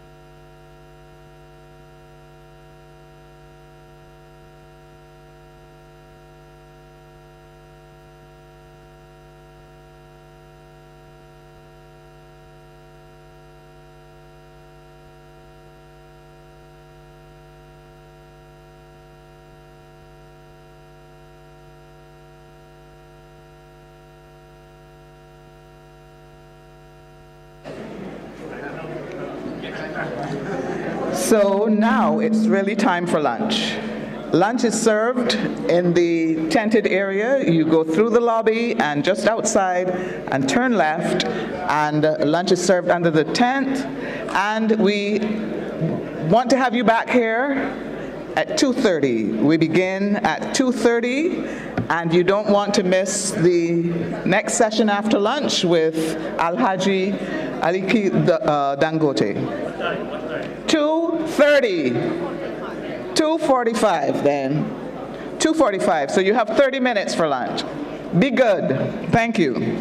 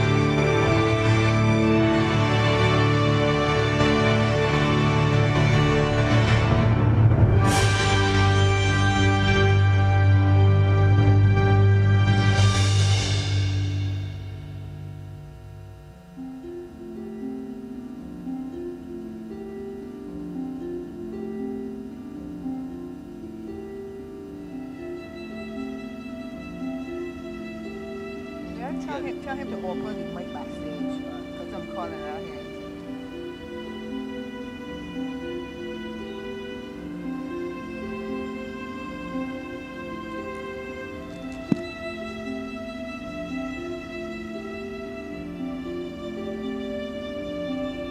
Ladies and gentlemen, we are about to resume the afternoon session. The first session for the afternoon is about to start in 10 minutes.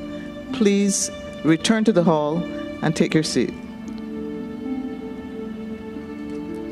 Yes, we're starting now. We would like you to come back to the hall, please. Thank you.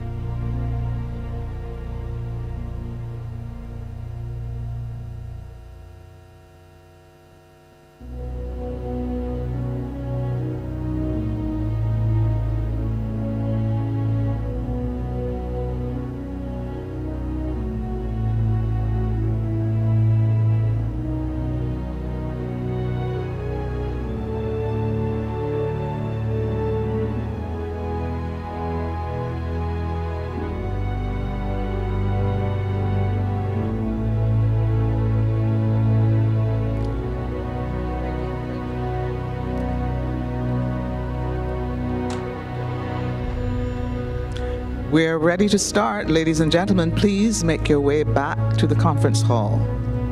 We're ready to start. As humans, our instincts are to move forward. Progress builds confidence. Our conviction grows. When we move forward, we shed doubt and erase fear. Only in the face of a challenge can our courage show. We understand. We are Pangeum. We know that navigating a world in constant motion isn't easy. Which is why we are endlessly exploring and continually innovating new ways to keep our world moving. Safely, securely, and seamlessly. When we all move together, there's no telling how far we can go. Pangeum, a world in perfect motion.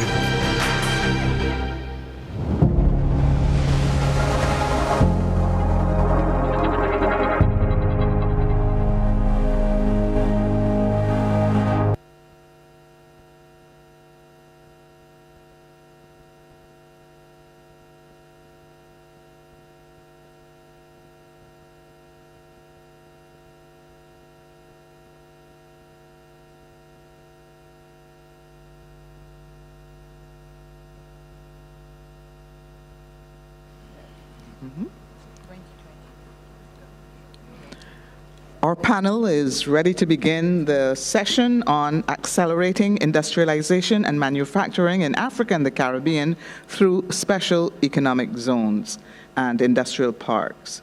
Please welcome the moderator, Mr. Omar Ben Yedder, publisher of IC Publications, and his invited panelists.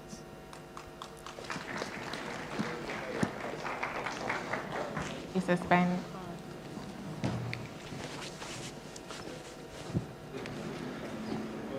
Thank you. Good afternoon, everyone. It's great to be here. The next session is going to be on special economic zones and industrial parks. We've got a fantastic esteemed panelists here with me, and we're going to talk about how industrial parks and special economic zones can be an engine for growth. That's better. But before the start of the panel, we've got a keynote address by the Honorable Betty Maina, who's the Cabinet Secretary at the Ministry of Industrialization, Trade and Enterprise Development of the Republic of Kenya. Your Excellency. A round of applause, please. Thank you.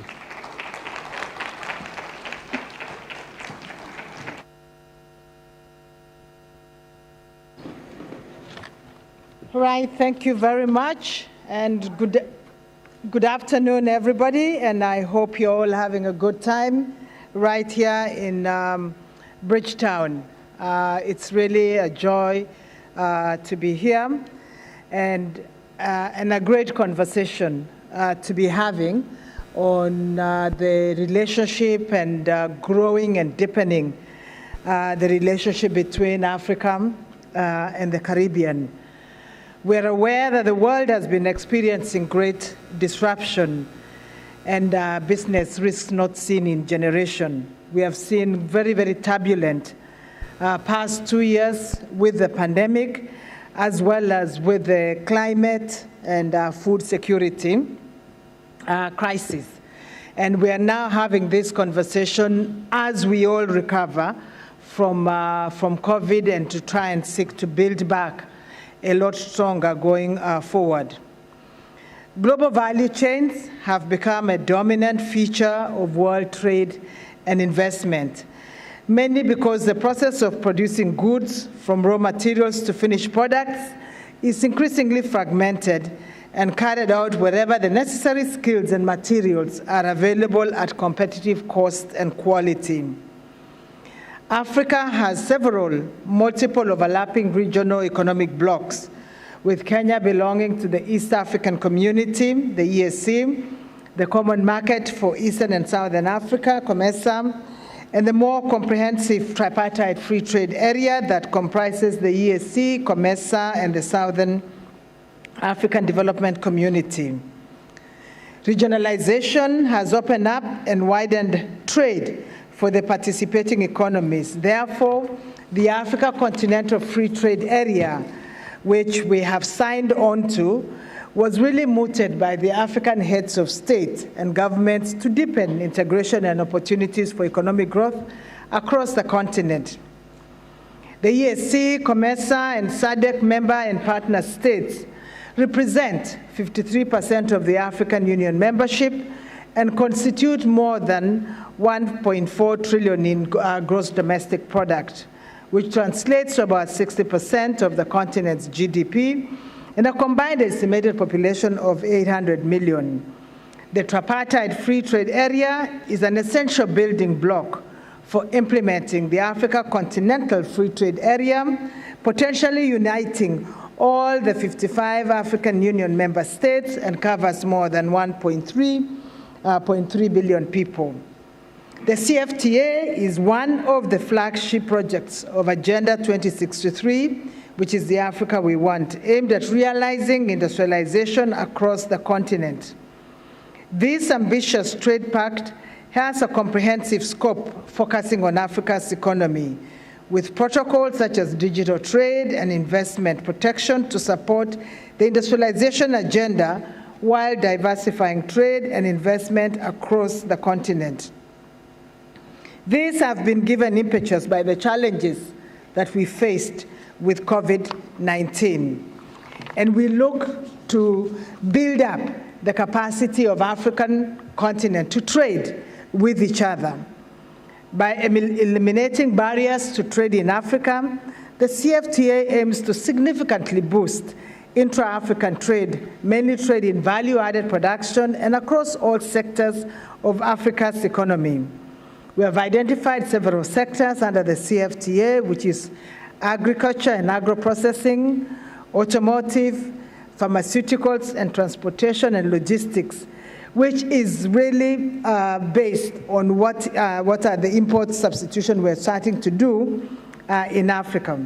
Therefore, as we build up our continental trading arrangements and as we build up and deepen trade within Africa, and as we now begin to engage with ourselves in the Caribbean, I think it is important to begin to walk this journey with a great focus on building up the necessary industrial capacity in both our region to grow. And the concept and the work around special economic zones and industrial parks gives us an opportunity for targeted investment and spaces where small and large companies in any of our regions can participate, not just in the regional value chains, but in the global value chains, by engaging in all the many different activities in a very, very coordinated manner and working to boost capacities across different countries from the conception stage, production stage, and even to the end. These activities could build on the activities that exist in our region, but with a focus on not just the market in the Caribbean, but also our global market. Many countries are using the special economic zones and industrial zones programs to build up and to be able to set up the necessary investment environment with favorable opportunities and good management to achieve their fundamental goals of creating employment and increasing external earnings. Our country has used the Special Economic Zones program, both driven by the public sector as well as the private sector, to build up its stock of industrial infrastructure. And it is our belief that many other countries in Africa are doing the same. And together we can work on common branding and common production where we can actually enjoy the brand made in Africa. And in this case, we could probably say made in Africa in the Caribbean, and I'm sure the marketing people will be able to assist us in language and in branding that demonstrate the shared ownership and origin of the products that we'd like to trade together. In order to realize such focused industrial infrastructure, governments will have to invest in the necessary infrastructure, and they will also have to engage in the necessary market creation, both within the region and elsewhere. But the trade agreements and the market agreements we generate are going to be the necessary incentive for the investment that we require in this special economic zone. So as I conclude, we have an opportunity working collaboratively through the continent and with the Caribbean to boost production together and to enhance and to ensure that we are consuming more of the goods that are produced in our regions rather than being net importers. Let us walk this journey. Let us create the frameworks that will enable the private sector and all our separate investors to build up and get to know each other, build up new relationships, but more importantly, produce for our continent, for these islands, and for the rest of the world. Thank you very much. Thank you very much. Excellent. Thank you, Minister. So one thing that has not gone unnoticed, as well as the ACFTA, is your wonderful, wonderful dress, which the colors of Barbados and the colors of this summit. So I don't know whether that was intentional, but it's worked marvels. So yes, I'd like to call on my panelists. We'll start with Mr. Rene Awambeng. I think you all know him from the AfriCaribbean Bank, Global Head of Client Relations. Rene, round of applause, please. Then we'll go to Ms. Yanis Williams, Senior Director of Legal Services at the Jamaica Special Economic Zone. Marie Camille, Secretary General of the Cairo Center. Dr. Amani Asfour, President of the African Business Council, who you may also know. And I believe we've got, is it Mr. Alain Saraka? No? Dr. Patrick Antoine, sorry, Chief Executive Officer and Technical Director of the CARICOM Private Sector Organization.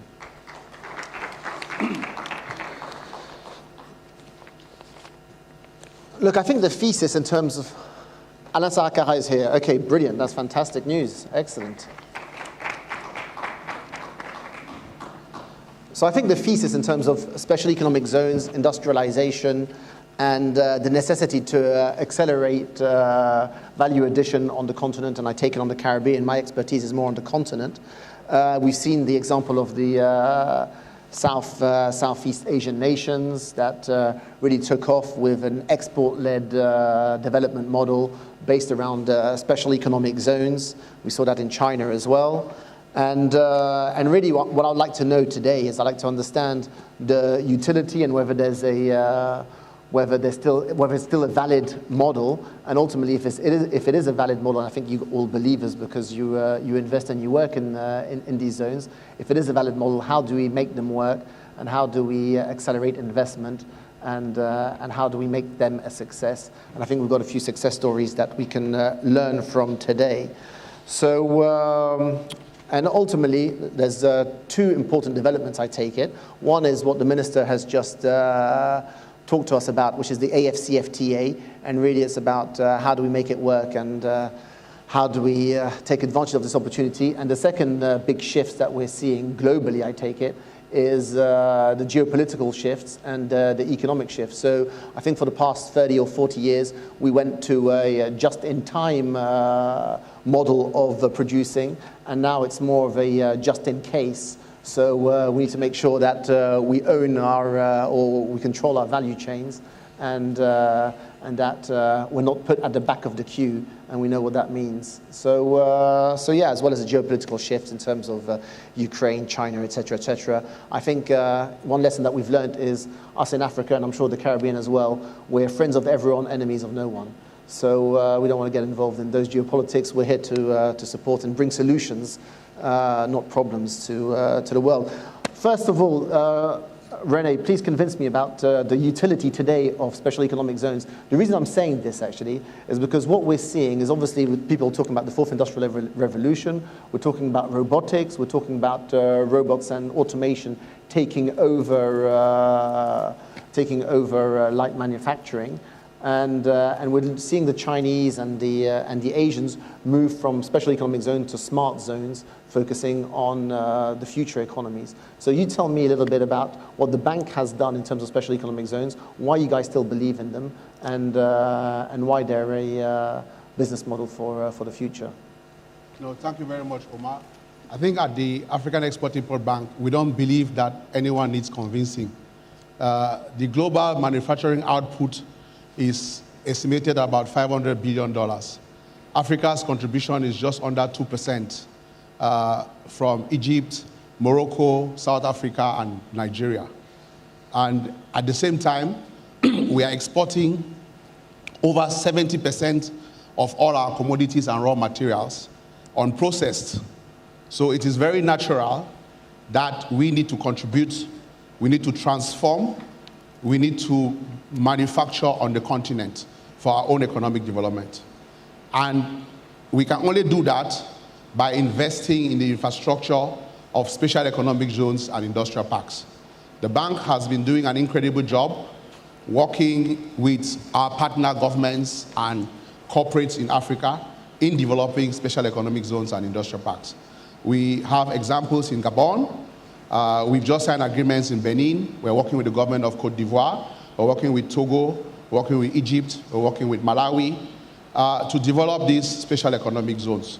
We do believe that by improving the infrastructure, both the hard and the soft infrastructure, the logistics, and I can illustrate the connection with the Caribbean. Why don't we build special economic zones around West Africa in Senegal, transport to Barbados, which is a transshipment hub, and sell to the markets of Latin America and North America. We take advantage of the Continental Free Trade Agreement. We take advantage of our brothers and sisters in the Caribbean that have a strategic geographic position to attack a market that is more than 1 billion people. Thank you very much. So I really don't need to convince you about the importance, the critical mass of developing special economic zones and industrial parks. Alain, if you don't mind, I'd like to go to you, given that I followed the Arise story over the past, well, I don't know if it's a decade, maybe a little bit less than a decade, but obviously we've seen success in Gabon that you're replicating in certain countries. But what I'd like to look at is how you're developing your economic zones and in terms of the value chain and what, I mean, Rene's just mentioned what we could be doing with Barbados, but how do you see that international cooperation as well in terms of what you guys are doing?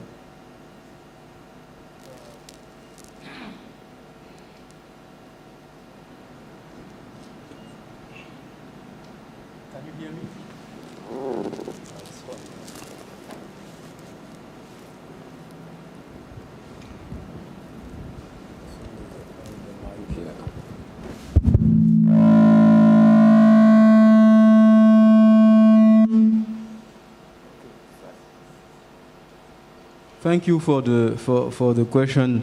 Like you mentioned, actually, Arise has developed its first industrial zone in Gabon, and the idea is to figure what is the industrial program of the country. We collaborate with country. Actually, we serve countries, and we help them to progress from exporting raw materials to an industrialized economy where the real value is. And basically, we learned some lessons from Gabon. You know that Gabon was an oil-rich country and was mostly the revenue from the country was coming from the export of crude oil. And even the refining of the crude oil was not correctly done in the country. And Gabon, at some point, after the crisis of in 2008, and they decided to diversify the economy away from oil only, and is so this is how we decided. We figured that there's a lot of wood in Gabon. We can actually convert the economy, the Gabonese economy, from a total oil exporting economy to an economy that is, producing locally some wood. And we negotiate with the government, and we establish the condition to gradually progress toward an economy in Gabon, which will lead the processing of wood in Africa and globally. So after, it's been 10 years that we've been operating this industrial zone today. And Gabon is ranking today as the first African producer of veneer and the second global producer of plywood. So this is a kind of added value that the industrial zone can bring. And we are, like you said, we are duplicating that across Africa now. We are today working with Togo and Benin, and we are doing the same thing. We discuss with the government. We identify the commodities, that can be industrialized at large scale, and we structure the project, and we work with banks to put in place the financing. And like you say, the value chain is very, very critical. Actually, identifying the commodities, negotiating with the government to ensure that the industrials that will settle in our industrial zone have security of commodity supply. Okay, and what would you say the success of Gabon was, and in terms of what you're doing in Benin as well? So, because ultimately successful SEZs have been the results of fully integrated strategy with the necessary market linkages and obviously policy, infrastructure, human capital, regulation. So the success, would you put it down to the policymakers and working hand in hand with the government? Yeah, this is exactly where the key of the success is. We have to work with the government, understand the needs of the government, with the objective of creating value, right? And we cannot come and propose, for instance, in Côte d'Ivoire, for instance, to develop an industrial zone to produce a commodity that is not, one of the largest commodities of the country. So, for instance, in Côte d'Ivoire, we will have cashew, because Côte d'Ivoire is a large producer of cashew. In Togo, Benin, for instance, we have cotton. So we have to identify the commodities and negotiate with the government, put in place the framework that will attract the investors, and that is critical, basically. So it's a day-to-day work, and it's a long journey that we start and we continue together, and we adjust based on the result. We have milestones that we have to achieve, and when required, we can make some amendments to address the needs of the country where we are settling our industrial zones. Dr. Hasfour, I know that one of your remits is to increase linkages within African countries, the private sector especially. So tell us in terms of how do you see yourself in terms of increasing linkages with the Caribbean and creating local value chains between Africa and the economies of the CARICOM countries? So Africa Business Council actually is established in line with the Decision Summit of the Heads of States to promote our intra-Africa trade and to boost our intra-Africa trade and fast-track the Africa Continental Free Trade Area. But our mandate is really promoting our intra-Africa trade within Africa and with the rest of the world. So being here in Caribbean, we are very glad, because I think with my brother here, we just signed the establishment of the AfriCaribbean Business Council, which is really based on the real business linkages. What is present in the Caribbean, what is present in Africa, and how can we really add value to those with reference to how the commodities in Africa, how the transfer of technology, and how value addition, like we were talking about the fishery. We have received actually some requirements from Caribbean in investment in the shrimp, transfer of technology, the fishery, which already, for instance, in Africa, in Egypt, we have very big companies which is into this domain. So that's really how we create the business linkages. The Africa Business Council actually is about the strategy of strengthening our African private sector based on 3 pillars. The first is private sector strengthening, including SMEs, women and youth. The second is policy advocacy, and the third is product development. So if we're talking about policy and economic zones, how we can have policies that really promote incentives for investment to be in economic zones. Recently, we had a visit to Egypt in the economic zones, which really targeting local content, but also the technology and international requirements, like investment in green hydrogen. And we all know now that green hydrogen is a very, very trend that everybody wants to acquire. So the whole issue of the economic zone is to make a mapping exercise of what's existing on the ground and how we give policy incentives for the investors in order to invest and to have to create jobs, because it's all about creating wealth and creating jobs. So our partnership with Caribbean is really about what is present in the Caribbean that we can add transfer of technology, and what is present in Africa that we can export and import with a creation of jobs, with private sector strengthening, and how those business linkages will really foster our relations as Africa-Caribbean. So we believe that in doing that, for instance, there is a lot of minerals across the continent that it's exported as such, how we add value to those minerals, agri-processing, which is, as you mentioned, my brother Kaju. Kaju is going to Vietnam to be roasted there and then again sold to all other countries. Why do we do that? Gemstones is getting it from all Africa and going to India to be cut and polished in Jaipur, and big designers go there to bring African gemstones from India. So now, as we're establishing our AfriCaribbean, we really need first to see how the infrastructure, the maritime, we need to have maritime transport, aviation transport, we need to have incentives, and creating these special zones is very important to understand what is present here in the Caribbean that we can add value to it with our transfer of technology, and what is present on the African continent. Thank you. Thank you. Dr. Antoine, if I may come to you again in terms of linkages.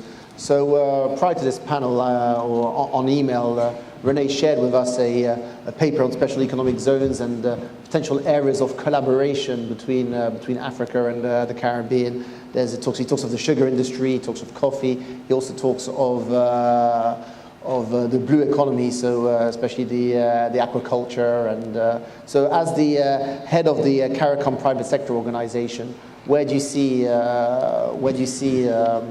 those linkages and potential synergies in terms of cross-regional value chains? Yeah, well, thank you very much for having us. When we were having this forum, I think many persons asked if the magnitude of CARICOM Africa trade is so small, then does that not logically suggest that it hasn't happened for a reason? And I think that's where I want to start off by saying that I think we need to look at this in 3 ways. One, there are some things that both our regions need to do, and we sort of put those things at the intra-regional agenda. A lot of those things are the same things that need to be done in actually stimulating and generating successful special economic zones. One of the things I want to mention, because our time is short, is that we have micro, small, and medium-sized enterprises. They haven't done well in international trade, particularly in our regions, unlike, for instance, in the Asia-Pacific region, where more than 50% of micro and small firms export. But in our region, less than 10, and in a good year, less than 15% of micro and small firms export. And that goes to the infrastructure issues that I think we need to put in place for micro and small firms. And a lot of that comes, first of all, because that's where they learn to trade within the region. I don't want to leave here without stressing that. And one of the things that we need to fix is whether we're going to make a decision that special economic zones and firms that benefit from them are eligible for originating treatment, for qualifying treatment within the integration grouping. That is a big issue. If you ask me, that's the elephant in the room.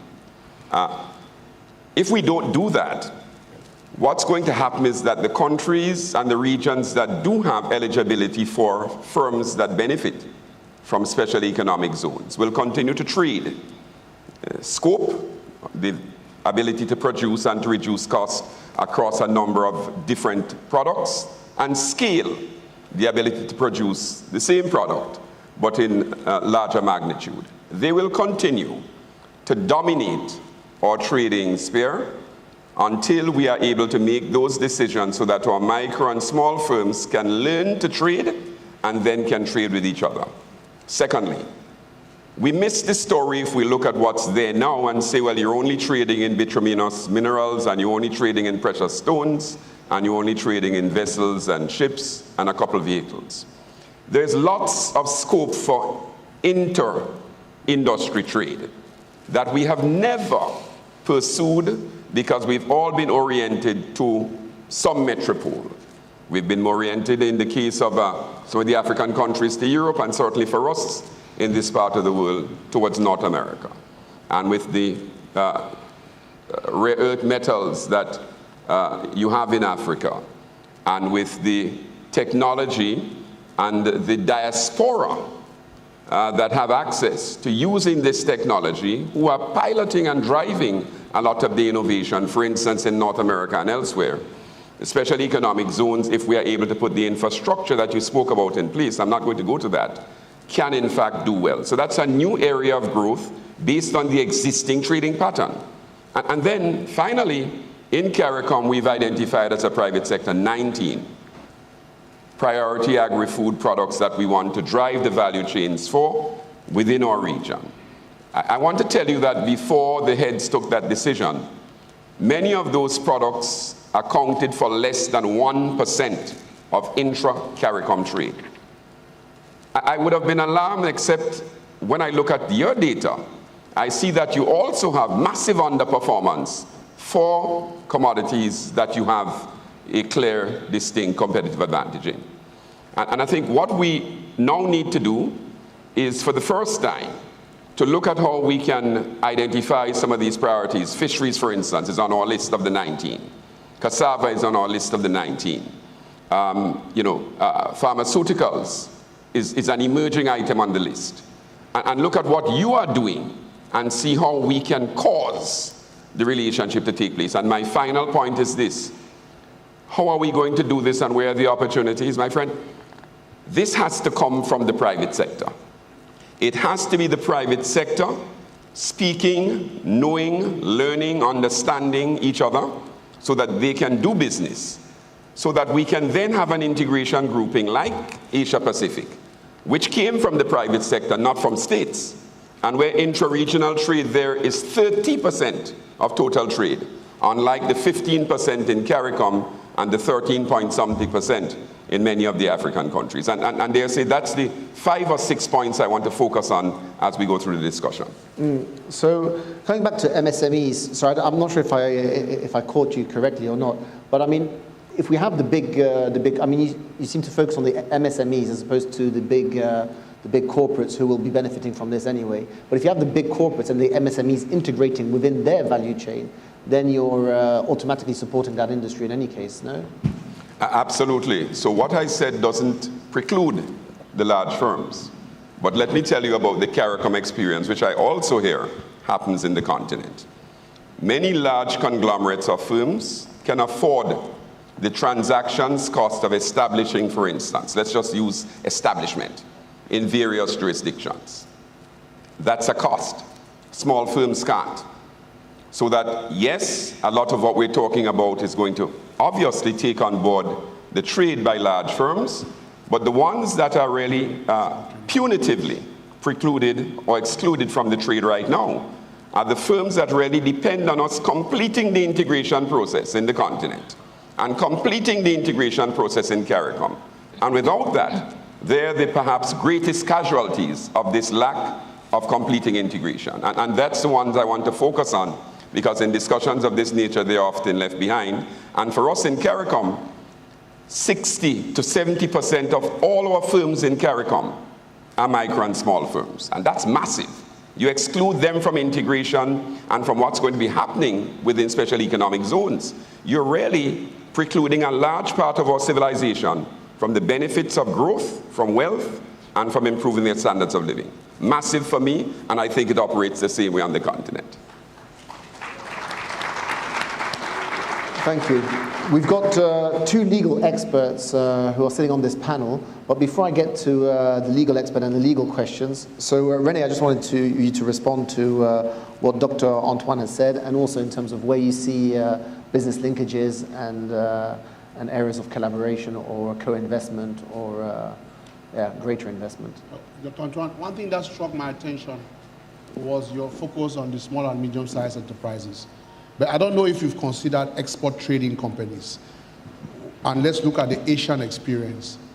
How can we use export trading companies to aggregate any production done by small and medium-sized enterprises in special economic zones and industrial parks to face the global market? Would that approach not make it more competitive, more accessible? Our experience at AfriCaribbean Bank, we put a number of products, a suite of products and solutions to look into how we can support these SEZs and IPs. So we start from an advisory perspective.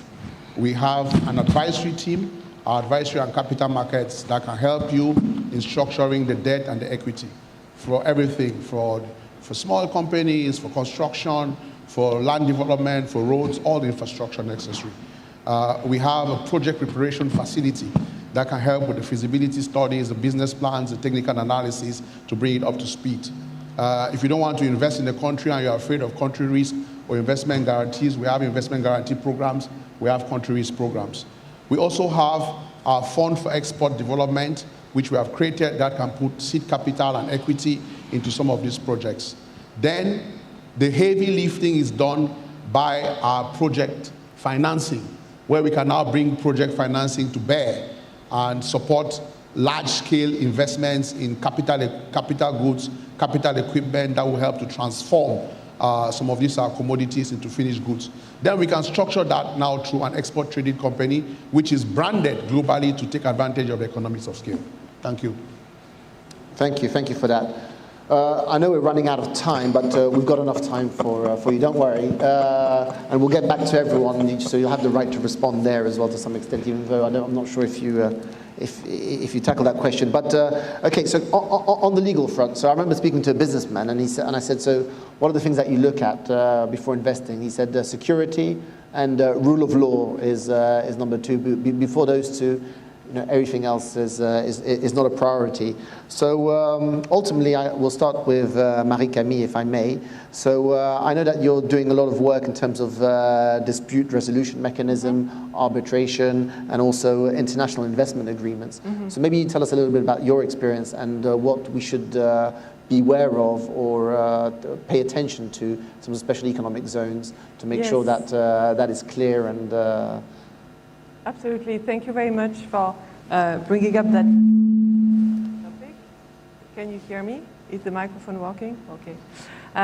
It's not always the most popular subject, I'm aware of that, but it's also important, and actually it can bring a lot of things to the table when you know how to use conflict resolution properly.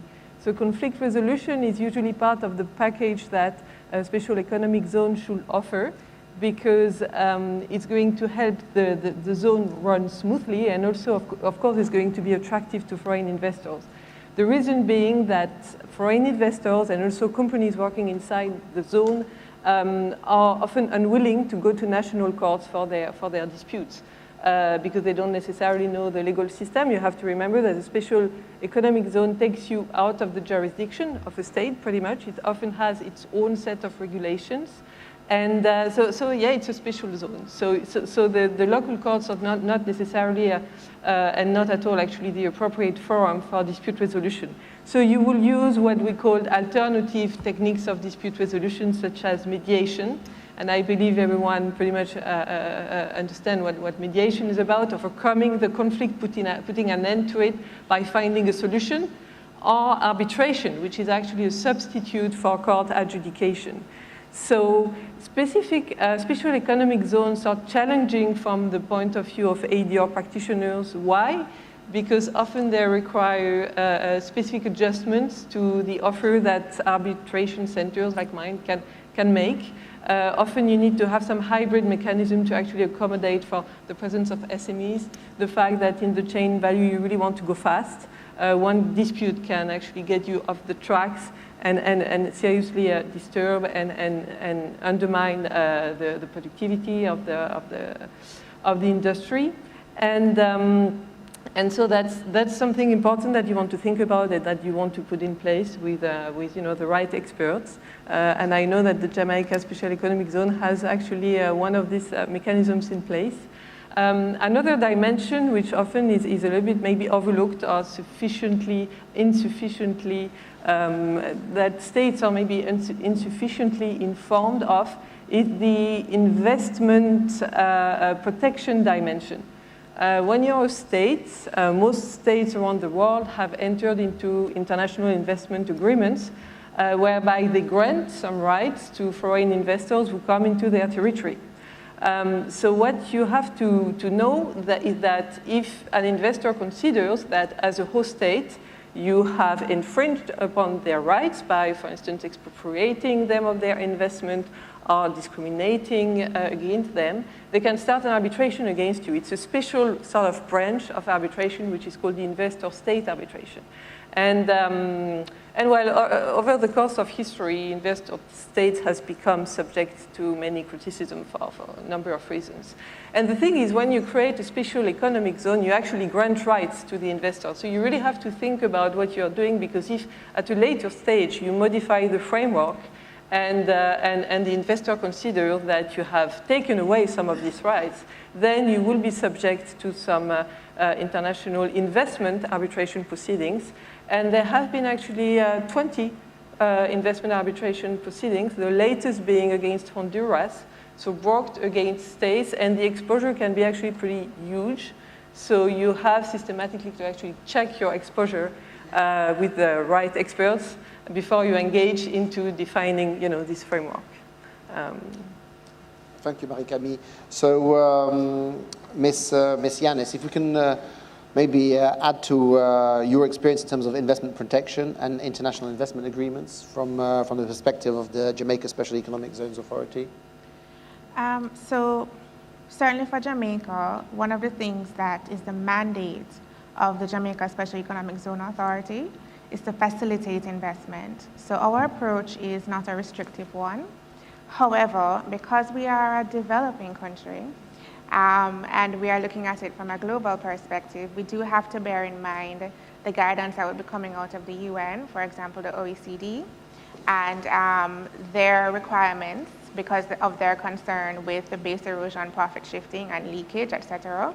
So we are actually balancing very well, if I may say so myself, what the global requirements are and our mandate to facilitate investment. So from our end, we actually write into our license agreements the alternative ways to resolve a dispute, which would be mediation and arbitration, depending on which route they want to go.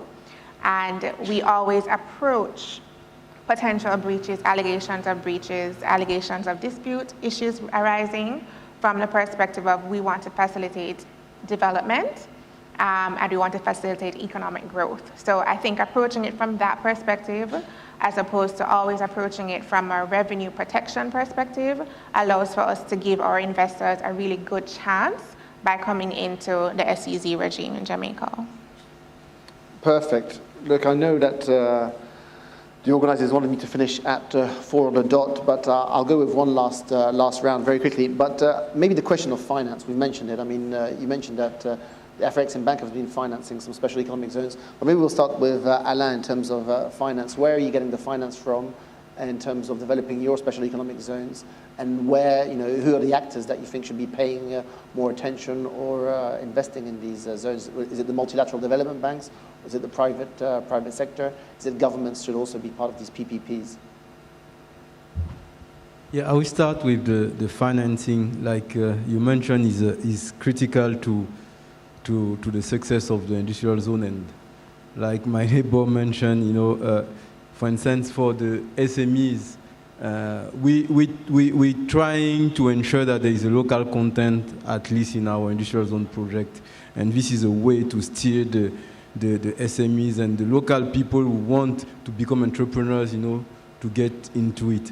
And for them, what we notice is that the financing is critical. It's very expensive to settle an industrial unit already. So either they have they get the capital for building the plants, and sometimes they are stuck because they don't have the working capital to run the plant, for instance, or they don't have both. So what we do, we have worked with AfriCaribbean Bank a lot and other banks, DFI, AFC, for instance, to secure the financing for both, the capital investment to build the infrastructure, so what I call the hard infrastructure, and as well for the working capital facilities to support the business when the plants are up and running. It needs some time for them to ramp up the production and to become profitable. So we are there to support them, and we have partners like AfriCaribbean, Africa Finance Corporation, and other banks. Local banks are more and more involved as well, especially in the working capital financing.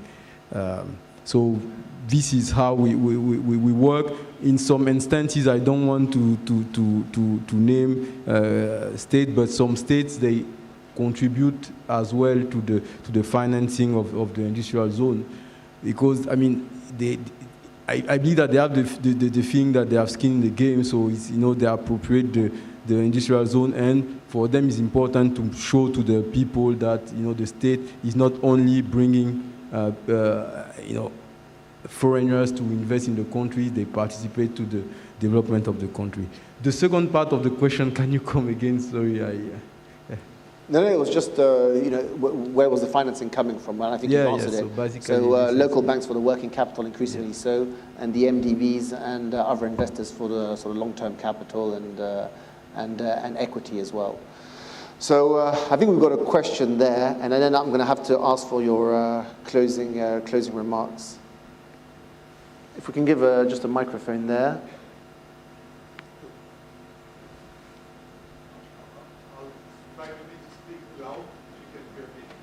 If you can keep it short as well, please. Thank you.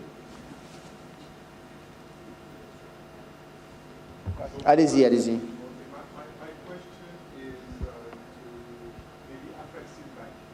I do remember that you had a roadshow in Ghana about a month ago.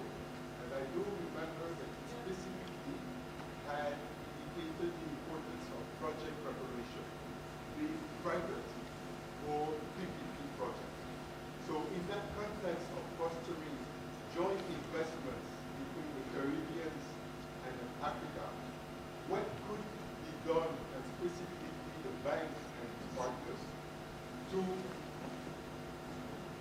support the fast track of good preparation of projects, and both for OPEX and CAPEX facilities, using the networks of banks, commercial banks also. We've seen Republic Bank that is on both sides. We are seeing Access Bank also here.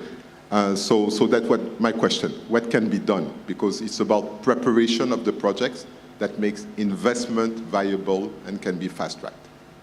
So maybe Dr. Antoine and René will answer that question. In terms of the next steps, project preparation, how do we get to the next steps? Ultimately, there was excuse my French, but someone said the 6 P's of management. Proper preparation avoids piss poor performance, something like that.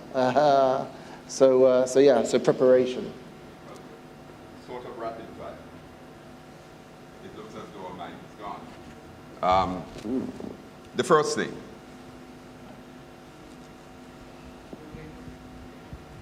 The first thing is that I think we need to have, as my colleague from AfriCaribbean Bank indicated, some institution that can help to sort of bring these small SMEs together into a viable economic unit, a cluster, whatever. I've made the point to many of my colleagues, having spent some time early when New Zealand was actually going through its transformation from being a major sheep producer to a producer of diversified products, that companies such as ENZA, it's really a marketing cooperative. And that notion we've lost a lot of, let me just say, appetite for in many of our regions. Whether it's a marketing cooperative or some other economic unit, someone has to bring those pieces together. So very quickly, what we're doing in CPSO is that we've treated cassava as a subsistence crop for many, many years. But actually, if you look at what's happening globally, with its gluten-free status, it's actually now a product that's in demand. But there has to be someone that brings the partners together. So we've brought the major flour producer in Trinidad together with the major brewery. And we've also brought on board one of the off-takers in terms of cassava products. And we are working with 2 institutions plus the CDB in trying to provide just what we heard about, which is in fact a consortium which can support, 1, the preparation of that project so that it becomes economically viable, so that we can then pitch it to various financing institutions, including the CDB. That piece has been missing in CARICOM. The good news is that there are institutions that can play that role. These are the microfinance institutions in CARICOM, not the payday loan institutions, but the microfinance institutions that do a lot of hand-holding. Here's the problem. They borrow at very high rates of interest, and so they loan at very high rates of interest. Why don't we create an instrument where we can finance a number of those microfinance institutions to do precisely what we've been talking about today, because they are filling a gap in supporting micro and small enterprises that no one else is. So I think we've very much along the same path as AfriCaribbean Bank, and I think, I dare say, the bank is ahead of CARICOM countries in putting this kind of infrastructure together. And that's one of the reasons why we have this tripartite agreement, because we are learning from them on how they've approached this in the past.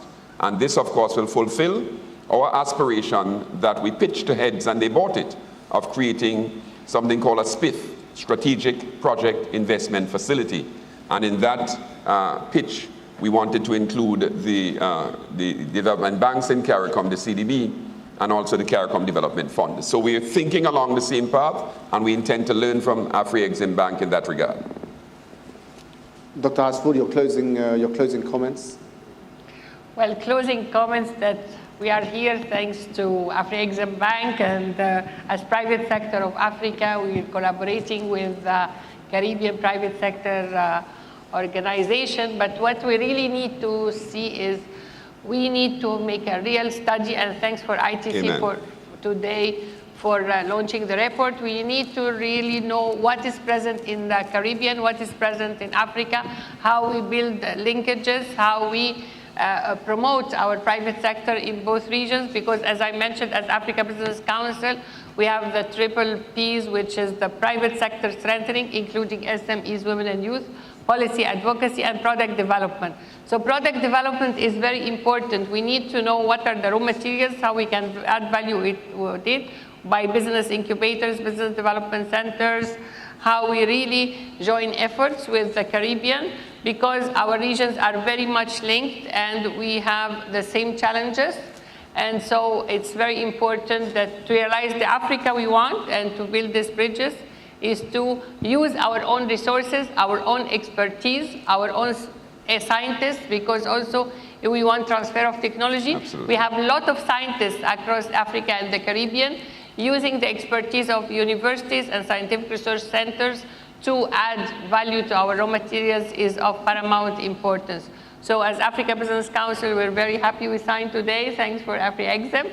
And we are looking forward to see how we can take it a step forward to start, as we mentioned, in blue economy. And I believe the company here with the fishery, so we can make this a concrete action and a deliverable from this fantastic gathering. Thank you. Marie-Camille, from your side. Yes, thank you. Well, I've talked about dispute resolution from the perspective of foreign investors, also to support the functioning of these specific zones, special zones. But also, I think it's important to stress that there are also workers in these zones. And it's important to incorporate some international labor standards, some generally the corporate responsibility standards, and environmental protection, and especially for the modern frameworks of special economic zones. So the link with dispute resolution is that you can have special mediators who are actually helping you incorporating these norms, make sure that labor disputes are handled the right way. And yes, as a closing comment, I would like to stress that. Yeah, absolutely. The ESG elements quite important and going to become increasingly important in the future.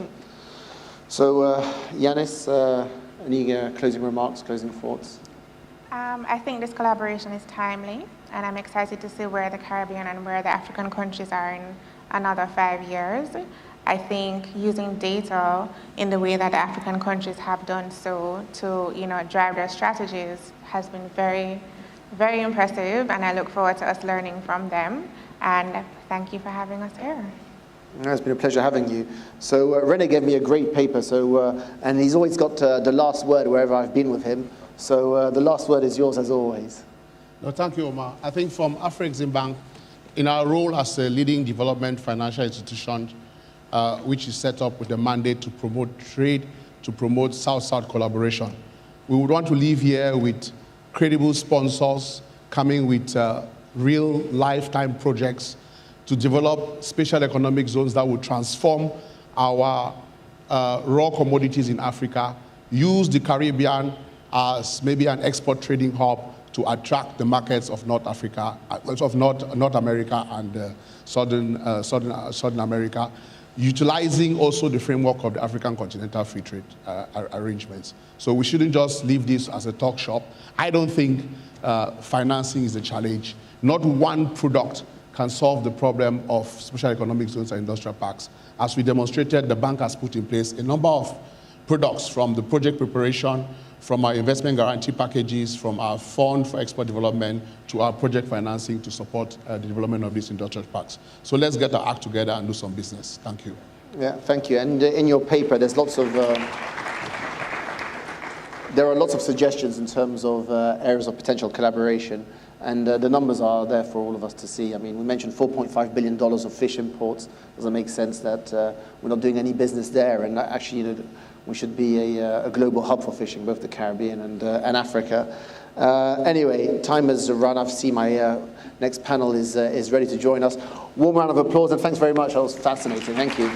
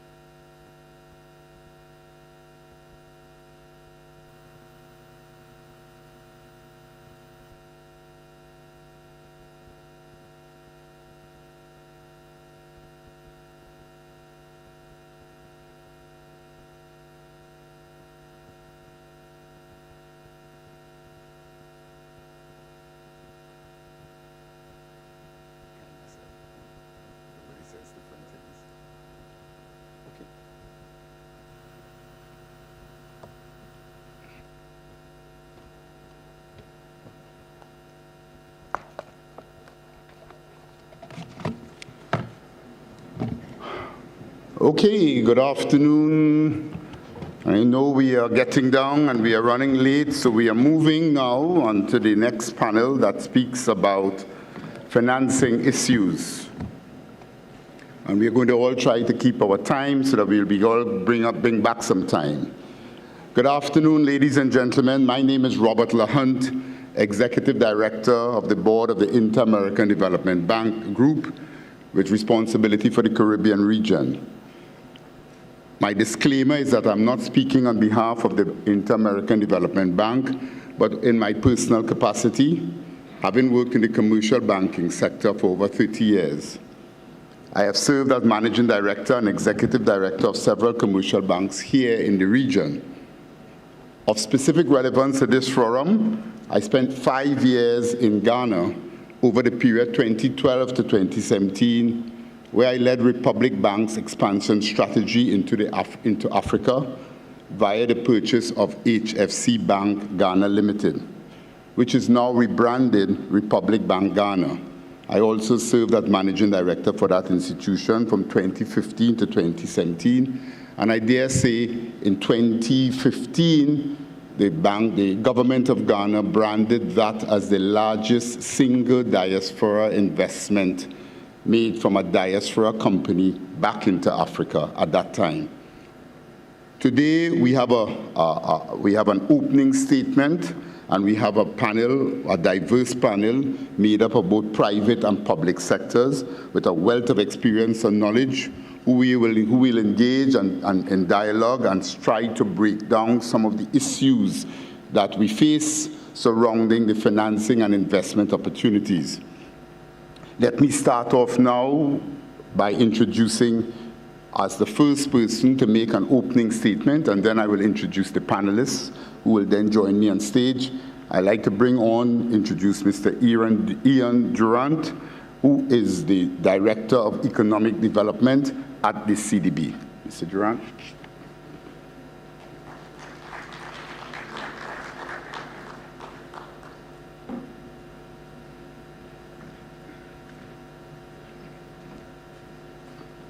Thank you, Robert. Good afternoon, all. First, let me thank the organizers of this pivotal forum for extending an invitation to the Caribbean Development Bank to participate. As the region's development bank, this session on unlocking Africa-Caribbean trade and investment through financing is very relevant to our mission. Access to adequate, affordable finance is, in fact, the theme for our next annual meeting of the Board of Governors. We recognize that the ambitious development vision we have for our region requires a substantial amount of finance, an estimated $100 billion over the next 3 years.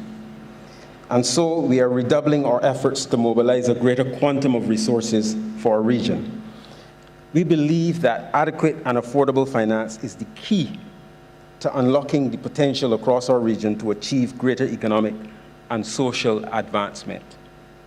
We therefore welcome this opportunity to discuss how we can collaborate to develop financing solutions to facilitate trade and investment that would unlock the trading opportunities between the Caribbean and Africa, which could ultimately improve lives and livelihoods across both our regions. Now, economic theory has always emphasized the importance of trade for the growth and development of an economy. Indeed, as we draw closer to the end of the 2030 agenda, the importance of this relationship holds even more relevance today. Trade plays a central role in the achievement of many of the Sustainable Development Goals, especially as it relates to reducing poverty, enhancing food security, and bolstering economic growth.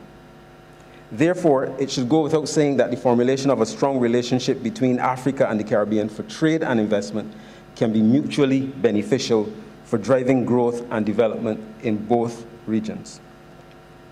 For Africa, the Caribbean represents a market of around 19 million people, diverse investment opportunities, and close geographic proximity to North, Central, and South America. For the Caribbean, the African continent provides a potentially large market and an opportunity to diversify regional exports. As it relates to the current state of trade between Africa and the Caribbean, according to the UNCTAD Stat Trade Database, CARICOM merchandise trade to Africa totaled around $422 million in 2021, accounting for just over 2% of total CARICOM exports. In the same year, Africa's merchandise exports to CARICOM totaled around $237 million, which accounted for less than 1% of their total exports. There's therefore much scope for us to deepen trade and investment relations between Africa and the Caribbean, and much to be gained as potential development dividends. However, we must bear in mind that while governments formulate trade agreements, businesses are the ones that ultimately participate in trade. Therefore, fundamental to the creation of trade is the facilitation of trade. Ultimately, in this specific context, facilitating trade will involve creating an environment that allows exporters to get their goods or services across the Atlantic at a competitive price in adequate amounts and in a timely manner. This ability will require an appropriate ecosystem within which exporters can operate, inclusive of good airports and seaports, storage and packing facilities, road networks, and broadband capacity. This ecosystem should also include an appropriate regulatory and legislative framework that supports trade, including those related to customs and border procedures. These efforts require finance that is adequate and affordable. It is crucial for us as financial institutions, both multilateral and private, to explore how we can be more innovative in meeting these financing needs. A range of financing instruments such as SDG-themed bonds, private equity, contingent debt, and derivative-based instruments can be explored to build out infrastructure and support reforms. Additionally, while the investment needs are large, given the vulnerabilities of the region to natural hazard events, additional expenditure is needed to ensure that infrastructure is resilient in the face of these events. In this regard, CDB is developing a framework that would base the availability of financial resources on an adjusted measure of gross national income that recognizes both vulnerability and resilience. At a more micro level, a 2015 CDB study estimated that in the Caribbean region, MSMEs constitute between 70% and 85% of the number of enterprises, contribute between 60% and 70% of GDP, and account for around 50% of employment. However, the study indicated that one of the several challenges that MSMEs face is inadequate access to financial resources. Consequently, if we are to take full advantage of the potential of a strengthened Africa-Caribbean trade relationship, adequate financing to MSMEs will be critical. In this regard, CDB is currently engaged in developing flexible financing solutions that cater to the needs of the private sector, while addressing the challenges that they continually face, primarily in terms of access to working capital, finance, and collateral. Such financing includes supply chain finance, sometimes referred to as reverse factoring, and partial credit guarantees. Through deeper collaboration efforts such as this session today, financial instruments can be tailored to the needs of our firms. Already, CDB has begun to partner with the African Development Bank under a MOU signed earlier this year for the development of innovative financing instruments, among other initiatives. As financial institutions, we can explore avenues for financing of private sector trade ventures. We can also support knowledge sharing opportunities between businesses in Africa and the Caribbean through our market research and data analysis. We can also create knowledge products to assess market opportunities and support business decisions. There's much for both our regions to achieve from strong partnerships. Financing that is adequate, affordable, and timely is necessary to advance our vision for closer AfriCaribbean relations. We at the Caribbean Development Bank therefore stand ready to partner with other financial institutions across the regions to mobilize the necessary financial resources to further develop these vital linkages. Thank you. Thank you very much. Well, as you said, there's a lot. The bottom line is that there's a lot of trade opportunities that we identified. We talked about the size, and there's a lot of investments that are required on both sides of the Atlantic, both in the Caribbean and in the African region. So to help discuss some of the issues surrounding this, I take the opportunity now to bring on board my distinguished group panel.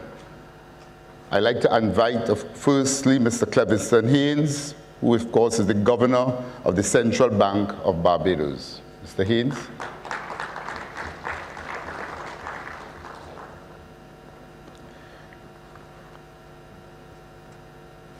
Also like Ms.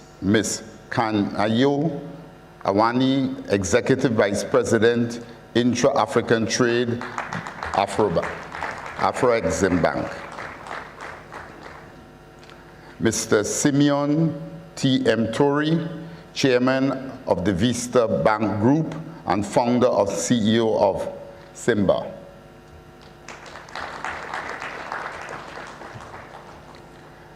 Mr. Andrew Takira Apia, founder and managing director of ZP.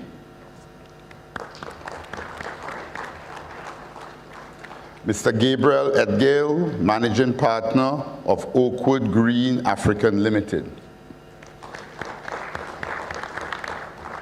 And Mr. Anthony Clark, managing director and CEO of Republic Bank Barbados and president of the Bankers Association of Barbados.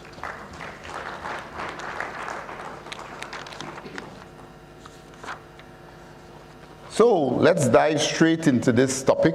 It has been, it's one that, you know, at the end of the day, there was a song in Trinidadian by Calypsonian, and he said, you know, you can't love without money. You can't make love on hungry belly. All right, so we know that money is important, and ensuring that we have a free flow of it is critical to facilitate any type of trade, because we all want to get paid. So let me ask Mr. Haynes, moving straight to you, sir. How the global, we talked about, we know we're now operating in a global financial village, all right? And therefore, whatever happens with us around the world. We are part of this big village. How the global regulatory landscape has impacted access to financing in Africa and the Caribbean. Thank you very much. Robert, can you hear me?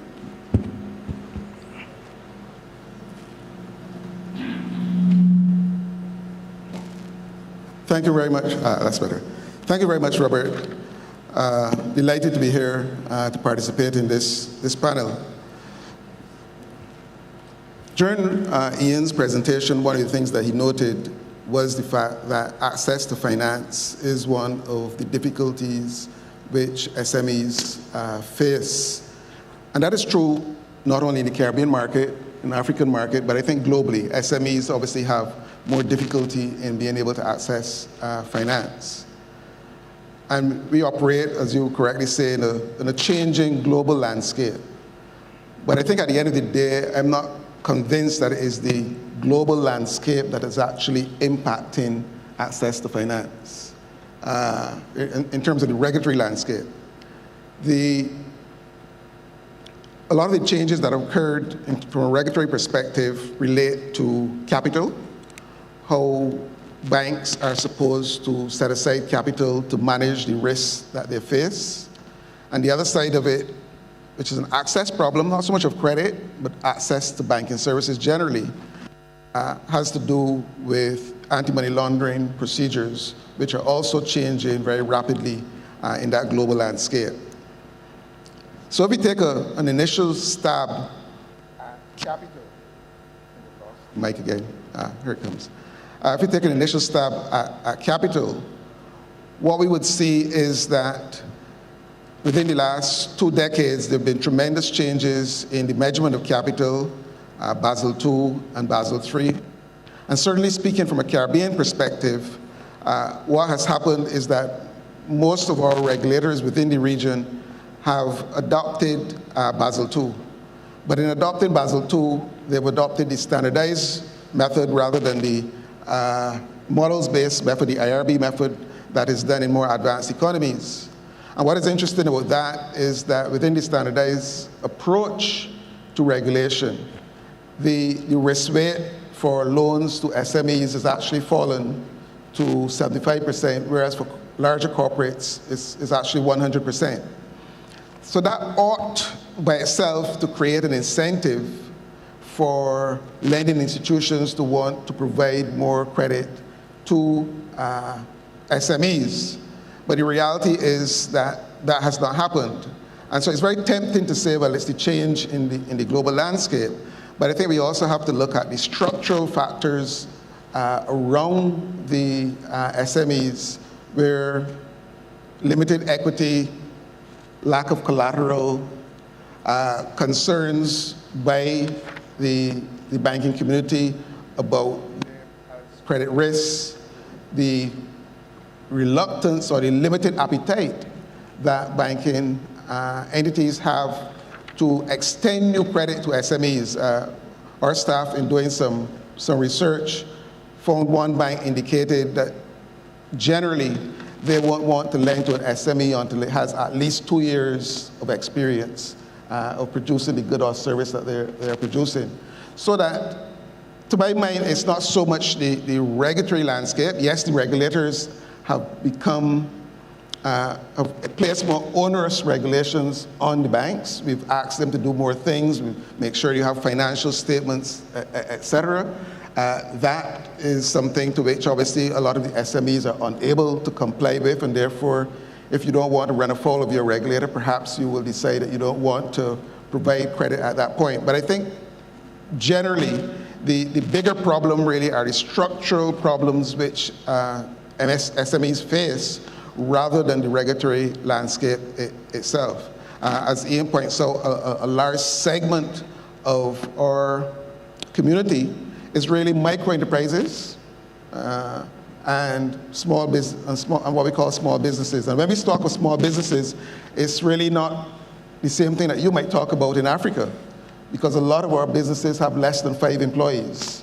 So we have essentially lots of micro businesses. I think a study that was done a few years ago suggested that almost 50% of the businesses that we have are actually micro businesses, and almost another 40-45% are what you would call small, and by small they were talking about 25 employees. If you look at the European definitions, you know, we're all micro businesses basically, rather than being what you would say are SMEs, traditional SMEs. So it's that structural factor that I think we have to look at. How can we address that structural factor while trying to encourage our lending institutions, nonetheless, to be more open to being able to provide credit, not so much because of the regulatory, but how can we foster growth in our economy? And it's going to have to depend on our ability to be able to finance these small businesses that are creative, that are willing to be innovative.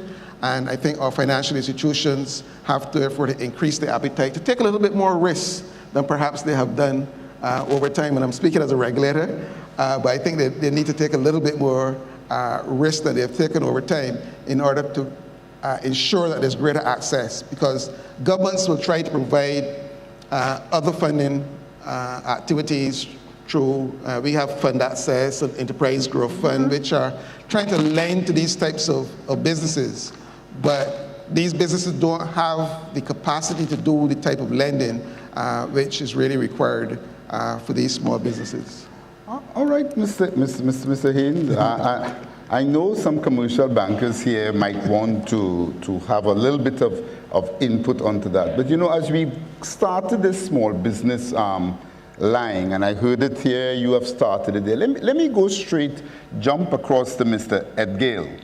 You know, and again, we talked then about small business, and he's mentioning that, you know, we all recognize that for this whole trade and finance, a lot of this export to work and is going to be fueled by a lot of what we call some of our small business companies. And if you are saying what you are saying, what are then some of the solutions that you think to be pursued to address from your perspective, so Mr. Haynes has said that that's really where the problem is, not the regulators. You give me some of the answers that you think. What are some of the solutions that you think we need to be pursued to facilitate that SME financing gap? Thank you. Thank you so much. Thank you so much. And nice to see you again after you left Ghana. Well, all right. I think when you were CEO in one of the banks, I was also a CEO in one of the banks in Ghana. Nice to see you. In your lovely country, lovely. This is such a wonderful opportunity, and I would not miss out on saying. I'll draw from Her Excellency's words. The Prime Minister, such a powerful speech. Very motivational. She says that this gathering was written in the stars and that we're meant to be here. Definitely we're meant to be here. I was definitely meant to be here. This for me is a dream. That one day I will sit here and be part of history being made. Everyone in this room now is part of history being made. You know, it reminds me of one of the greatest exports out of the Caribbean, Robert Nesta Marley, said, "How good and how wonderful it would be before God and man to see the unification of all Africans. Africans unite." Look, trade is a uniting factor. So I'll thank AfriCaribbean for this, absolutely. I'll thank AfriCaribbean, the government of Barbados, that we're using trade to actually unite Africa. It's amazing.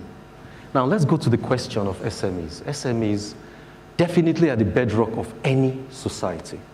They are 80% of any society, and we can never leave them out. And the governor said something that the reason SMEs have a problem of getting finance is not due to regulatory reasons, but the banks don't really lend to them. Now, how would you blame these banks? I have some solutions, by the way, because you see, these SMEs are not structured. It speaks about structural problems, governance problems, and things like that, right? And that's because perhaps, so what's happening here is the commercial banks find it very difficult to bring these SMEs up to the stage where they consider them bankable. Because obviously the models that are used to assess risk are the models that we have always just downloaded from cultures that are completely different from ours, okay? I think we should begin to look at certain, we should begin to look at homegrown solutions, seriously. Yes, we do know that there are structural issues, yes? We also look at the fact that some of these SMEs are over-reliant, over-dependent on the traditional lending, equity loans from banks. But there are other products. And when I got to know AfriCaribbean, I knew that AfriCaribbean Bank was solving a lot of these problems already. I mean, there's factoring, supply chain finance. There are things like that, okay? The structural issues would always be there. They are there.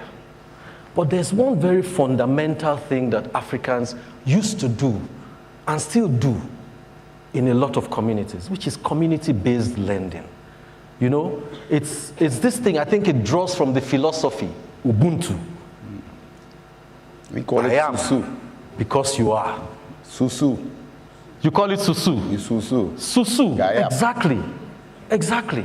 And you have these Susu things. So this cluster-based lending would work for SMEs, okay? But obviously infrastructure has to be there. Right. So you need, people, when I look at how you try to rate, you're using the rating models that a Fitch would use to rate the man who is, doing business, all his business is cash, you don't have those infrastructure, you are not starting, that's a non-starter. Okay? But there are peculiarities that these SMEs have. If you see those that are doing those cluster-based lending, those community-based lending, where all of these people are in clusters and they guarantee one another, those loans don't go bad. Okay, they don't go bad. So that's one of the things.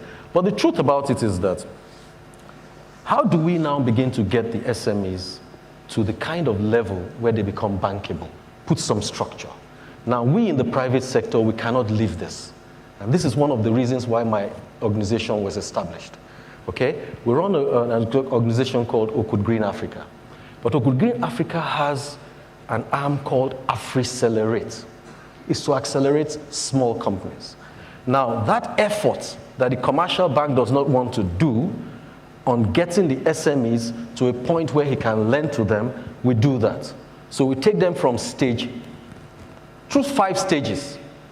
Training, tools, structure, governance structures, and things like that. So today, we have a banking group. Oakwood Green has a banking group in West Africa currently. And we have about 2,000 women now that we're taking through that in the Gambia. We're doing that also, we do that in Sierra Leone, we do that in Liberia and things. And these are things that really should be done, for SMEs in Barbados. We take them through 5 stages of growth, okay? And those 5 stages of growth take them to a point where they can now become export-oriented companies, so you now begin to develop them for exports. And this is one of the things that is critical for development in Africa and these SMEs. We have those exports. They don't even have access to markets, okay? They have these products. When we attended, and God bless AfriCaribbean, again, I can't stop saying this, intra-Africa trade. And interestingly, we have the driver of the Intra-Africa Trade Initiative, Madam Kanayo Awani here. When you go there, you will see some of these products that these people produce. They just need basic finance. They need access to markets. I'm glad now we're opening up the entire Caribbean market for West African exporters and vice versa. Amazing. So because of that, we also started doing some trade forums, which we call trade roadshows, in each of these countries. So we did one in the Gambia, we did one in Sierra Leone, we did one in Ghana. Amazing. And you found these people, okay? The point was that the kind of lending that can be done directly by an AfriCaribbean bank is huge. So they can't touch those little ones. And then the commercial banks won't do that. So if you can come up with a structure, which is what I just said, then you can get the development organizations that do on-lending to these institutions under these structures, and then you can actually get this to the people. And so we're doing that now. I think we'll be doing a test run.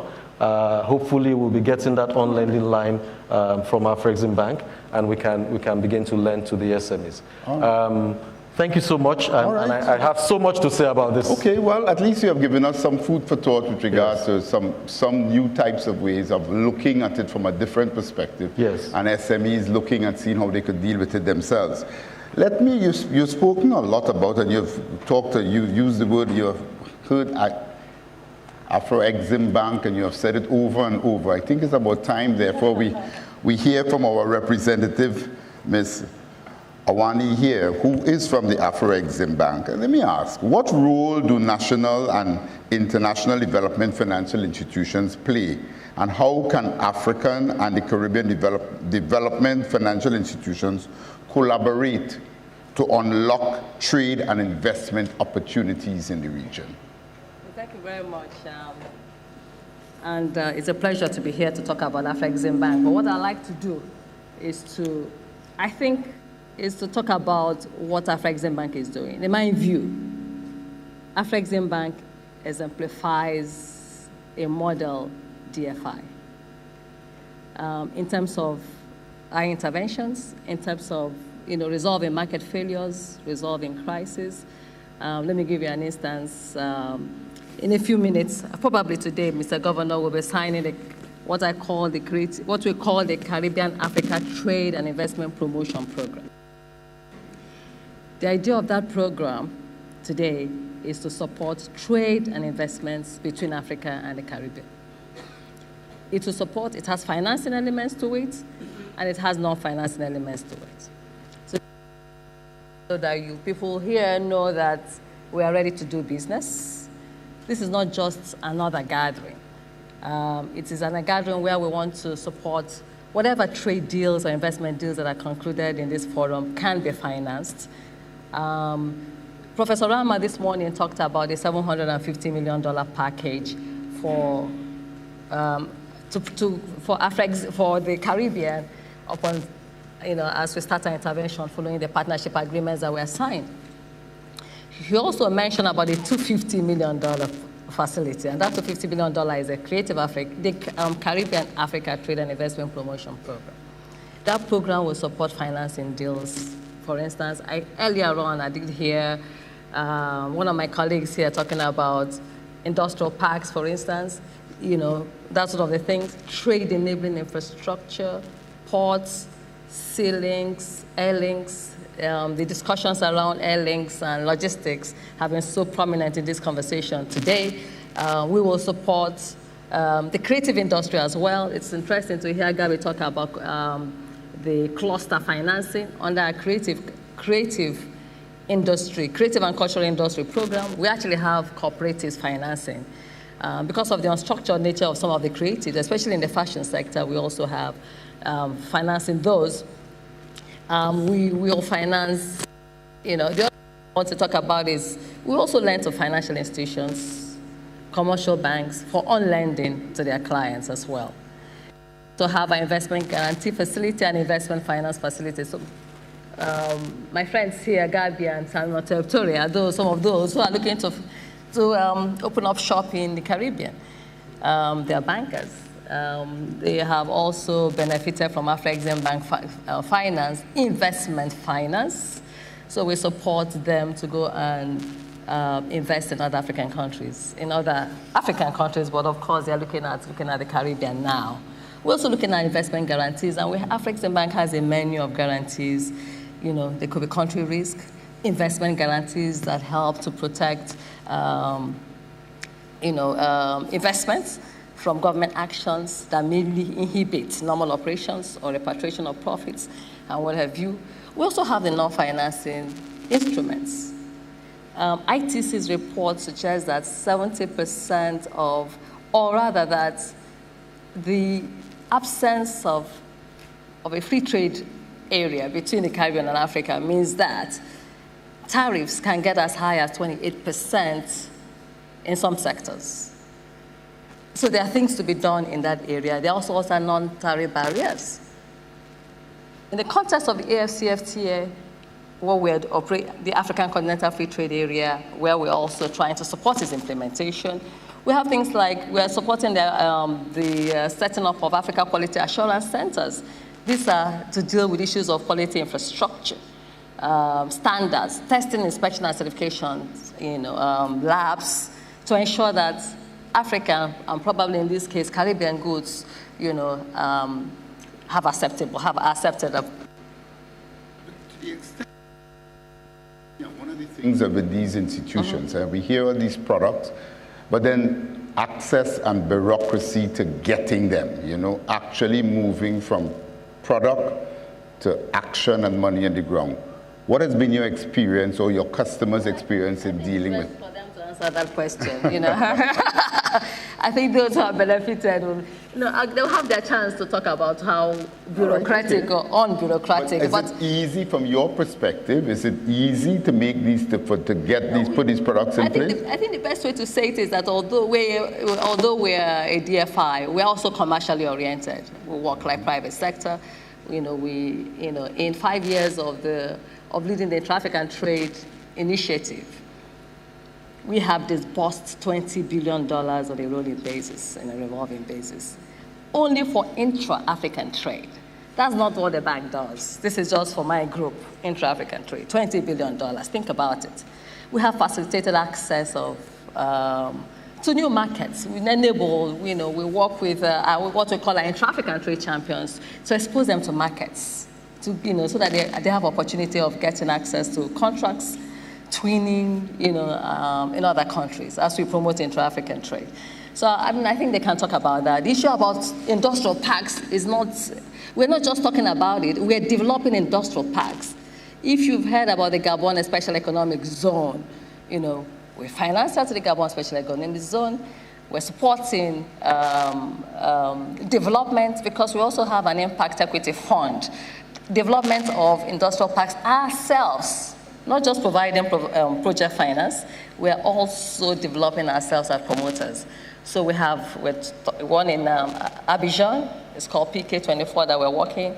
We're doing one in Benin, Republic of Benin, Togo, and then the quality infrastructure products I was telling you about, which is the standards, the testing, inspection, and certification labs.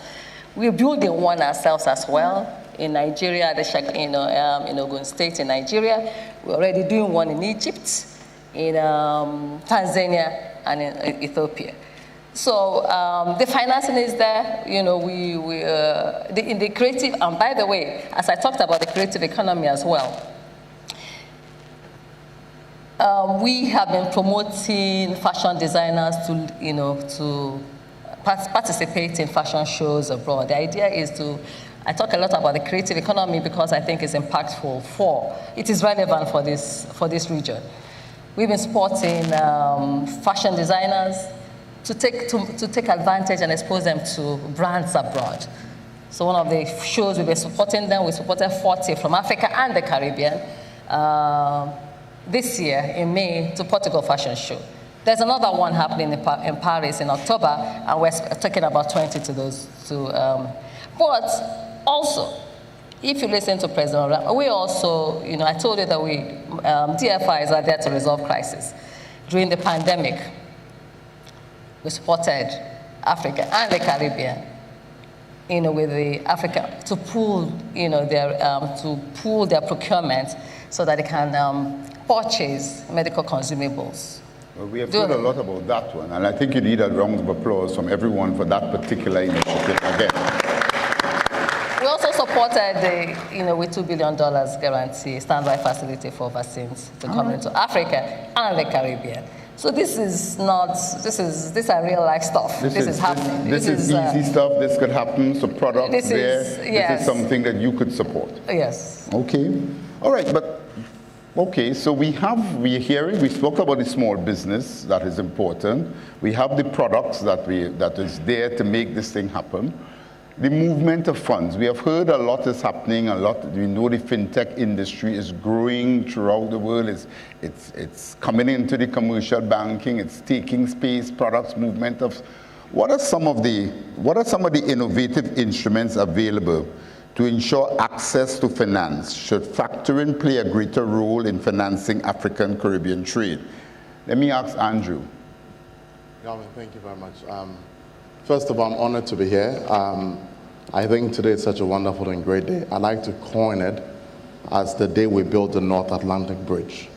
This is the bridge that Africans and Caribbeans are going to go over. We're both going to climb and walk across this bridge to be able to achieve a common goal. I don't think that common goal is just trade. I think it's economic, it's politics, it's everything. To go back to Prime Minister Motley's statement or speech today, we're here to unify our markets and build a single corridor. If that's the case, then why are we here? We're here so that we'll be able to make trade and make payments for it. But I think it hinges on three core things, and these core things are policy, and I'll explain all of that. It hinges on regulations, and it hinges on product and diversity. From a policy perspective, Gabby mentioned a lot about it.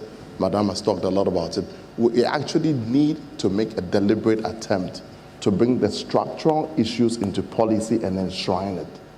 In there, we need to have a tariff arrangement so that our markets have an equitable play in the game and are not sort of quote-unquote disenfranchised by the bigger markets. We also need to make sure that in that policy arrangement, we also have quotas and the relevant things that will make trade safe for all of us.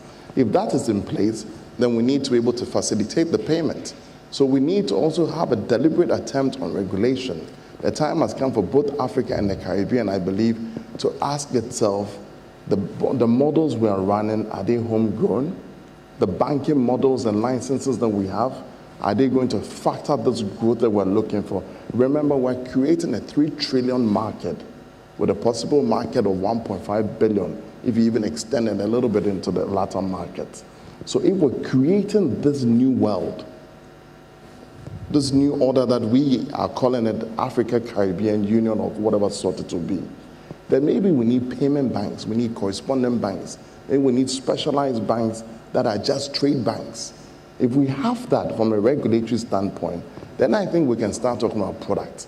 I think from a product perspective, AfriCaribbean Bank has been a wonderful thing we've been able to achieve today. They should extend that. Can we have specialized credit lines that counterparty banks are all pulling from the same pool? So for example, one bank in maybe Accra has $5 million for this particular project. Another bank on this side has another $5 million, but it's from a common pool. So because it's from a common pool, then you can build products to disperse out of that pool because your risk is taken care of. That fear has disappeared. Then we can build obviously the regular compliance issues around it as we make this transaction safe. So if we do that, then we can start talking about some receivable finance, whether it's a form of factoring. But if you do it that way, then when Bank Y issues the instrument and says that I'm paying out of the kitty that AfriCaribbean Bank has given me, the counterparty bank on the other says, yes, I recognize that, I know this fund, I've got the same fund, it's from the same parent. Then we can bring the technology. That's why, I believe that the technology comes in to disrupt the process and says that when that export is about to go onto the ship, it's being tracked. There's an instrument issued of maybe $5 million. The other counterparty on the other side is very aware that the money, the product is coming. When it's on the ship, it's being tracked. When it gets to the port, it's being tracked. It's going through a quota scheme. It's going through some tariff trade benefit scheme. So all along, technology is also making it possible. Then at that point, the local bank can say, hey, you know what? The product has come. It's gone through inspection. We'll release it so payment is made on the other side. If that's the case, then it's not necessarily for me factoring, but making sure that we have these two core, and then the third, we'll take all the different beautiful banking instruments we have and repackage them again. Because that's really what technology does. It doesn't really change it, it just repackages it and makes sure it's smooth. So I think that today we've achieved a great thing. We built the bridge. I think the next thing is for us to sit down and move from here into working groups and start to talk about how are we going to make that policy shift. Then in there, the regulations will come in. The various banks, the various central banks will start to look at lesser models with the relevant compliance that will make it work, so that people don't feel disenfranchised. The markets that will come in, the players that will come in, don't feel disenfranchised. They are not exposed to all these various de-risking issues, because all of a sudden we're controlling de-risking. It's two corridors that have decided to trade between themselves out of London, out of New York, out of Australia, out of Tokyo. It's just Africa and Caribbean. We have the banks, we have the parents, we have the DFIs, and we do it and we make it happen. So I think it starts from that perspective into factoring. And that's where I sit. Well, okay, but you just heard again some words there. You talked about de-risking, and you talked about new, almost carving out a space and dealing with it there. But I mean, that leads me into the other question about correspondent banking. Because at the end of the day, whether or not we create correspondent banks among ourselves, or whether we have special rules for correspondent banks among ourselves, that's a whole opening up a new issue. But let me ask Mr. T.M. Tori Simeon. I mean, how restrictions of correspondent banking relationships and business services by major global banks in certain jurisdictions have impeded African Caribbean trade and investments? And to the extent, I mean, to comment on the suggestion of that carving out process that was just mentioned across there as a possible solution. Yes. First of all, thank you. I want to congratulate AfriCaribbean Bank and the CARICOM for this event. This is wonderful. This is a bridge that we needed to have, and I'm so delighted to be here. When the president and Mrs. Awani suggested to be here, I raised my hand, I said, absolutely, absolutely, absolutely, we'll be here. And we need to bridge that gap and bring us together, unite Africa and the Caribbean. So to that extent, to that question, I think AfriCaribbean, and I think everyone is talking about today about the product that AfriCaribbean is putting out there. Can I mention something very, very important? The bank is now becoming the model DFI and addressing market failure. One of the critical market failure we're seeing is shifting regulation and big banks leaving the Caribbean, leaving Africa. As they leave, we buy them out. That's what we do. And that's how we built Vista Bank. We bought BNP Bank in Burkina Faso and Guinea. So, and because their model, as someone mentioned here, is not the same as our model.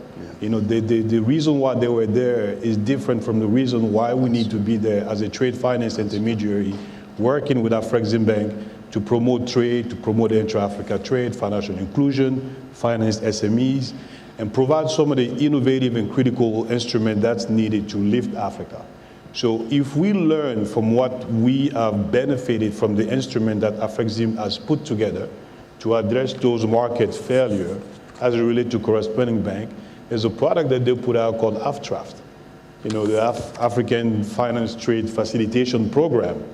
Essentially what it does, it pulls a number of banks, big banks in the market, JP Morgan, Citibank, Standard, all the mom and pop big banks that's out there that will not directly deal with small banks like Vista Bank or Oakwood Bank, and we will accede to those corresponding banks. That's an immediate solution until we get to that working group that Andrew was talking about.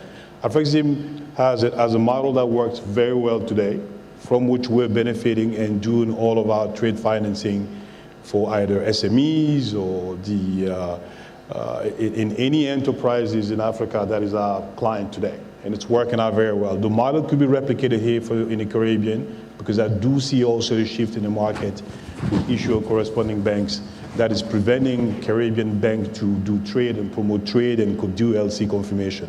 There's a model that can be replicated. The same model also could be used to promote Africa and Caribbean trade.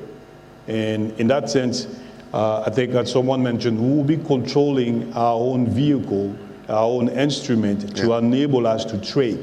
Because if we were to solely rely on third parties, and that third party risk or shift or dealing with, you know, could be well handled by institutions like AfriCaribbean, institutions like the CDB, the Caribbean Development Bank, together with AfriCaribbean, can come together and put an AFTIF, a facility similar to AFTIF, to promote Caribbean and Africa trade.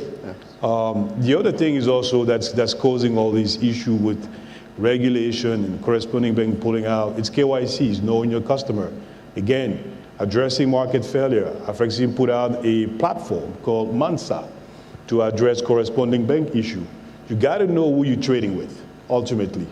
So if you're a Caribbean businessman, entrepreneur doing business today, I will encourage you to go on a Mansa platform and sign up and register.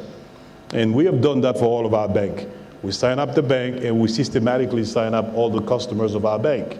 And we encourage them as part of our onboarding process to be part of Mansa and keep updating their financial information so that the day they want to do a trade or an LC, and then we present it to our AfriCaribbean bank to do the onboard confirmation, it goes smoothly.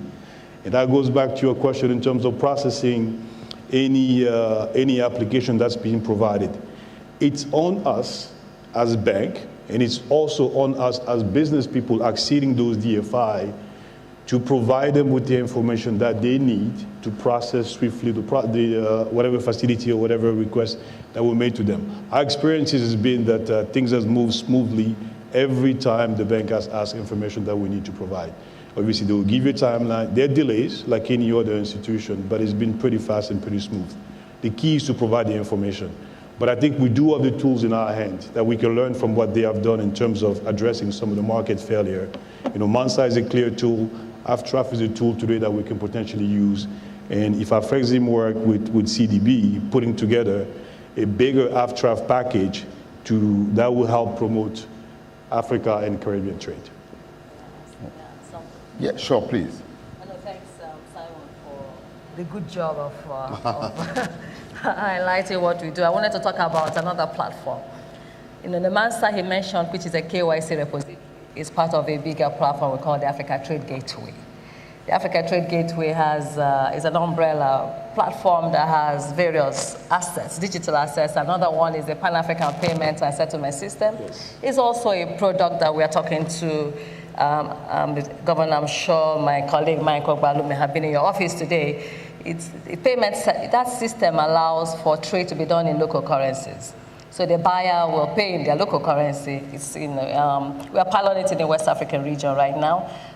So a buyer in Ghana will pay Ghanaian cedis, and if he's buying from Nigeria, for instance, the Nigerian will receive Nigerian naira. It's a way to deal with the foreign currency cost of trade. It's also a way to formalize a huge informal trade that exists today. I wanted to add that there are other platforms. One is the trade information portal, because one of the things, and which is one of the reasons we have this platform, and exhibitors as well, is that we understand that there's lack of access to market information. And lack of access to market information means that people in the Caribbean, for instance, do not know what Africans produce, where to source raw materials, and vice versa, or even what the rules of trade are. So the platforms, the trade information portal and the trade regulations portal deal with those providing information, just as our trade and investment promotion forums. The Intra-African Trade Fair, for instance, which allows people to connect, buyers and sellers to meet and exchange goods, and services, and at least to deal. So what will come out of a forum like this today is that you're bringing people together, potential buyers and sellers, that will eventually get connected and begin to deal and expand trade. All right, okay, so again, we seem to be having the products, the services, the money movement, that local currency, that payment in the currency is going to be an important factor. And if that could happen, I see that as being one of the impediments. But we also, last but not least on the panel, we also have, it was mentioned earlier that one of the banks have actually, one of the Caribbean banks, the largest Caribbean bank in the region, actually has done what we are talking about, gone across a little while now and actually made investments in the African country. So we have the managing director of Mr. Clark from Republic Bank. Now, Mr. Clark, that investment, give us a little indication of how that investment is progressing. And secondly, I know you yourself, as part of the institution in some of our discussions, between Republic Bank customers, which operates throughout the Caribbean, in Barbados and in other Eastern Caribbean countries, Trinidad and Tobago, you have taken some of your customers to Africa, Republic Bank customers, to see, listen, let's go and get this market. So you have been doing it. What we've been talking about doing, you have actually been doing it over the years, or over the past 2 to 3 years. Give us an idea of the experience that you have had. Give us a little idea of that motivation to go to Africa in the first place, and what has been the experience, what has been the feedback that you have gotten from some of those you saw, the impediments to preventing the trade from happening. Great. Thanks a lot, Robert. I too am very pleased to be part of this potentially game-changing forum. And as you said, Republic Bank is already playing that new game. So we have changed the game already for ourselves. So Republic Bank were looking for investments. We had, I wouldn't say we exhausted the region because we have done regional investments since then, but the opportunities were few. So we hired a consultant to view the landscape globally and see where would be a good fit for Republic Bank in Trinidad. And they came up with Africa, they came up with Ghana, and there was an opportunity there. So our laws were similar, coming out of the British system, so that was good. And as we said here, many people have said our cultures are very similar, so that was good too. So we felt it was a good fit. But we didn't just go in and buy a bank. There was a lot of research being done, so that is what I would recommend for anyone who is going across in the Ghana continent. Please do your research. We spent a couple of years researching the opportunity, going over to Ghana, right, physically, because you can't go to a continent, you can't go and invest in a continent you're unfamiliar with virtually. We went there, we took several trips, senior executives, to look at the opportunity to discuss with the bank, with the regulators, and so on. So a lot of research was done. And then in 2012, we made an initial investment of about 10% with the intention to increase it in short order, and then things got kind of complicated. We ended up in courts. Part of the reason is there were some entities, stakeholders, that didn't want to sell us the bank. They didn't want the Trinidadians coming in there. and we had to deal with that. And that took a couple of years, and then we made a further investment in 2013, which took us up to, I think, about 30 or 40%. And then in 2015, we got a majority stake, and we have a stake of about 60, 66, 67% now. So it was a process, and although the bank is doing well, there were challenges. Because during that time, in fact in 2017, there was a banking crisis, and about 10 banks failed. And if it was not for the Republic Financial Holdings Group, the parent company, ability to put further capital into it, we would have been in trouble too, and management experience and expertise. So we were lucky that we had a big brother or father, right, in Trinidad that had the management experience and had the capital to inject. Otherwise, we too may have found ourselves in a little bit of difficulty. Then, of course, there have been currency devaluations. I would say over the last 5 years, I think the currency has probably devaluated about 30 or 40%. I'm subject to correction if anybody wants to correct me. So there was that to deal with too. So over that last 5-year period, the bank has doubled in size, doubled in terms of assets, and doubled in profitability, but then there was devaluation. So when you convert to US dollars, it wasn't a one-for-one sort of thing. But we have grown, and we have done good. The bank we bought was basically a mortgage bank. It was HFC Bank Ghana, and the HFC was Home Financing Corporation. So it was a mortgage bank with about 40 branches. We still have about 40 branches, and very, very small branches. And we added value.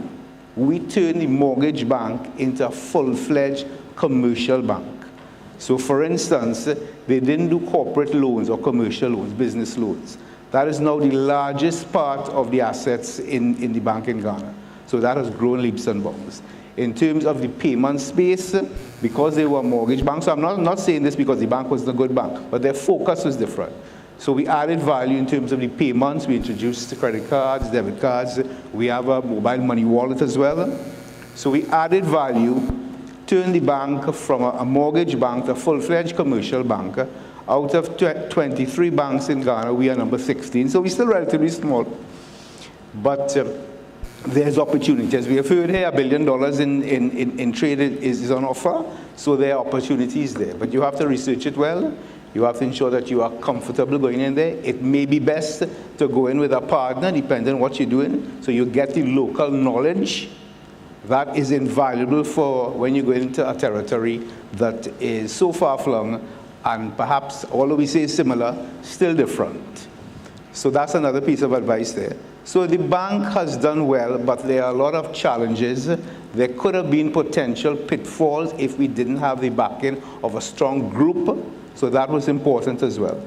So, Robert, I think it's a good opportunity for whoever wants to research it well, ensure that you know what you're getting into. Have a fallback position. Don't put all your eggs into one basket. Have some kind of fallback if things do not work out as planned. You have to think about things like devaluations and currency fluctuations. That can wipe you out in one fell swoop if you're not careful. Okay, all right, Anthony. Well, you hear it from a man or a group that has actually done. Now I know we are running out of time, but I'll put the opportunity for the floor to just ask 1 or 2 questions of the floor. I see 1 question and I see 1 question. So we'll take these 2 questions. We're closing up time, and we'll then give the panel the opportunity to make some closing remarks.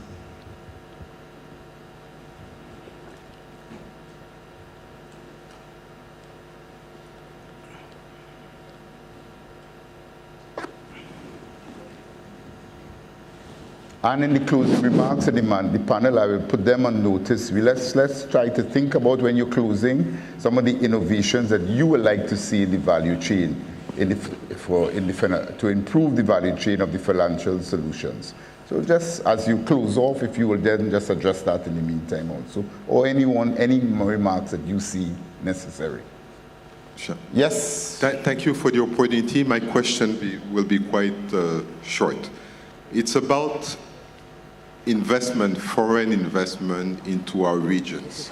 When I say our regions, the Caribbean and Africa. It's also about raising local money, raising local capital. So my question, and I would like to put this question to the moderator. Why to the moderator? We see that he has been banker in Ghana. He's been in very high-level politics in the Caribbean, and also banker in the Caribbean. So I think that you have a pretty good idea. And then after what the presentation that Mr. Clark has been given on the long journey, I would say, of Republic Bank in Ghana, and being a global bank, BOAFO, microfinance, Republic Trust, Republic Investment, so having a full view. So I think this is, you probably have spared it. So my question is, how would you see, and the question to the moderator, what would be the right vehicles to be able to push that agenda locally? What are the regulation mechanisms instead of financial institution in order to be able to push the agenda so that it can truly partner with development institutions such as our AfriCaribbean Bank? Okay, all right. Well, I will probably, in closing up, answer that or try to answer that if I understand the question. What are some of, let me also ask the other question.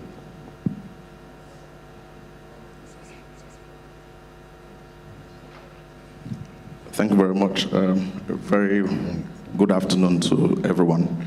My name is Dr. Ebekure Jasper Iradiri, the Secretary General, All Africa Association for Small and Medium Enterprises, ASME, and also the Economic Advisor to the Governor of Bayelsa State of Nigeria. I have a question and then a comment. The simple question is this. Africa has 80 million SMEs, and it has an SME finance gap of about $330 billion. And we're working in Africa to close that gap. But within the Caribbean, what is the SME finance gap you have in the Caribbean, and how are you working towards closing the gap? And then my comment will be, it arises because Simon, Andrew, and Gabriel made very interesting statements as it concerns SMEs. Now, for SMEs, especially those in Africa, we are talking about an Afrocentric model, an alternative model of finance for SME development. And I'm happy that you are thinking as well in that direction. SMEs in Africa are peculiar. The model we have been using, or we've been operating with the regular banking systems, are colonial templates. They have existed and they are still existing. We are not saying they should throw away those colonial templates, but we must have an alternative to finance, or else we can't access the finance.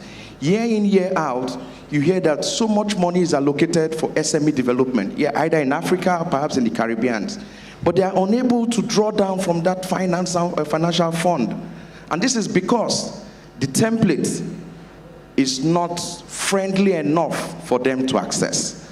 And then the other point is that it is very easy for the people in the financial sector to say, SMEs are largely informal, they're a high risk, we need to de-risk, we need to de-risk. That's a regular statement. Why won't we begin to think about the alternative and approaches to de-risk? If we begin to sincerely look at an alternative, I'm sure that the SMEs will begin to draw down on finance. And if they draw down on finance, it means economic prosperity for all. And if we're able to hold hands with 27.5 million SMEs in the Caribbean, add it to 80 million SMEs in Africa, that's over 100 million SMEs that can pool their resources together for trade. I think we should begin to think about this, and I thank you all, and thank AfriCaribbean Bank for this opportunity. So the question spoke about the Caribbean, Mr. Clark. You want to make an attempt to answer the... Yeah, I'll make an attempt. But my brother here apparently has a very good model that we probably have to speak with him after. And you're right, we're probably using colonial models still. I too am in favor of SMEs, obviously, because they represent a large part. I think Governor Hayden said about 70, or was Ian said about 70% of the businesses. But the reality is, and I should say that by the definition that Governor Haynes described, being micro being less than 5 employees and small being less than 25, a large percentage of the customers that we have at Republic Bank Barbados are in fact SMEs, because these are small economies and large businesses are far and few between. I mean, for instance, Republic Bank Barbados, we employ about 500 people, but I mean, we are probably one of 5 entities that employ that level of staff. I mean, even the other banks have half the staff that we have.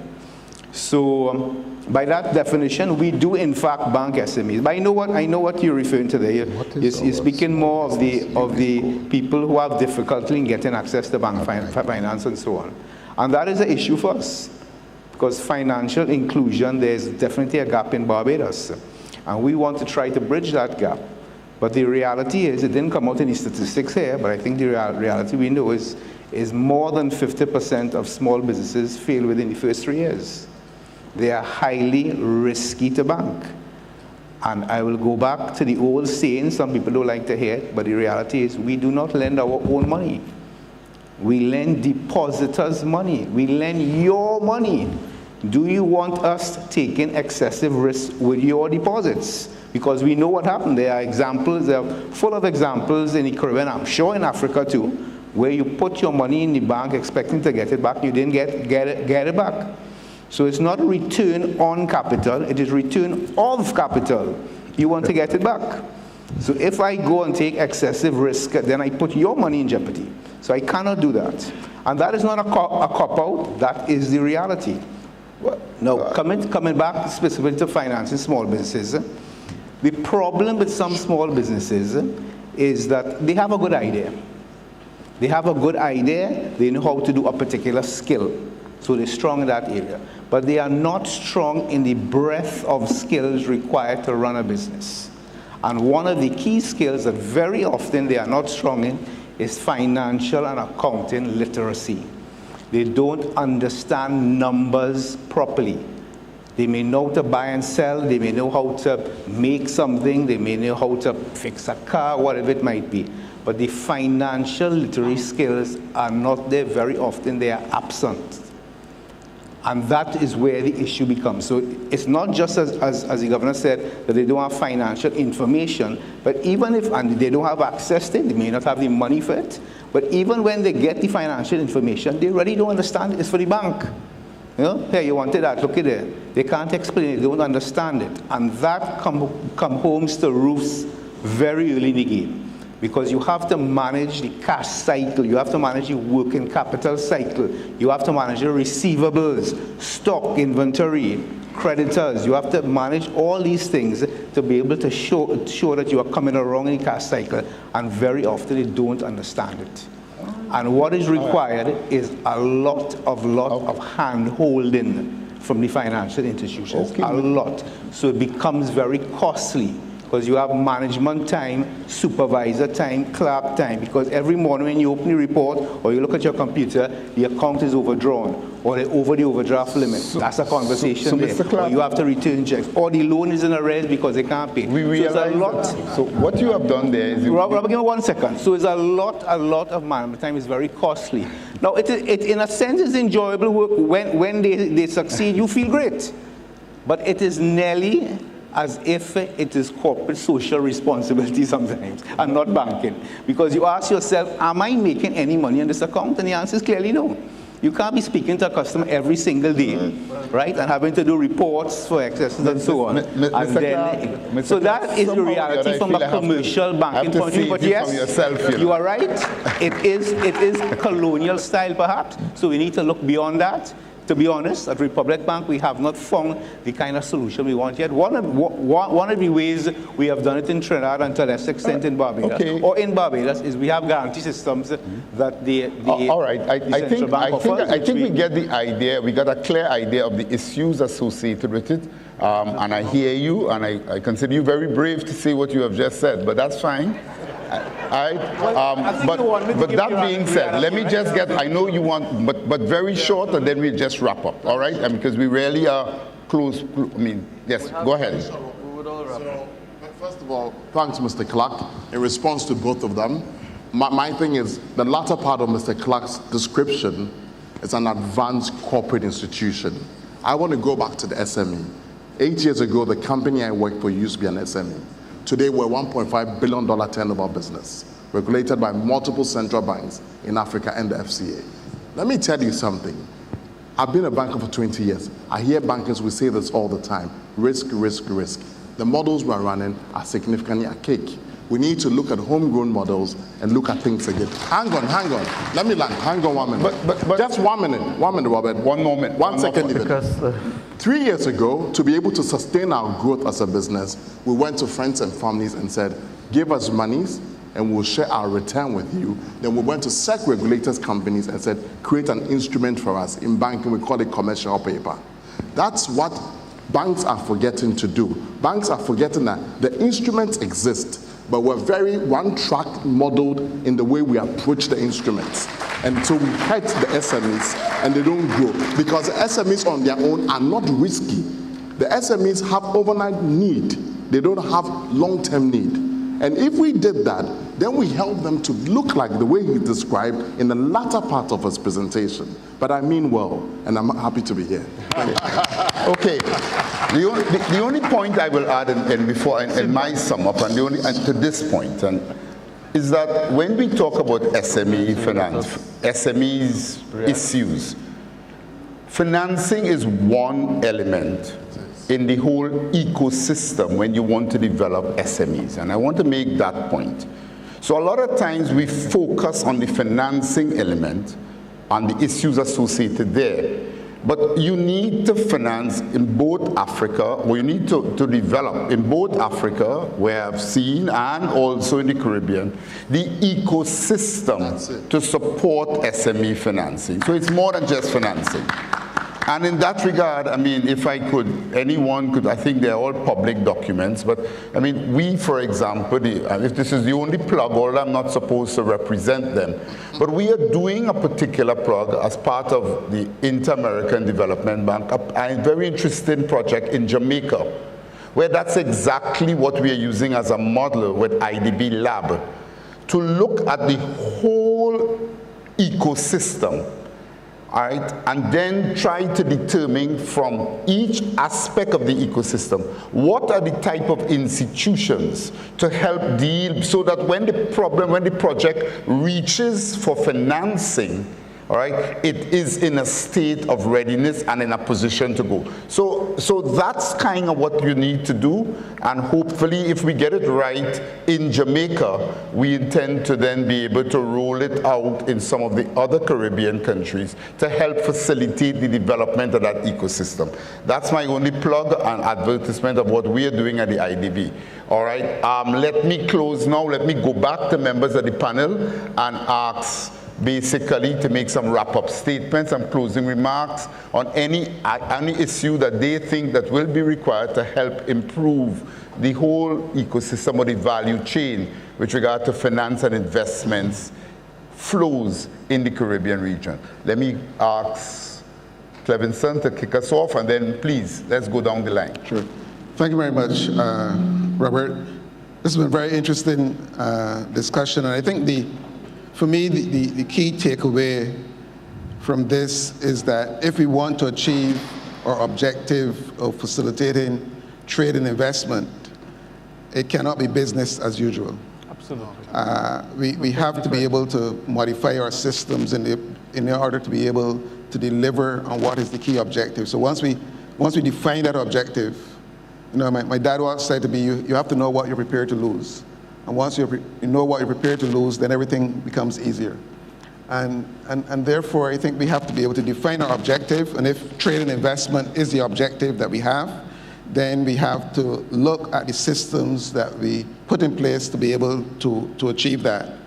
And you know, I think the point which Mr. Clark made indirectly is that a key aspect of this is that we have to be able to provide financial and advisory services to the small business sector, because there are gaps and they're not going to be able to overcome those gaps on their own. So they're going to need support. whether it is coming directly from the banks or it's coming from institutions established by the public sector, by NGOs that just want to help. Somebody has to be able to provide that assistance to enable small businesses to be able to thrive. Because at the end of the day, as Andrew points out, he starts from very on the ground and he grows to being large. A few will grow to be large, not all will grow to be large. Mr. Clark makes the point that quite a few may fall along the way.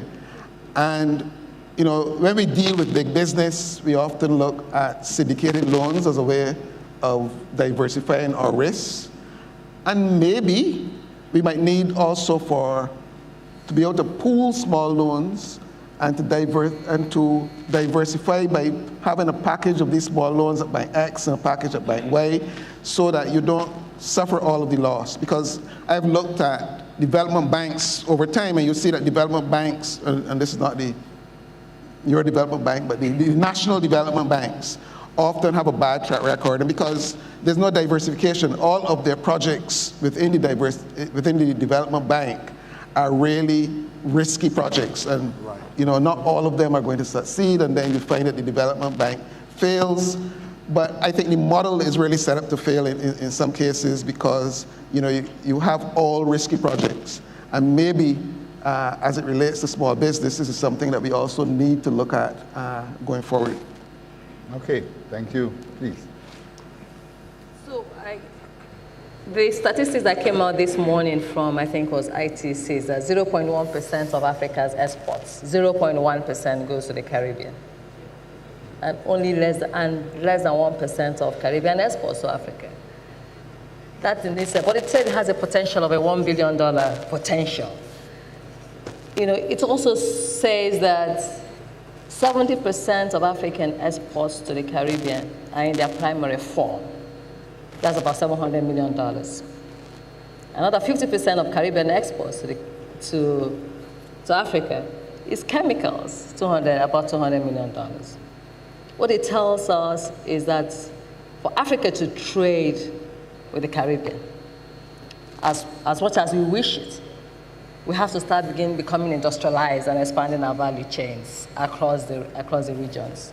What this means is that we have a huge opportunity here to industrialize, to be a bit more industrial-oriented as economies, especially so that we can trade with each other. Talking about value chains, there are so many sectors where the value chains can be expected. Even in the sector where working with the EU and the African Free Trade Area, we are a secretariat, Continental Free Trade Secretariat. We're working on, an automotive strategy. We are working on a textile strategy. There are so many areas where we can diversify, where we can expand the value chains into the Caribbean and vice versa. The only thing I have to say here is that this is another conference, but I think we should take advantage of the opportunities that this presents, such that we can indeed grow it. It doesn't become another opportunity. It doesn't become another conference where we talk and then disperse. It's actually take advantage of this opportunity to network, to take advantage of the opportunity of the products that we have talked about, approach Invest Barbados, for instance, to seek out, or the Caribbean private sector organization to seek out opportunities, and that's for those who are coming from Africa in the Caribbean. Or seek out African Business Council, or even Afro-Exim Bank for that matter, for opportunities that exist in Africa. We should not waste this opportunity. They often say that opportunity has a shelf life. Thank you very much. Okay, Simon. Thank you. And I think I will piggyback on what Canario was saying in terms of opportunities. We, through our local banks, do see a lot of opportunities that we can present to businesses from the Caribbean. So if you were around, my team is around, Mr. Abdullahi and Diallo and Bangura Mohammed are here, I'm here. So if you all want to know what's going on in our countries, or if there's this specific sector of interest, we're happy to link you with potential players on the ground so you can do business. And again, as part of the ecosystem, obviously to promote Caribbean-Africa trade, you need players. You need, as Kanazo mentioned, everybody has to play his role in the ecosystem. We as an investor in financial services are interested in being in the Caribbean. We will be here. And we will provide that linkage between Africa and the Caribbean to finance people that want to do business in the Caribbean, or Caribbean doing business in Africa, and vice versa. And by being present here on both sides of the aisle, we will also alleviate that issue of corresponding bank and payment. Okay, thank you. Thank you. Andrew? Thank you, Robert. Thank you, everybody, again. So I think I just want to take us back to why we came here. We came here to open up new corridors. We didn't come for talk shop. We came to create that new order that is the Africans and the Caribbean people coming together to do this. The SME will represent the largest pool, 70% of that. I told you the new market we're creating has a potential of 3 trillion. If the SME will represent that, then I need us to remember that the trade that is going to move will be predominantly $30,000 and $50,000 in value. The large players are only going to be 5 to 10% of that. Those are the ones AfriExim Bank will finance. The rest of them are local banks will finance, or they use their own funds to move money across the borders.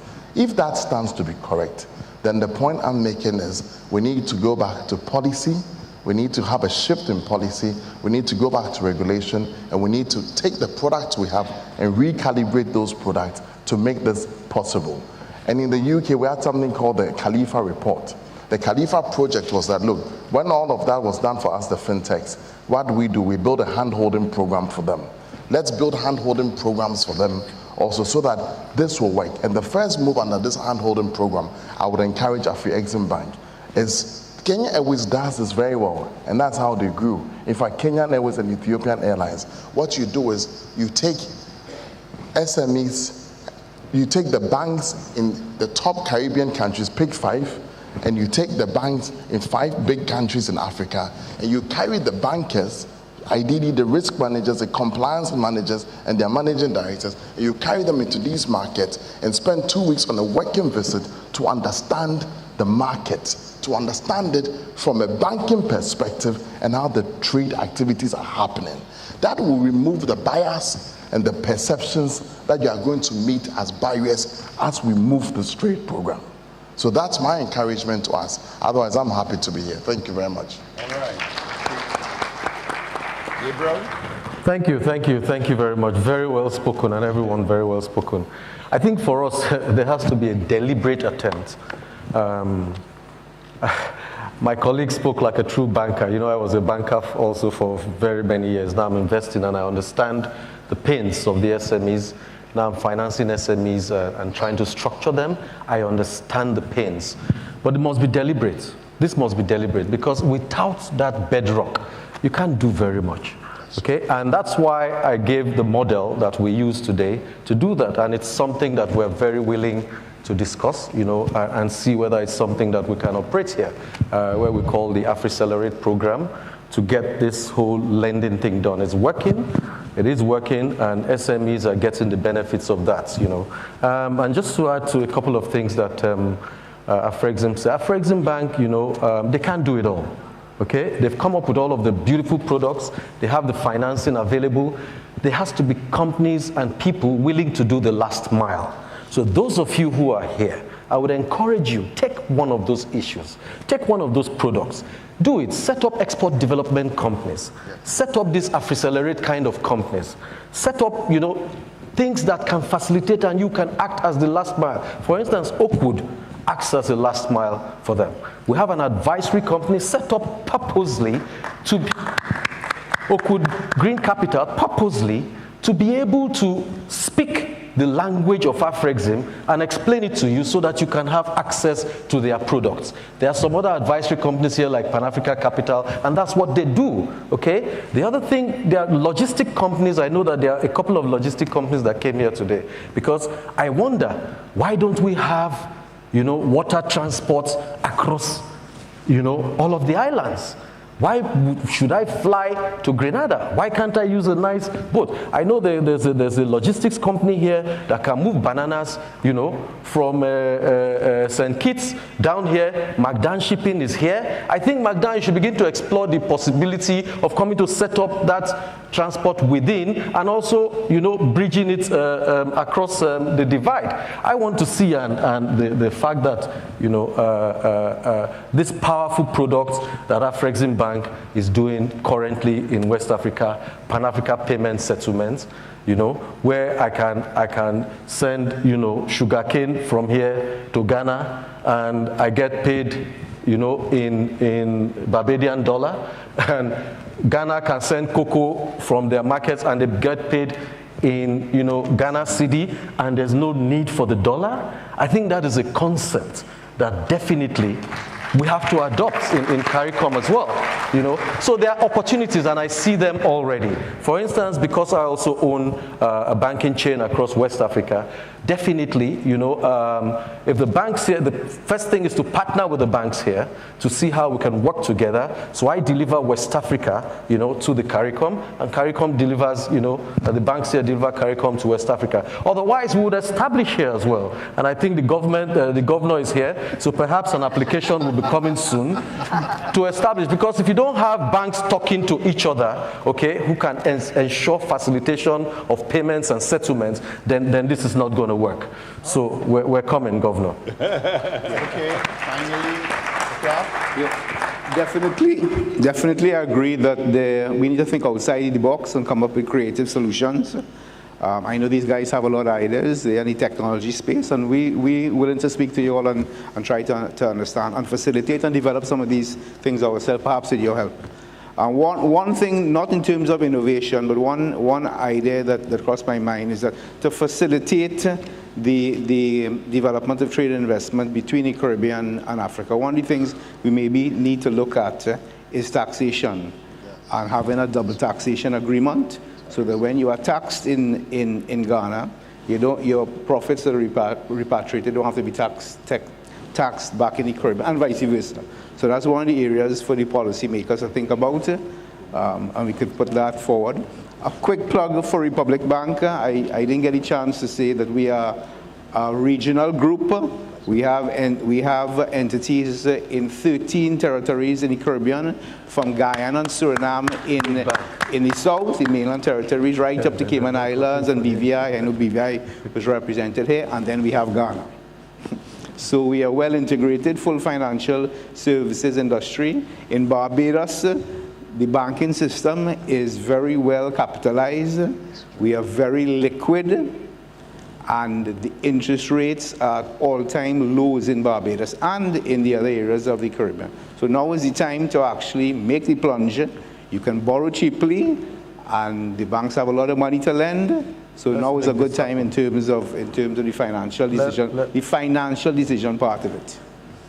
Let us make this happen. All right. Yeah. So, in wrapping up, we clearly have political will. We clearly have a market. We clearly have financial products, as for AfriCaribbean Bank.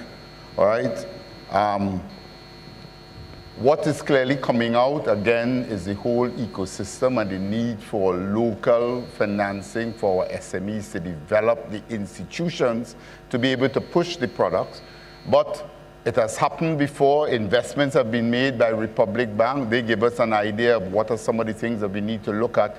This is possible. This is the dawn of a new day. Let's just not talk about the negatives. Let's talk about looking at the market, staying forward, and putting the different things in place. These things are not impossible.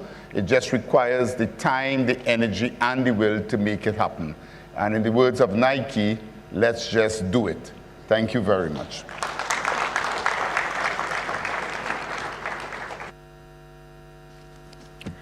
Thank you, Mr. LaHunt and panel. I'm going to ask two members of the panel to remain on stage, Mr. Cleviston Haynes, Governor of the Central Bank of Barbados, and Mrs. Kanayo Awani, Executive Vice President, Intra-African Trade Bank, AfriCaribbean Bank, and they will be signing an agreement for the Caribbean African Trade and Investments Promotion Program framework.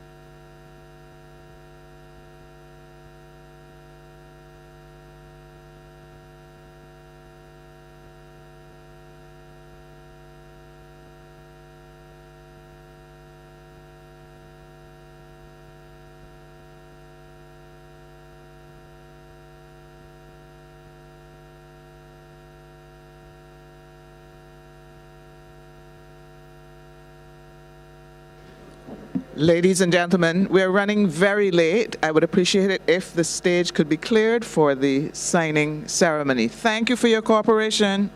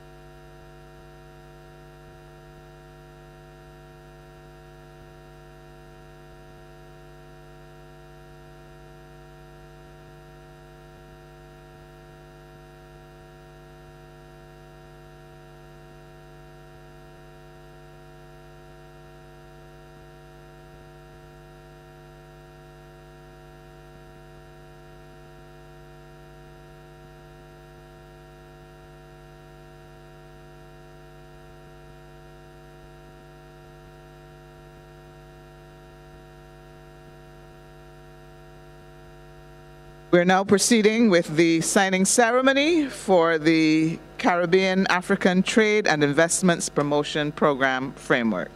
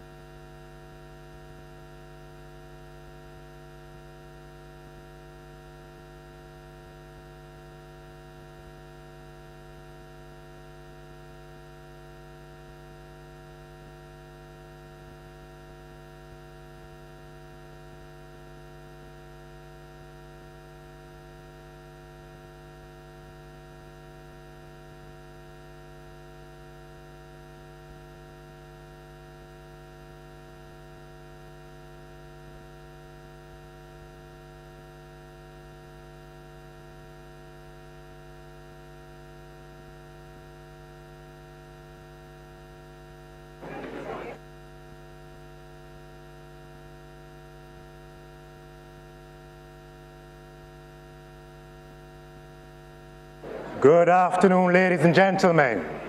We are about to start the next panel, so if you don't mind taking your seats so we can get going. I know it's been a long day for everyone. We'd like to keep it moving. So once you're all seated, we will begin the next panel, Promoting the Orange Economy. Africa and Caribbean cultural and creative industries. Thank you.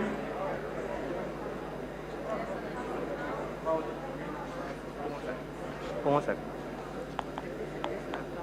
That's mine, yeah. Okay, so that's what you say. All right, there's not an operator there, so just hold them.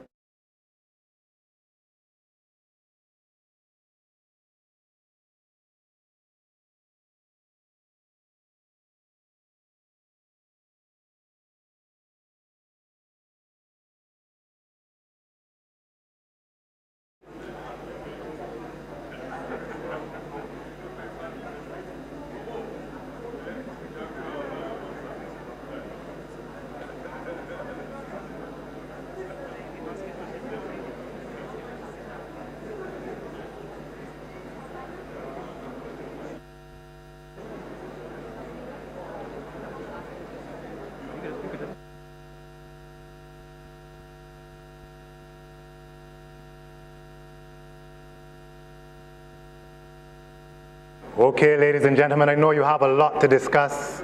It's been a stimulating day.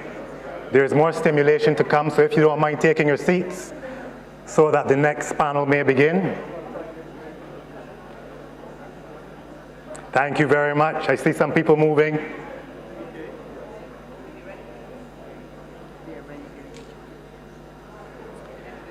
All right, I'd like to begin this afternoon's session, which is entitled Promoting the Orange Economy, Africa and Caribbean Cultural and Creative Industries. My name is Adrian Green, representing the National Transformation Initiative. This session will begin with remarks from Senator Dr. the Honorable Chantal Munro-Knight, Minister in the Office of the Prime Minister of the Government of Barbados. Senator Dr. Munro-Knight, please. Round of applause, please, for the Senator.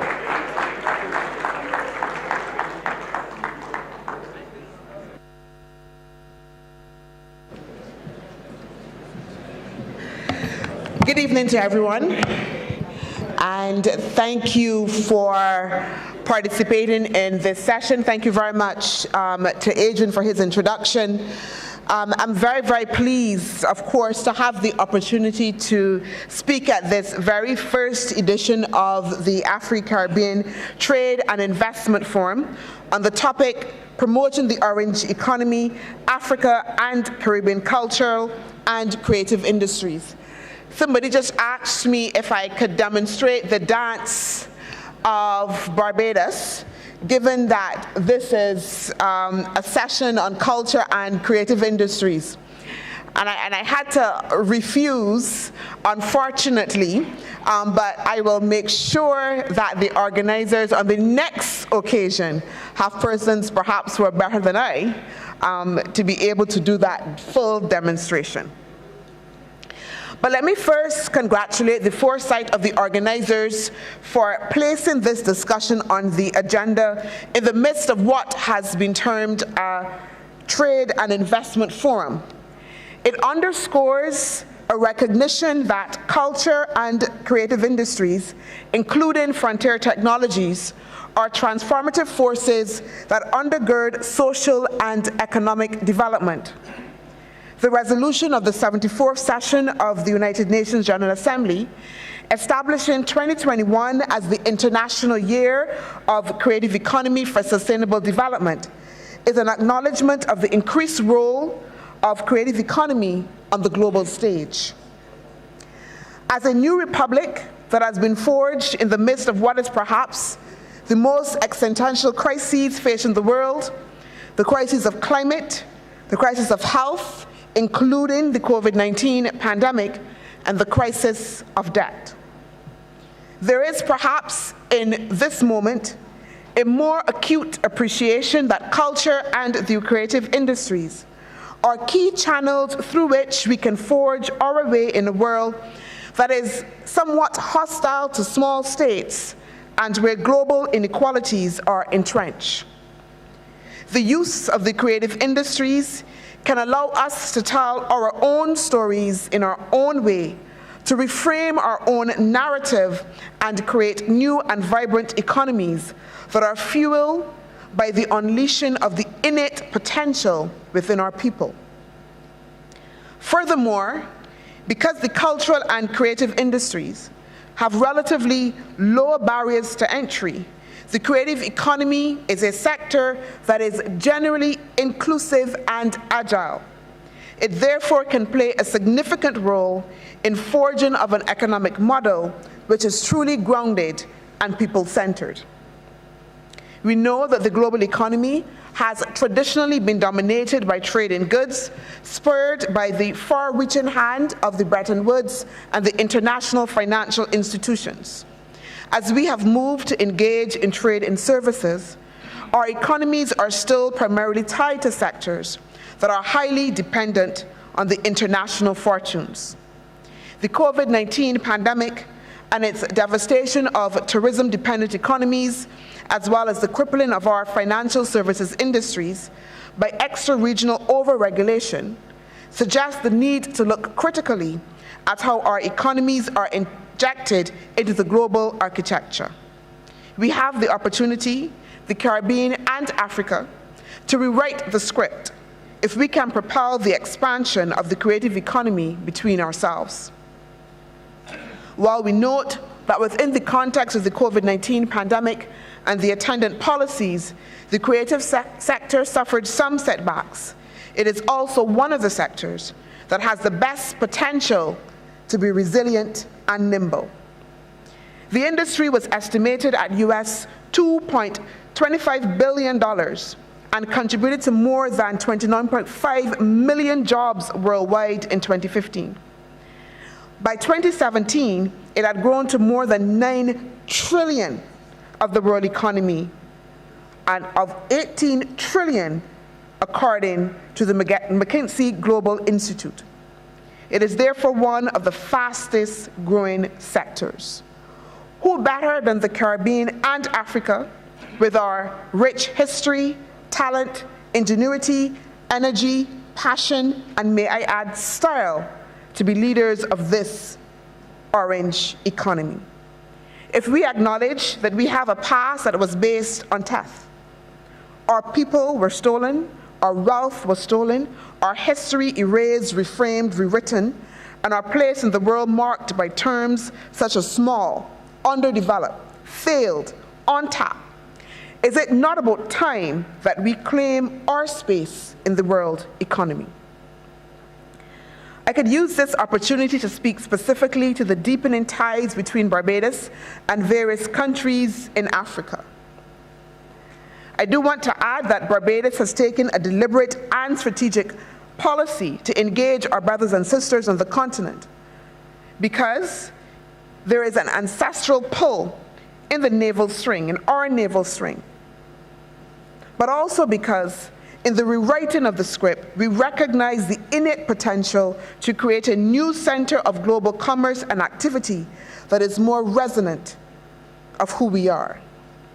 I do want to note that this government is intent on maximizing the potential of the orange economy, and in the manifesto of the government, there was a specific section dedicated to the orange economy as one of the strategic growth pillars of this country. The government's position is spurred by the understanding that the creation of an enabling environment for the promotion of creative economy can spur growth, specifically new jobs for a wider pool of persons in previously undervalued areas, and the intent, therefore, is to energize the industry by encouraging creativity, innovation, and entrepreneurship. One of the clear areas that we must pay attention to ensure that we are able to maximize the benefits for this sector, and importantly to safeguard against further theft, is that of intellectual property. And secondly, redressing the ownership imbalance in the high-value areas of the industry. This forum, therefore, provides an excellent opportunity to expand, to network, to collaborate, to give impetus to an area whose potential is immense. This interaction that we have here today must jumpstart the process of infusing in our collective societies, bound by history and circumstance, the desire, actually not just the desire, but the imperative to collaborate in expanding our cultural links and interaction. I do want to challenge you that in your deliberations that you are both bold and concrete. We are in a particular moment when there is a clear consensus that we must go together. There is therefore no time to waste. There is, my friends, an opportunity to be seized. I thank you.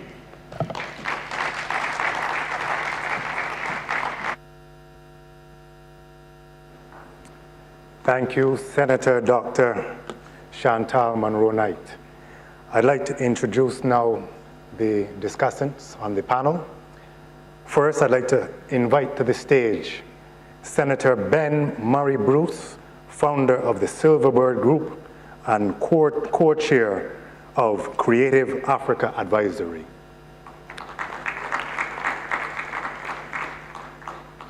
I'd like to invite Senator John King, Special Advisor to the Division of Heritage and Culture, Barbados.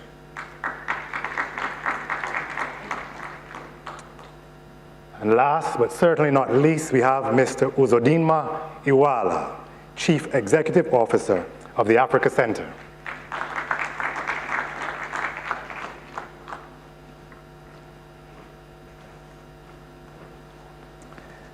So, gentlemen, we are here to discuss promoting the orange economy, the cultural and creative industries of Africa and the Caribbean. And as was mentioned earlier, it is notable that the cultural and creative industries have a seat at the table in these discussions on trade, business, and profit.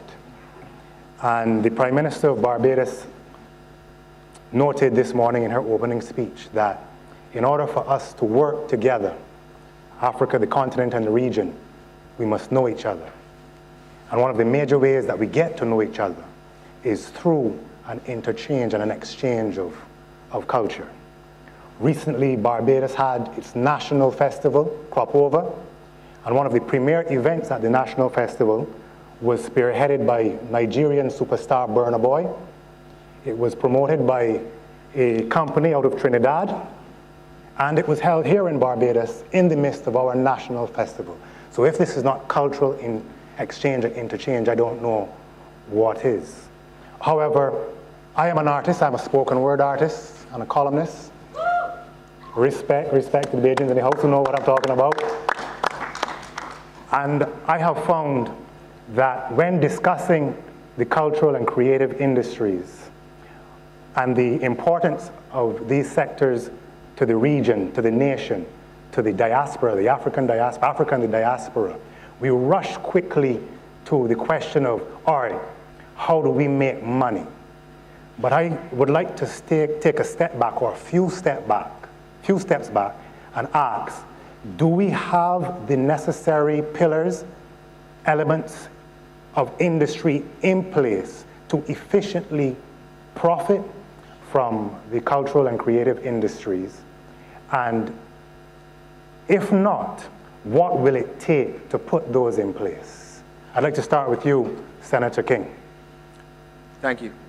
I think the two fundamental things that you need to look at very early are distribution and information. And I'll tell you why. If you know what is happening in Africa, you know what is happening in Barbados. So I know what's happening in fashion, I know what's happening in film, I know what's happening in whatever the undertaking is, and vice versa within the region. Then you have something to start with. Where I think one of the problems that we've faced for a very long time is the ability to distribute whatever it is that is being done. So for instance, you mentioned Burna Boy coming to Barbados. One of the things that was the equalizer in that is that we had the information of who Burna Boy was. And this comes from the internet having been opened up. So you got TikTok, you got all of these other things that makes the flow of information now a lot easier than it was in the past, let's say when people like myself and other generations were performing. No one had the opportunity to see what was happening in other parts of the world. And you were fed only the information that came to you either via North American media or you didn't know about it at all. So we've got that aspect covered. What we need to do now is to provide the other avenue for ownership and distribution of the things that we create between ourselves. And so I think we have the basic things in place to do that, but governments have to take a leading role in facilitating the creatives being able to collaborate, to do business, to do all of those things. So I think that there is a room or scope, just as what we're doing now. These types of forums are the first steps in us being able to put those synergies together that both sides of the water can benefit from what is happening. There are skills, there are stories, there are other things that we can collaborate and share and exchange. So I think, again, this is a good starting point, but there are things that need to be done at a governmental level, which would entail, again, facilitation of business, the ease of doing it, the information of what does it take to do business in the Caribbean or in Nigeria or any other part of the African continent. These are crucial things so that in the decision-making of creatives as to how do I get what it is I have to offer into this market, what are the barriers that I'm going to be facing. These are the type of things that you need to do on the information end, but then on the actual being able to move commodities, shipping, air travel, these are going to be significant things, and that's how I see it. Thank you, Senator King. Senator Bruce, Senator Murray Bruce, yeah. You began in the entertainment industry, I believe, in the 80s as a promoter. So you've seen the changes in the industry in Nigeria. What are some of these changes that you have seen? What have you not seen? What would you like to see? Has it developed as fast and as efficiently as it should have? I'll give you a big background. We got our independence in 1960. I was a kid. I was born in 56. At that time, the music in Nigeria was all British. Rolling Stones, the Beatles, stuff like that, maybe a little bit of Elvis. Then we had the Civil War. Then music was from the Congo, play a lot of Congo music, Ghanaian music, high life music. And that changed and it became American music. The Nigerian artists were not fully developed. We had some, Sonny Okosun, Fela Nicola Kuti, he developed, and so on and so forth. And then they invented the cassette. When they invented the cassette, as opposed to buying a record, where people could not really afford from the gramophone to the record, then people started listening to more music because then there was only one radio station, one TV station. So with the cassette, more people listened to music. And as time went by, they invented what they called the VHS. When they invented the VHS, Nigerians started producing movies, maybe $300 a movie, $500 a movie, $5,000 a movie. People started watching movies, right? And so if you look at technology, as technology developed and improved, Nigerian music was taking over the world and we progressed. But while the entertainment industry was developing in leaps and bounds until we got to the digital age where we could dominate the world without getting paid, Nigerian governments were going through one military coup to another military coup to another military coup. Then in 79, we had democracy. And we've had that since 1980. But in the course of that, leaders were more concerned about staying in power than promoting the artist. When I come here, I listen to your speakers. You talk about culture, you talk about trade, you talk about slavery, you talk about things that have nothing to do with power and abusing each other, whether you're Christians, you're Muslim, and that kind of stuff. So when I come here and I listen to your leaders across the island, I listen to another mindset. You're different, totally different. When you're in Africa, we have Idi Amin. We have all kinds of leaders who want to be in power forever. There's some presidents who've been in office for 30, 40 years. right? When a man is in power for so long, entertainment or culture is not his priority. And if you look at Africa, which countries promote culture? Egypt, Ghana, South Africa, a couple of countries. A lot of countries don't. You're not going to go to Congo and you're talking of culture. They're talking of killing each other, right? So if you look at Africa and you break it down to what we have, monetizing the success of an artist is not a priority of the government, but the success of Africans is in spite of government. Poverty in Africa has allowed Africans become successful. Our success has nothing to do with government. You look at the French national team, all black people. These kids could have been in jail or dead if they didn't have an outlet to become immigrants in France to play soccer or to become a musician. The entertainment industry, sports industry, which is what trillions of dollars, as the Minister of Culture just talked about, is dominated by black people. They're either from Africa or they are from South America. The heavyweight champion of the world is not going to be a white kid who went to Harvard, Yale, Oxford, or Cambridge University. The heavyweight champion of the world in boxing is going to be a black person or a South American. Poverty breeds hunger. Hunger creates opportunity. Opportunity gives you a chance to be successful and create wealth. Now, the question is, do we create wealth? The answer is yes. Do we generate the money for ourselves? The answer is no. Now, why don't we generate the income for ourselves? And that's because of bad government. If we had good government, all the money being generated by sports or music and the movie industry in Africa will come back to the Africans, and we can create a very successful society. Now, when we come here through AfriCaribbean Bank, you have the Caribbeans. Your thought process is different. I'm listening to you. You remind me of the civil rights struggle with Martin Luther King, Jesse Jackson, and all those guys, Harry Belafonte, who was a friend of mine, and Andy Young, and all those guys. You remind me of conversations I had with those guys in that generation. But you're different. In Africa, they don't think like that. Ghana does, because they have right of return.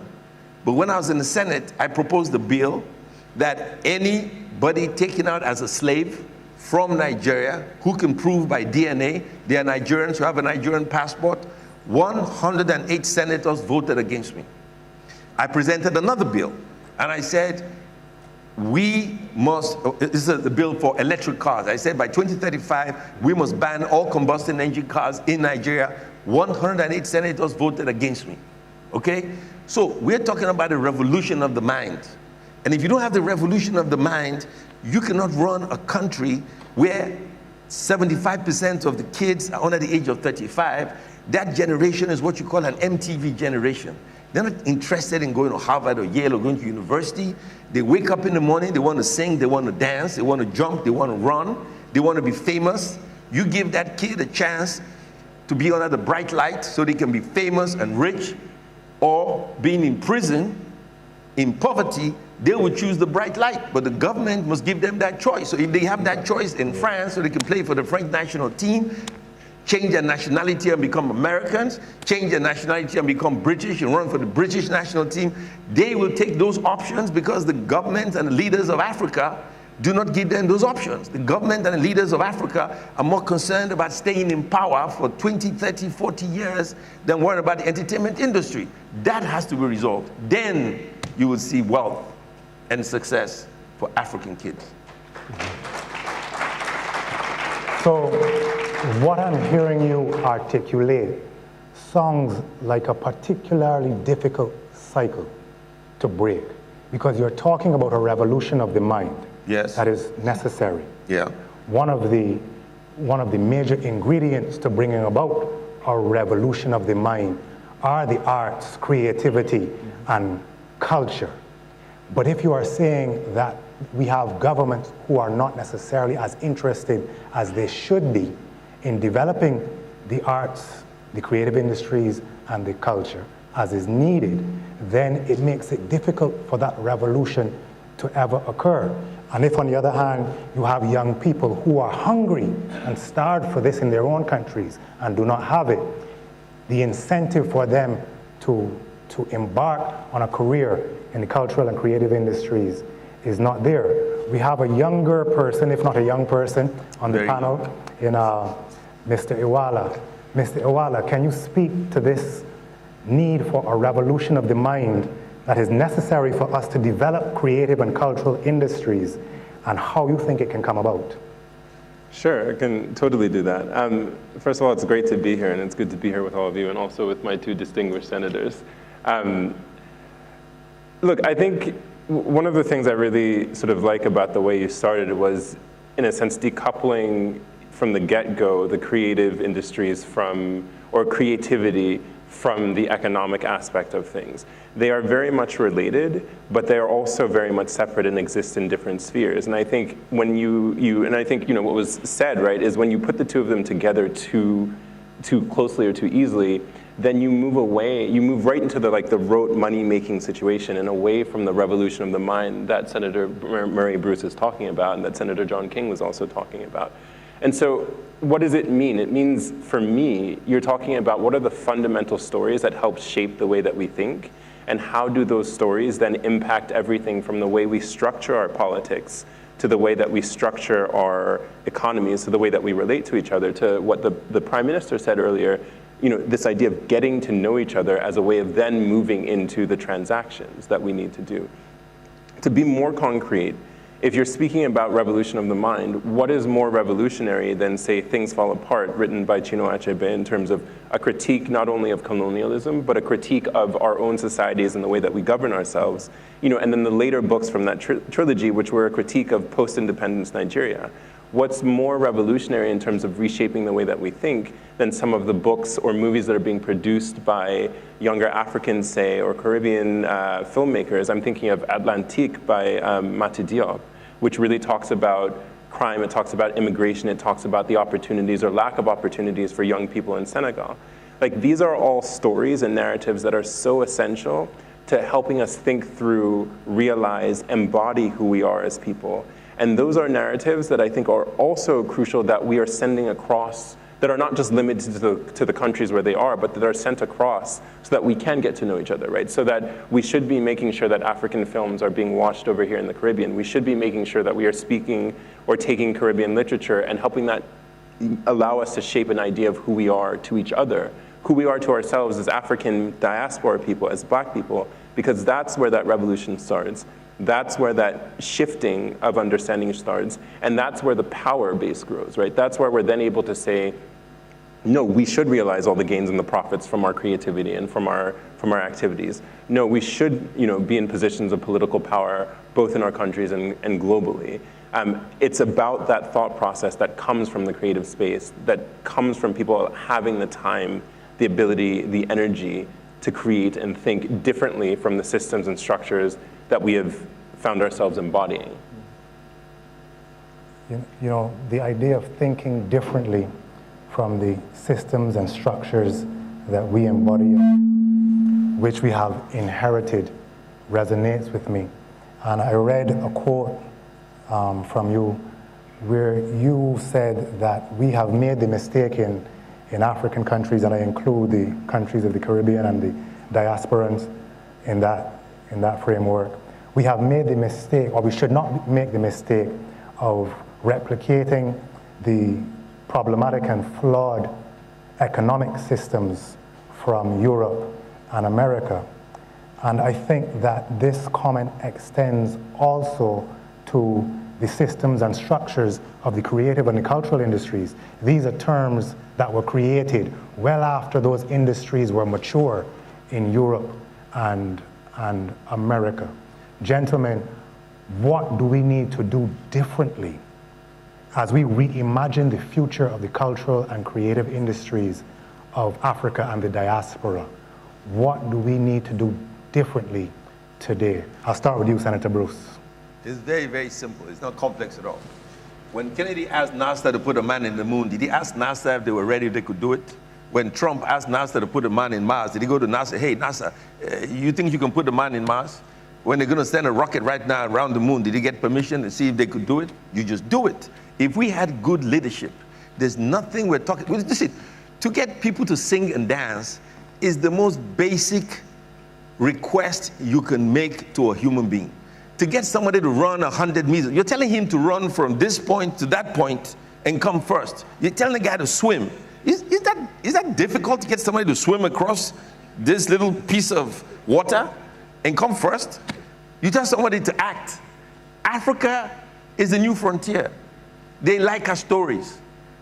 Every story that can be told from Europe has been told. This is boring. Every story from America is being told is boring. Now they go to South America and it's getting boring. African stories have not been told. So you with an IQ of -5, with a good leader with some brains in Africa, you can fix this problem. I don't understand. We're having an elementary primary school conversation. I am going to. I mean, I don't know how do you explain to a leader with a machine gun trying to kill the other guy, trying to accuse this of being a Muslim or a Christian, and trying to find his perceived enemies, and then telling him, by the way, we have to build a museum so we can see some dinosaurs. He's not interested in any dinosaur. He's not interested in your history. He's not going to talk like you and say, hey, slaves were taken from here 400 years. Say, so what? I get you, Senator Bruce, but I want to problematize it. So that's why I don't know what you want me to do. I want to make it a little bit more complex because there's no question that we have the talent. How do you make it complex? There is no question that we have the talent. Yes. One of the Caribbean's leading experts on the cultural and creative industries, Professor Keith Nurse, made the statement to me a few months back that Jamaica, which is arguably the most culturally and creative fertile nation in the Caribbean today, spends more money importing books than it makes in reggae music. So while the talent is there, and there's no question about that, developing the infrastructure around the talent may not be as simple and may not be as straightforward. Even here in Barbados, we have several talented people. Can I ask you a question real quick? Yes, go ahead. So we can be very quick around this. In Nigeria, they have built a stadium in almost every city, except that they don't have football teams. But we have the stadiums. We have the stadiums. Go around, there are beautiful stadiums across Nigeria, but there's no football team to play in the stadium. What do you think, Mr. Iwala? So I mean, maybe the risk. He's going to be politically correct because his mother was a minister of finance, Senator, she's a powerful woman, so he may not be. Let me say this, but I think it goes back to what you were talking about at the beginning, which is what are the structures, like the structures in place. Do we need to recreate the same thing that folks have created outside in terms of the infrastructure that's necessary for us is the first thing. And then two, how do you incentivize people to use it and to be creative with it, right? So, we're talking about sports teams. Yeah. Do we need to build, is it that we need to build the Premier League in Nigeria? Do we need to say that it's not valid unless we're realizing the same profits that Man United or Manchester City is realizing? Mm-hmm. Or are we going for something different? Like, what is the actual profit? What is the actual benefit? Is the benefit the billions of dollars, or is the benefit the cohesiveness of community that culture, art, sports, and whatnot bring? And if we're saying it's only dollars, then we're going to create a system that's fundamentally exploitative. If we're saying that it's about the benefit, the cohesiveness, the getting to know each other as a society that these things bring, that a football match brings, that a literary reading brings, that a museum brings, right? That in terms of teaching us who we are about ourselves, teaching us how we want to be as a society, that's a very different thing. And what I would say to that then, and what becomes essential, right, is one, who's in the room, right, who is talking about it, right, is most important. I mean, I think, for example, on this panel, like, we're all guys up here. Is it a thing where we should have a different sort of makeup in terms of who is actually responsible for the creation of culture in a society? That's one. Two, I think it is, how do you convince people who are behind the money, right? And we have to say that money does create exploitative systems, right? How do you convince those folks that the return on a cultural or a creative investment is very different from, say, the return on an investment in an oil field, right? That's a crucial thing. If you're able to convince people of that, then the way that culture works in your society, the way that the creative economy is built will be fundamentally different in our own societies in the Caribbean and across the continent of Africa than it will be, say, in the West, which is just about extracting the talent from black bodies, right? And I think this is what you're getting at when you talk about anyone can do it, but who can monetize it? Do we need to monetize it in the same way as the question that I asked? Well, that is an extremely, that is not a politically correct statement and a controversial statement to make at a trade and investment forum. You're saying that the profit, the benefit of the creative and cultural industries should not necessarily be measured in dollars and cents. And even in countries that are relatively stable, we have political entities which are under pressure to make money quickly in the short term. Right, so I guess what I'm saying is that it's not about the immediate dollars and cents that you get if you on a movie or whatever. It's about the cultural capital. It's about the transformative power. And I think what I'm urging those who are interested in investing in it from a dollar perspective to understand is that your return is actually much, much higher if you're thinking about the power of that sort of cultural asset and the power of that creativity. You might make, I don't know, I'm thinking of a book, right? Let's talk about many forms of literature. You might invest in say, Chimamanda Adichie, right? She writes a book.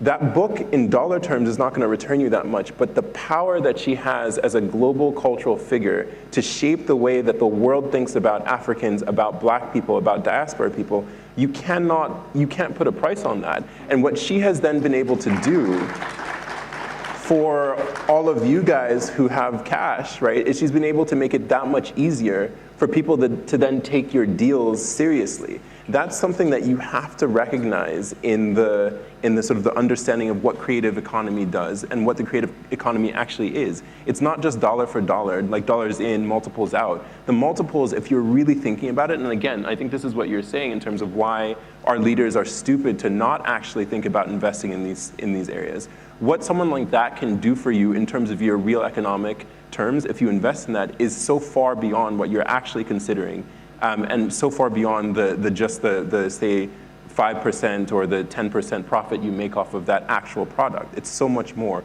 but you have to have the vision to actually see that.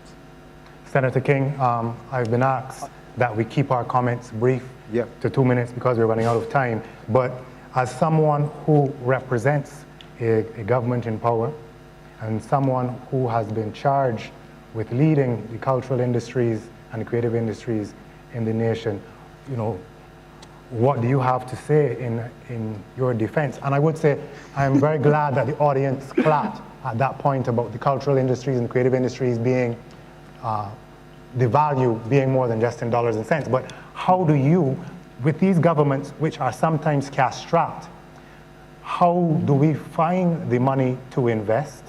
And how do you motivate investors in the private sector to see the point that Mr. Iwala and Senator Murray are making?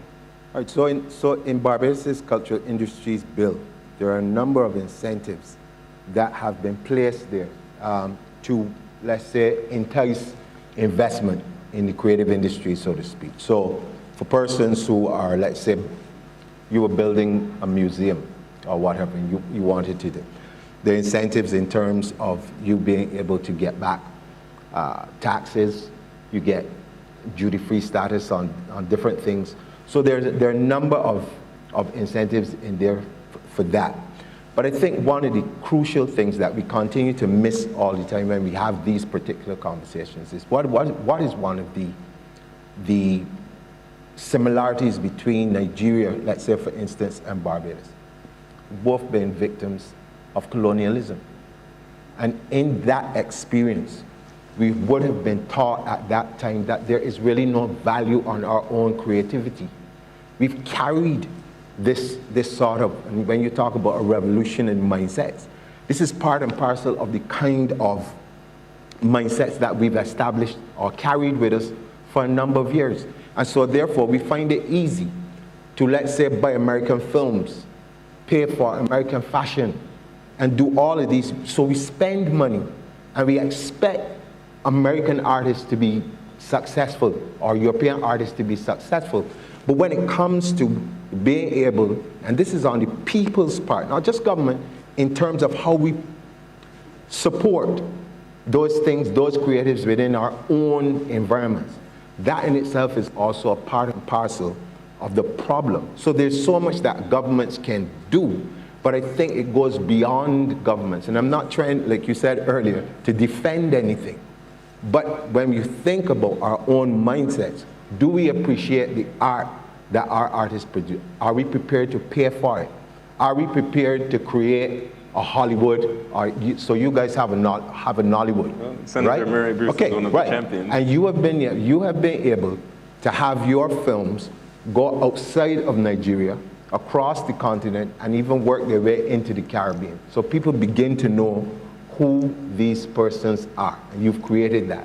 And all I'm saying is that we need now, as people of African descent, to do the same thing, to be able to control the narratives, to be able to be the ones who said, okay, as I mentioned earlier, who's going to deal with the things like distribution? Because I heard you earlier, and I agree with you that it's more than dollars and cents.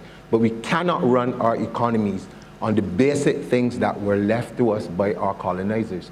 We have to be able to begin to look at what are the other talents, what are the other skills that we have, and also monetize them. So I'm not in the framework where it says that the money doesn't matter, because in a small territory like this, how many people can be doctors? How many people can be lawyers? How many people can be just that same thing?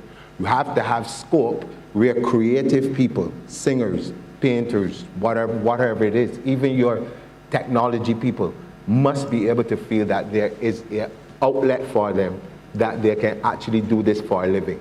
And I think we've got to start thinking in terms of, thank you, we've got to start thinking in terms, how do we support ourselves? How do we support ourselves? So I want to say that I agree with you. It's not that I'm saying that the money doesn't matter. I'm more saying how does it matter, right? And so does it matter in that someone gets to own the rights to own the copyright to your work, or own your masters and extract all the value from that and not give it to you? Or does it matter in the sense that we create systems that are fundamentally anti-exploitative, where the artists themselves gets to benefit, and the people who are investing in those artists also recognize that it's both about supporting it, as you said, from a sort of like a societal level, right?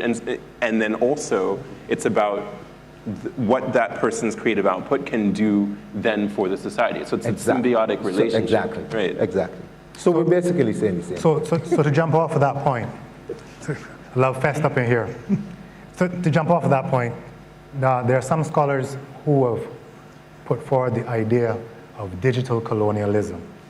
And Senator Murray talked about the advent of technology being important to the growth of the Nigerian entertainment industry, the indigenous Nigerian entertainment industry. But there's a school of thought that the way digital and electronic infrastructure has been laid out in the contemporary moment mirrors, and more than mirrors, mimics the way physical infrastructure was laid out in the colonial era.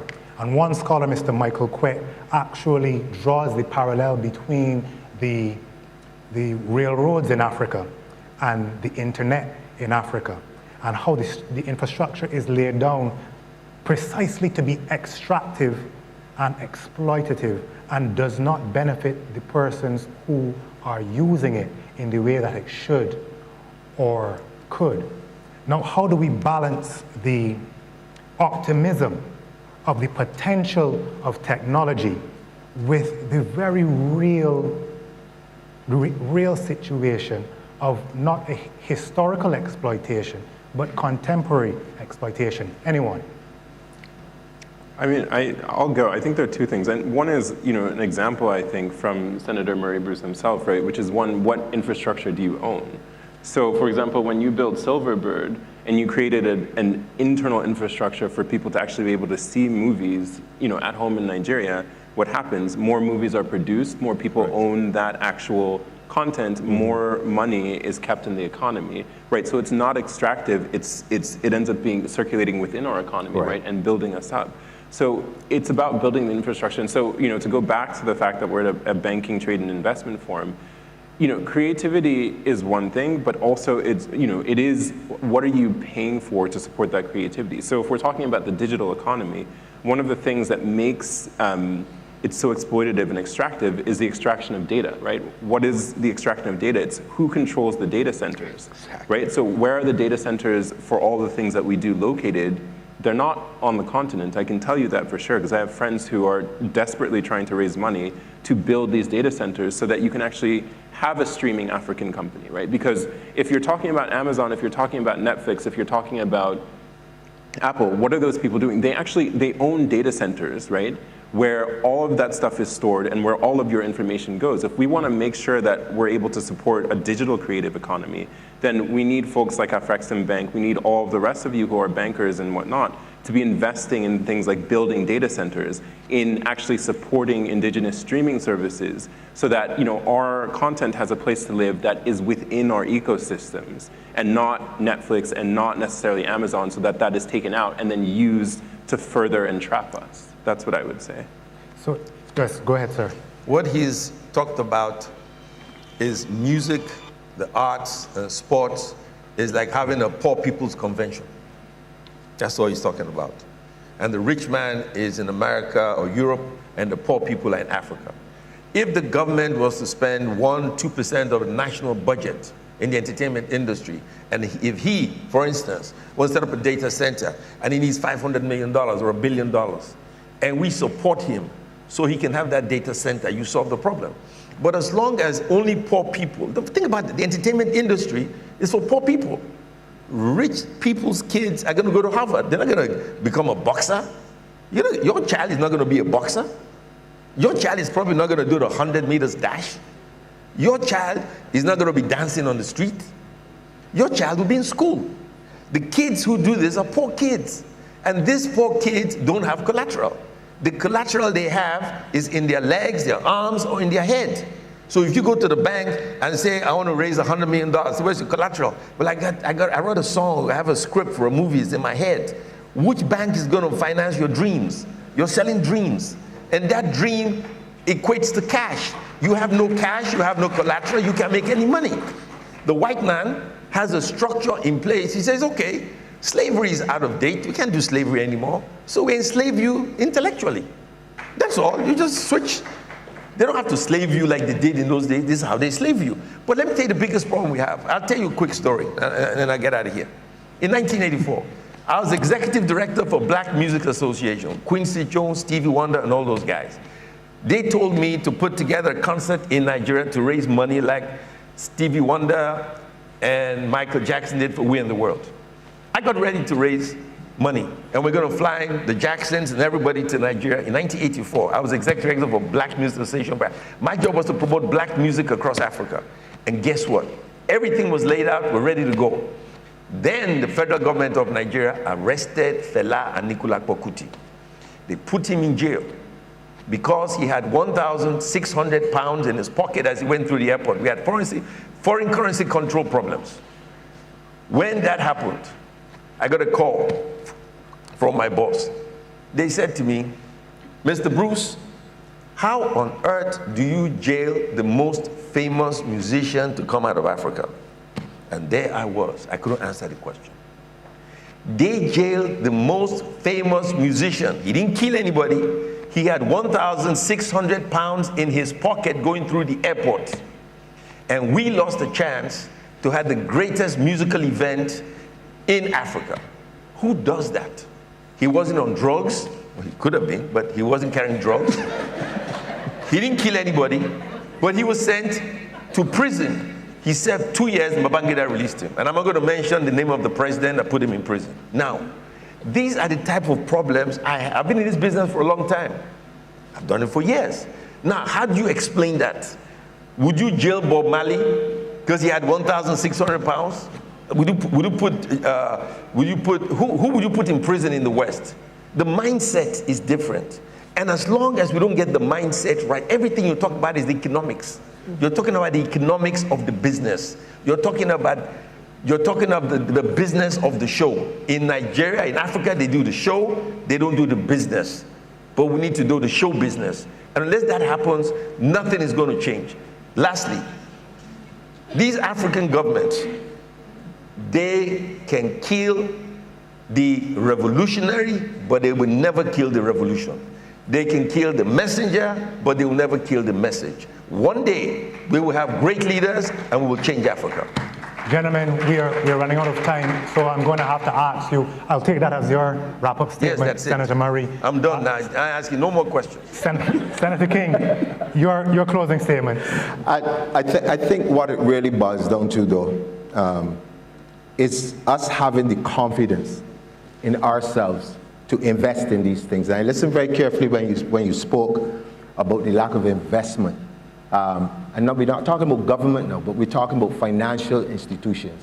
And I go back to my earlier point, is that all of us in this room have at some point in time watched an American movie. We've supported it by going to the cinemas. We've bought them on DVDs. We bought them on VCRs when they were that. And we have to have the confidence in our own creatives to support them. That means governments have to put frameworks in place for things like research and development, that sort of thing, financial things at a point. But the banks and the other institutions have to be able, as persons in financing, to look at this $1 trillion industry and work out how much of it can we generate for ourselves, by ourselves. And I think once we get past the notion that these things can only be done by other people, we'll be on the right track. Because you said it earlier, we have the talent, we know that, we have the capabilities. And I think, as you mentioned earlier, making sure that we have the digital capacity to deal with all the digitization and all the things, that is something that we also need to look at. But I think our problem more than anything else lies with our lack of confidence that we can actually do these things and make money from them. Mr. Iwala. Yeah, I mean, I'll say that first and foremost, I think it's about daring. So letting creativity be creative across all sectors, looking to our creative arts for inspiration in so many of the other issues or so many of the other problems that we have to solve. That's what they're there for. We tell ourselves these stories so that we can learn how to live in a world, and in a changing world, it's even more important that we tell or distribute or produce as many different kinds of stories as possible. That's point one. Point two is that our creativity comes from this idea of diaspora. It's about the connections. It's about the fact that there are African people in the Caribbean, there are African people in America, there are Africans in Africa, all with stories that are so important and need to be told, because those stories are going to help us build the world that we want to live in as opposed to the world that we have now. And so I would say I'm very excited about both the connections that we can make across the Atlantic Ocean and also the sort of the new output coming from younger voices, younger minds, and new ideas that if we foster the right kind of creative environment, we'll be able to realize. Gentlemen, thank you very much. Thank you. Thank you, ladies and gentlemen, for listening. Do we have time for questions? No, we do not. No, we do not have time for questions. I'm so sorry. But the gentleman will be here. You can. Thank you very much. Thank you very much, Adrian Green and panel. Yes. Let's get the last panel for the evening onto the stage. Ms. Fifi Peters of CNBC Africa, please come on stage with your panelists. This is the final one for the night.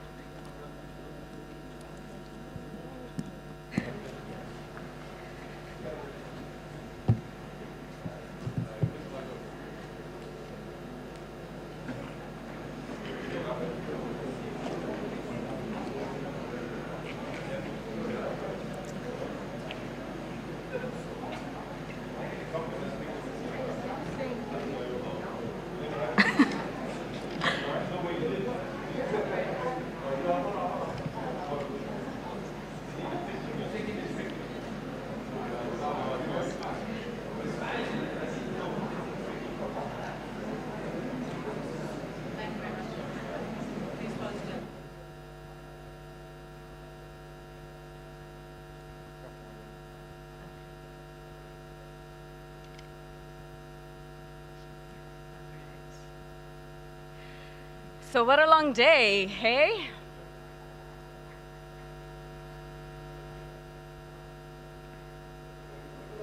I feel like the session that's about to take place right now is the one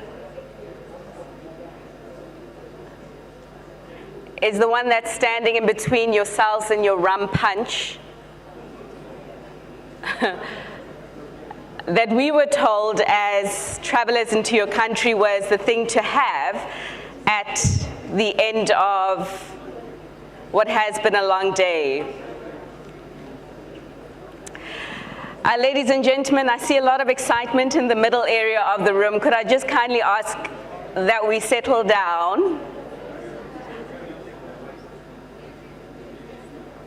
so that I don't keep too many people away from their poison of choice to unwind after what has been a really insightful and fruitful day, day one of the AfriCaribbean Trade and Investment Forum.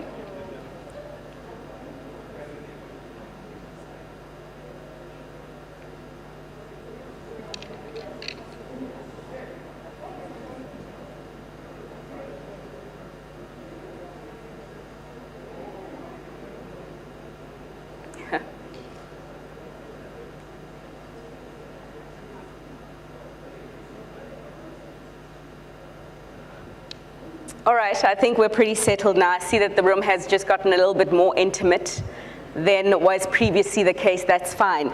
My name is Fifi Peters. I come from South Africa, a company called CNBC Africa.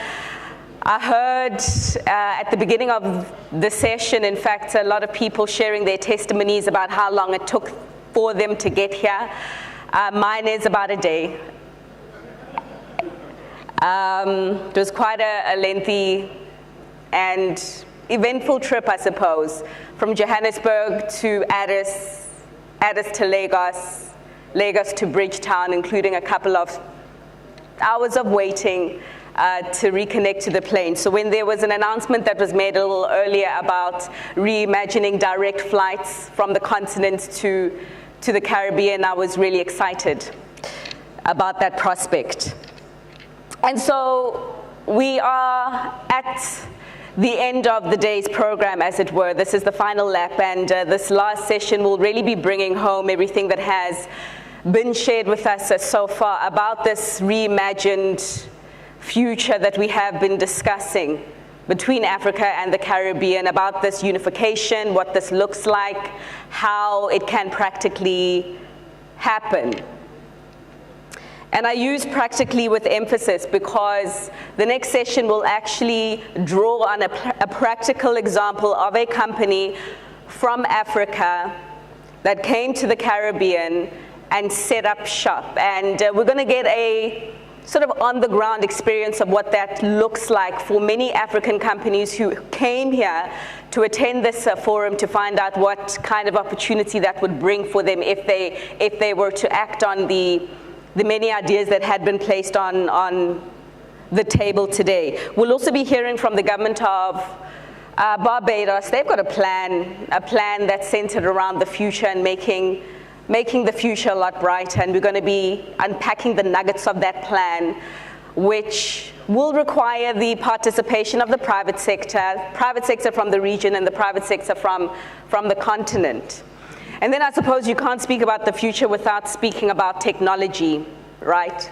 Right. And so we'll be drawing on some of the digital skills that will be required to impact on that future.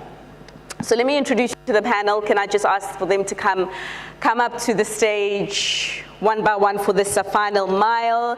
Ms. Tamesha Ethel, the Director of Future Barbados.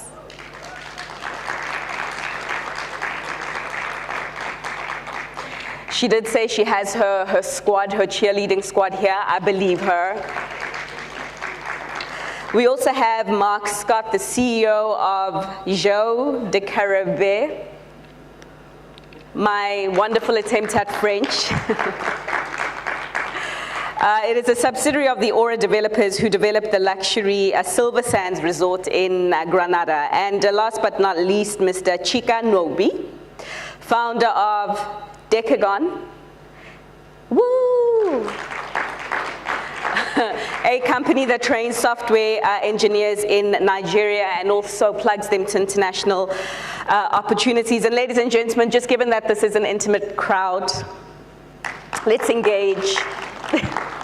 I did notice that there wasn't sufficient time in the other sessions to ask questions. Hopefully, if there are any questions that went unasked, that you feel any of my expert panel up here can help you answer, please feel free to do so. There will be an opportunity. So Tamesha, beginning with you, ladies first. Always. All right. And last. Okay. First and last word. First word, though, a future Barbados. I mean, for the non-Bayesian audience that is here, who wants to know what that's all about, can you tell them what future Barbados is all about? In a nutshell, we were tasked by the Prime Minister, the rock star that you all heard from earlier, to find the talent under 35 and to activate them to solve our problems. Essentially, we created this innovation think tank, which doesn't look like your typical incubators or accelerators, but brought together really smart people who wanted to make change in the country. What we've evolved into is we found very smart people who have very creative thinking and want to solve problems, but also want to help facilitate change rapidly. We are tasked to do in 6 months what will typically take a government 15 years, several administrations to do. We are tasked to make that happen now. Sure. And what that means is people and engaging with our talent. And the story that we want to create is that Barbados has talent. The Caribbean has talent. And not just your typical doctors, lawyers, engineers, but creative thinkers in whatever field they're from. So whatever the field is you're working, we are trying to create that mindset that if we can do things differently and bring people together who are like-minded, that's what sustainable change can look like. So why the focus on individuals who are under 35 specifically? Because young people are the future. We are the sustainable way of making things happen and longevity of it. The Prime Minister speaks a lot about intergenerational cooperation, because if you don't bring young people into the fold, and not in tokenistic ways where you're the youth person on the committee or you're the youth representative, but actively engaging their professional experience that many youth under 35 have in ways, in current things happening on the ground, you're not going to have your next generation of politicians and ministers and CEOs. So that's why the focus, to continuously change the mindset of how to integrate young people into everyday processes. Just lastly, what were some of the ideas, the innovative ideas that did come out? Sure. So we had 5 thematic areas initially. So it started with Future Health, where we tried to tackle reducing childhood obesity, Future Safe, which tackled at crime and reducing recidivism rates for youth.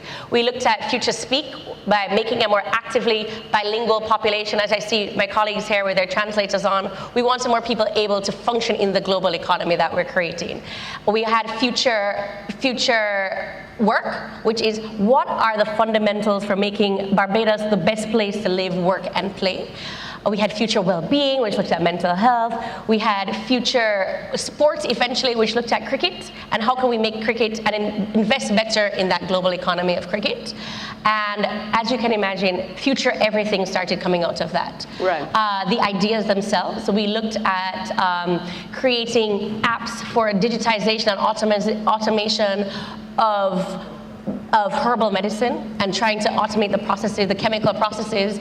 We had crazy ideas of digital sports academies. We had crazy ideas of even bringing innovations here that are already happening elsewhere in the world, whether it's an underwater tuna scope to look at the health of tuna fish globally. Those are the ideas that came out. Not all new. It's never about the new idea. It's about how can we do things that have been created in this moment and in this time. Right. So Mark, yours is a business that does make the Caribbean a little bit more pleasant and hospitable, one would say, with just the Silver Sands luxury resort that you operate. So how long have you been there? Why the decision of a company that is a subsidiary of an Egyptian-based company that does quite a lot of other things? They're in the, you recently sold your telecommunications asset, but you're in the media business, and you're also in asset management. So help us understand what the thinking was to build this luxury resort in Grenada, and how things are going. Sure. Well, I've been in Grenada personally for about 16 years, but I've been with this company, Joie de Caribe, for the last 3. We're a wholly owned subsidiary of Aura Developers. It's the Egyptian company who are responsible for this event today. And Mr. Sawiris, who's the chairman of that company, asked me to represent him here. And as you said, we're a little bit of a bridge in a way that we, as an African-owned company, we have already successfully developed 1 hotel in the Caribbean, and we're in the process of developing several more, initially in Grenada, but also looking wider afield in the Caribbean. So what we've done is created a truly 5-star luxury hotel that will be recognized anywhere in the world as one of the best at what it does. And now we're sort of having brought the African investment here to develop that. We're now exporting from the Caribbean what we've created there by developing this Silver Sands brand in other countries. So we're building in Egypt, we're building in Cyprus, in Greece, in other African countries now, and we're actually actively in the world looking for other destinations where we can take that to. So it's an interesting mix of the African investment coming, bringing the business knowledge to Grenada, which is a very small, sleepy, but beautiful country, creating something special there, and then re-exporting it back out, if you like, to other countries. Because what came out quite strongly throughout the conversations this morning was the fact that the tourism sector was part of a shared future that definitely needed a lot of investments from both parts. And your company went in at a time whereby the conversation between strengthening or reuniting Africa and the Caribbean wasn't as loud as we have heard it today. So I'm interested in just some of the thoughts that had been shared so far throughout the session around your space as well. Tourism, there was a lot of stuff. There was talk about the direct flights from the continent to the Caribbean. There was talks about all kinds of visa waivers. And so I'm just interested, just given what is being said right now, what opportunity do you see that presenting right now for companies like yourselves and others like you? Sure. So I've been in the hotel business for about 40 years, in the hotel business in the Caribbean for 20 of those, in the Bahamas initially, and then later in Grenada. And so speaking just generally in hotel development in the Caribbean, I think everything that you need to have a very successful tourism product is here already. The beaches, the beautiful water, the history, the culture, the food. There are so many things here already. But the one missing element always for developers here is the financing. It seems to be a particular challenge in this part of the world to find the financing. Our company has been very fortunate to have the Sawiris family from Egypt come and provide that financing in this one case. But there are dozens of other cases around the Caribbean that haven't been quite so lucky. So there's this huge opportunity here.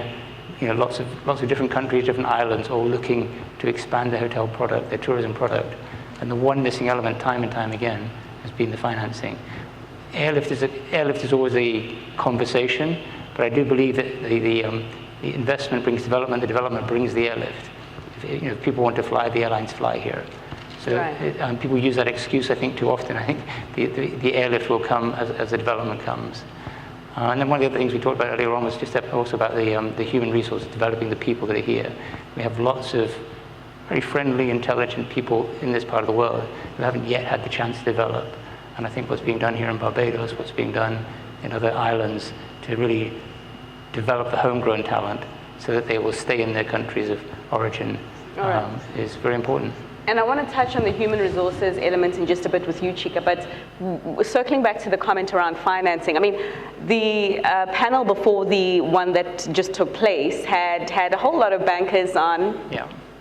And I recall a comment that was made by one of the CEOs of the bank saying that, interest rates in your part of the world are pretty low and offering soft loans or cheap loans to come do business. So what about the access to finance has been difficult? I think, talking to the people that were here today and listening to them was very encouraging, but I think what we really needed was the people from their credit committees to be here, because that's where you seem to hit the wall. The CEOs of the banks, the creative people that you talk to are very supportive, but when it gets to the credit checking people, they want to see your history, your track record, your accounts, where you've been successful before, and that's where we seem to hit a break. It's a chicken and egg thing. We need to be successful first before the banks want to lend. So remodeling how risk is assessed, I suppose, in the modern world, and retailoring it for our climates in our societies.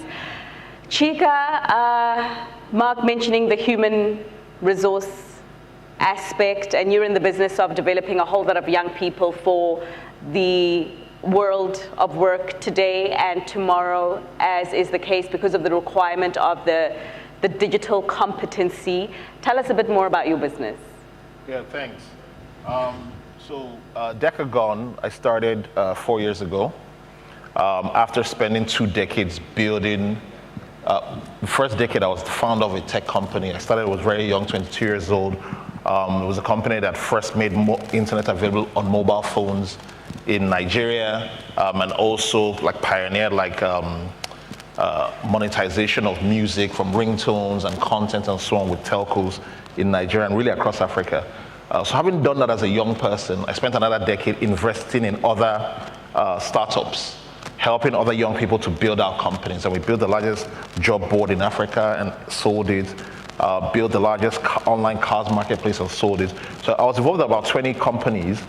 And about 6 years ago, just looking at the scale of impact, I realized that there was a problem of almost putting the cart before the horse by investing, going straight to invest in companies. That's great and we're having success, but to build tech companies, you need tech talent. You really, and when I looked at the ecosystems that I was really modeling all my activities after, Silicon Valley, Tel Aviv, you saw that they were really built on a foundation of a surplus of tech talent. And when I looked at the companies I was investing in, I found that I was investing in some companies that were taking like money that we invested or that we got American investors to provide and turning around and sending that money to software engineers in Eastern Europe or Asia.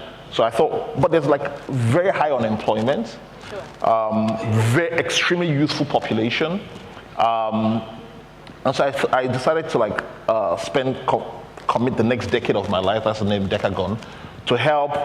My original mission was to help Nigeria become a top 10 software engineering nation. Now I'm 4 years in and we've trained now this year getting to about 1,000 people, help them launch careers as software engineers, and then connecting them to opportunities for local companies, but also for international companies. And as I started to internationalize the business, set up in the US and having engineers in Nigeria work for Fortune 100 companies in America, I discovered that the global black population, the African diaspora generally, is missing out on the future of value creation. Because tech is really the future of value creation. If it's all the stock markets all over the world are now effectively dominated from a growth standpoint by tech, by software companies. And so I thought, well, we'll expand our vision and really see, like, address the underrepresentation of black people in tech globally, so that if we do it now and do it aggressively, we can have a fair share of the future.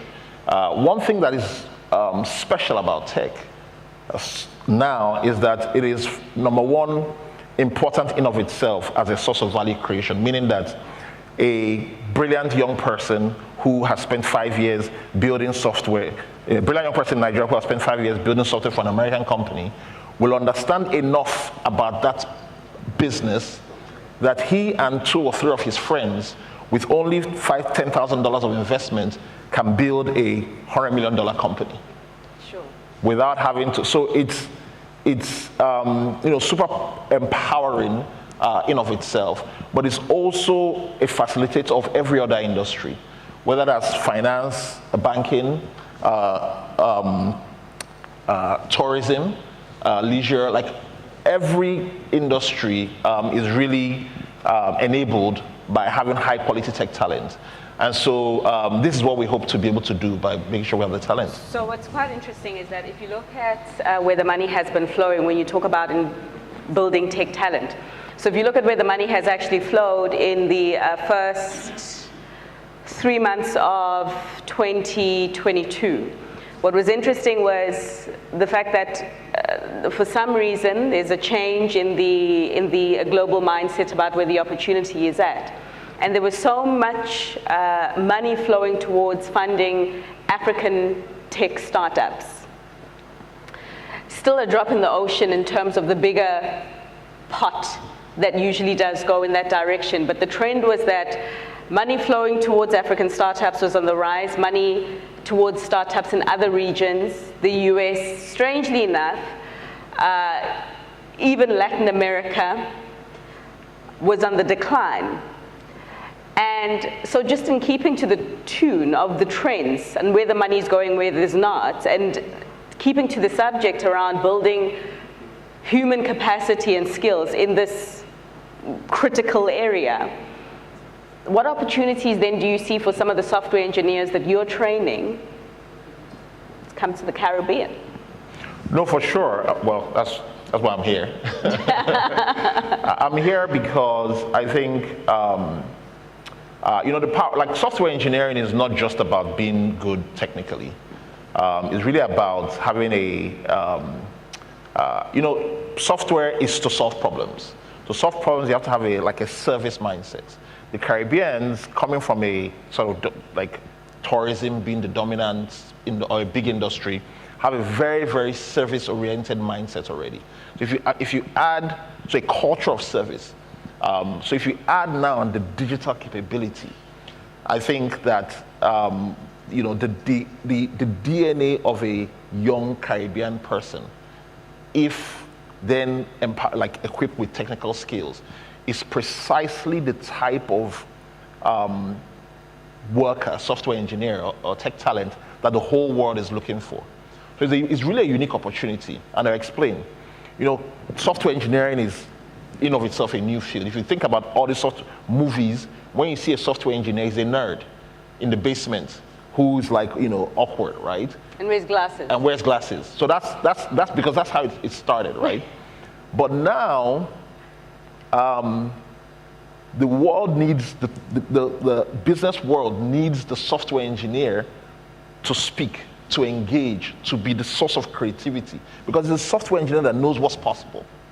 But the people who are already software engineers and developed in the West are not that person, are the nerd, right? So it's an opportunity to really bring in a new type of tech talent, the kind that the world is looking for. And I think that Africa, with its creativity, the Caribbeans, with the combination of creativity and adding the culture of service, are uniquely positioned. And I think a big part of what we would like to do is to accelerate that by mixing, by bringing people back and forth, having them work together, and then having this place be a hub for the rest of the world. Yeah, uniting. Just speaking to one of the themes that are the bedrock of this forum. So just Tamesha, the Future Barbados, I think you've given us a bit of the skeleton of what it's about and everything. So where's the need to make some of those ideas turn into reality? Is it from the government? Is that sufficient? Are you inviting also private sector players to come through and help make that reality? Just give us a bit more detail there. And I'll go back to kind of our ethos around it and why it came about. There have been so many accelerators and incubators that focus on entrepreneurs, and the business, and never the people as much. So there is a need and an appetite to bridge it. It's not a private sector only initiative. Or you hear about these incubators and accelerators, and yes, you then get sent to the wolves. You Shark Tank it. The private sector will pick you if you're very good after. What we've decided is that this is not a private sector issue. This is all of it. It's a collective issue, first of all, and that the problems being solved within the Future Barbados initiative and that young people are trying to solve in general are a public service. So our government has decided to not just invest in the idea generation, but let's try and implement the ideas. And what that means is let's fail every day to see where it lands eventually. So working with people like Decagon, which want to build that skill set of people. So we're working on the technical skills. We're also working on the design thinking and the mindset and innovation. We're also working on the entrepreneurs. So regardless of the area you're in, whether you are an underwater deep sea diver or whether you're a hotelier and an architect, you can work in any factor. You can work within the private sector, within the public sector, but as you see moving forward, this is all of our business. The future and developing sustainable solutions, it's not just a private sector thing alone, it's not just a public sector thing alone. It needs to be that cooperation across the board. So sometimes we speak quite strongly about the digital offering and the digital skills to the neglect of softer skills.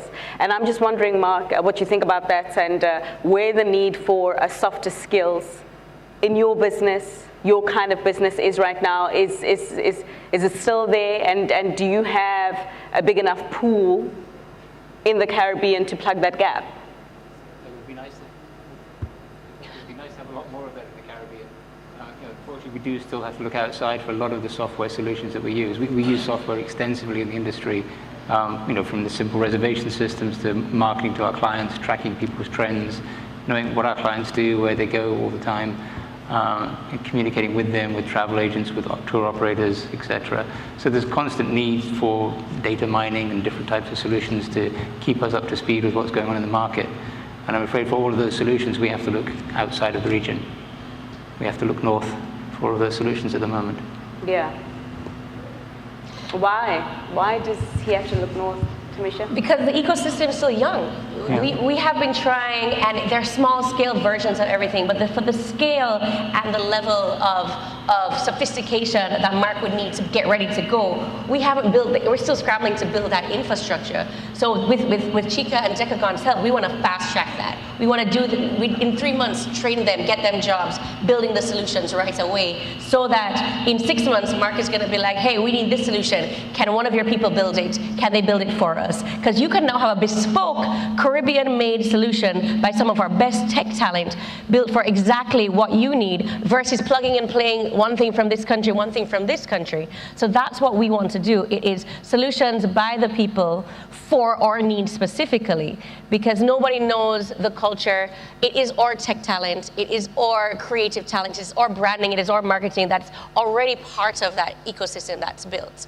Chika, in regulatory environment, the operational environment, just what's on the table right now, is it conducive for you to assist Tamisha in that fast tracking? Yeah, absolutely. I think, I'm new, but from what I can see, in this country, there's like real seriousness, which is all we need. Serious entrepreneurs just, they don't want government to be in the way. And if the government is the opposite of being in the way, is actually like facilitating, then we go. All right. So just want to get a sense in the room if there are any questions at the stage. Yes, no. So we're kind of literally standing in the way of people and their rum punch right now. So I'd like to bring this home. One of the questions that was outlined to ask is just about information and lesson and experiential sharing. And I don't know if you've got a thought on what you think the Caribbean can learn from Africa and what you think Africa can learn from the Caribbean, just based on your interactions in this space. There's so many unicorns that have come onto the continent, and we can learn that speed and that hunger, we need to get things done now. In the Caribbean, as we were talking about earlier, the pace is a little slower sometimes. But what we're learning too, it is the political will, and it is the people will combined that we need to do. And right now here in the region, we have a lot of political will, which sometimes is unheard of. And it's matching those two right now. I think it's the shared lesson, and it's trust. It is trust. We are trusting the young people to be involved in everyday processes. We're trusting young people to find the solutions and be engaged. We're trusting the young people to see behind the curtain of how the government operates and to see our reality, because as citizens we see it every day on the ground. But the processes, the bureaucratic processes that we're learning, let's figure out how to make them more efficient. Let's create the pathway. Chika is now coming here now. Mark has been here. That company's been here for a while now. Mark's lived here for 15 years. We know how slow these processes can be. But what we have now is the political will to make things faster. Yeah. Let's figure out how we can do it. And it won't be the perfect solution by tomorrow, but we have that drive to get it done now because we have no option. Yeah, yeah. Mark, your learnings, but also as you answer that, just dovetail for a few of the entrepreneurs that are still left in this room, or a few of the business owners on the continent that are still here in this room, who want to know what they need to know before making a decision to come set up shop in the Caribbean. What would you say that is? I think there are, I can't speak for all the countries in the Caribbean, but for the ones that I know of, particularly Barbados, particularly Grenada, they're very open to having new investment coming in, new ideas, new business coming in. Grenada, I can speak for sort of firsthand, being my home. We have a new prime minister there in his early 40s, very proactive, very sort of aggressive, out there looking to find foreign investment, bring things in to develop the country and develop the people there. We have something called the GIDC, the Grenada Investment Development Council. There's a body set up just to welcome new people into the country, to help them get established, introduce them around the community, facilitate that. So I think everything's there ready for, this is rum punch going warm. It's that rum punch. He wants his rum punch. So I think everything's there already. As I said before, things are set up, things are ready. We're ready to welcome investors into the country. They'll find there's lots of incentives there for them, lots of reasons for them to be there in the country. And lots of the Caribbean countries, I'm not just speaking for one, but in lots of the Caribbean countries, they're hungry for investment, hungry to meet new people and to get on with things, get developing. Right. Chika, I'll give you the last word, just in terms of knowledge sharing, experiential sharing, that you think the two regions can leverage off each other. Yeah, no, for sure. I think it's interesting what Mark said they are doing. They're an Egyptian group, African group, who have chosen the Caribbean to create a brand, and then they're going to take that to the world. So they're using the Caribbeans for what the Caribbeans are very strong for, and then they're going to export that. I think that's an opportunity. That's a way that we can think about exploring new opportunities. So if I think about, for example, relatedly, like the software for the hotel industry and the tourism industry, maybe what we should be doing is building a venture studio or an accelerator or something that focuses, that partners with Mark and partners with people in different parts of that industry, and build up the solutions and pilot it with them. And even if it doesn't make any money from them, it doesn't matter, because you're building it for the world, but then you would have piloted it with them. So I think small countries or small regions can, by force or whatever, to survive, get very good at particular things. And we can, in our collaboration, try to be very clear about what those things are, and then design our partnerships to leverage that. All right, I think collaboration was probably one of the most important things that you said there. It's a joint effort. Ladies and gentlemen, please give me a warm welcome. Give the panel a warm welcome and a warm round of applause, rather. Not the easiest shift to take on, the very last one, but thank you so much for bringing on all your energy, and thank you so much for bringing the insights and dropping a whole lot of pearls of wisdom, adding to the broader theme of this conference. And thanks to you for being the last troopers and the last soldiers to walk the mile with us today. Thanks. That brings us to the end of day one. Of the program. Look forward to seeing you tomorrow as we continue with day two. Thanks, and have a great evening further. Goodbye. Thank you, Fifi, Peters, and panel. As you said, we've come to the end of day one. The shuttle buses are waiting outside. The names of the hotels are displayed on the buses. Go safely. See you tomorrow.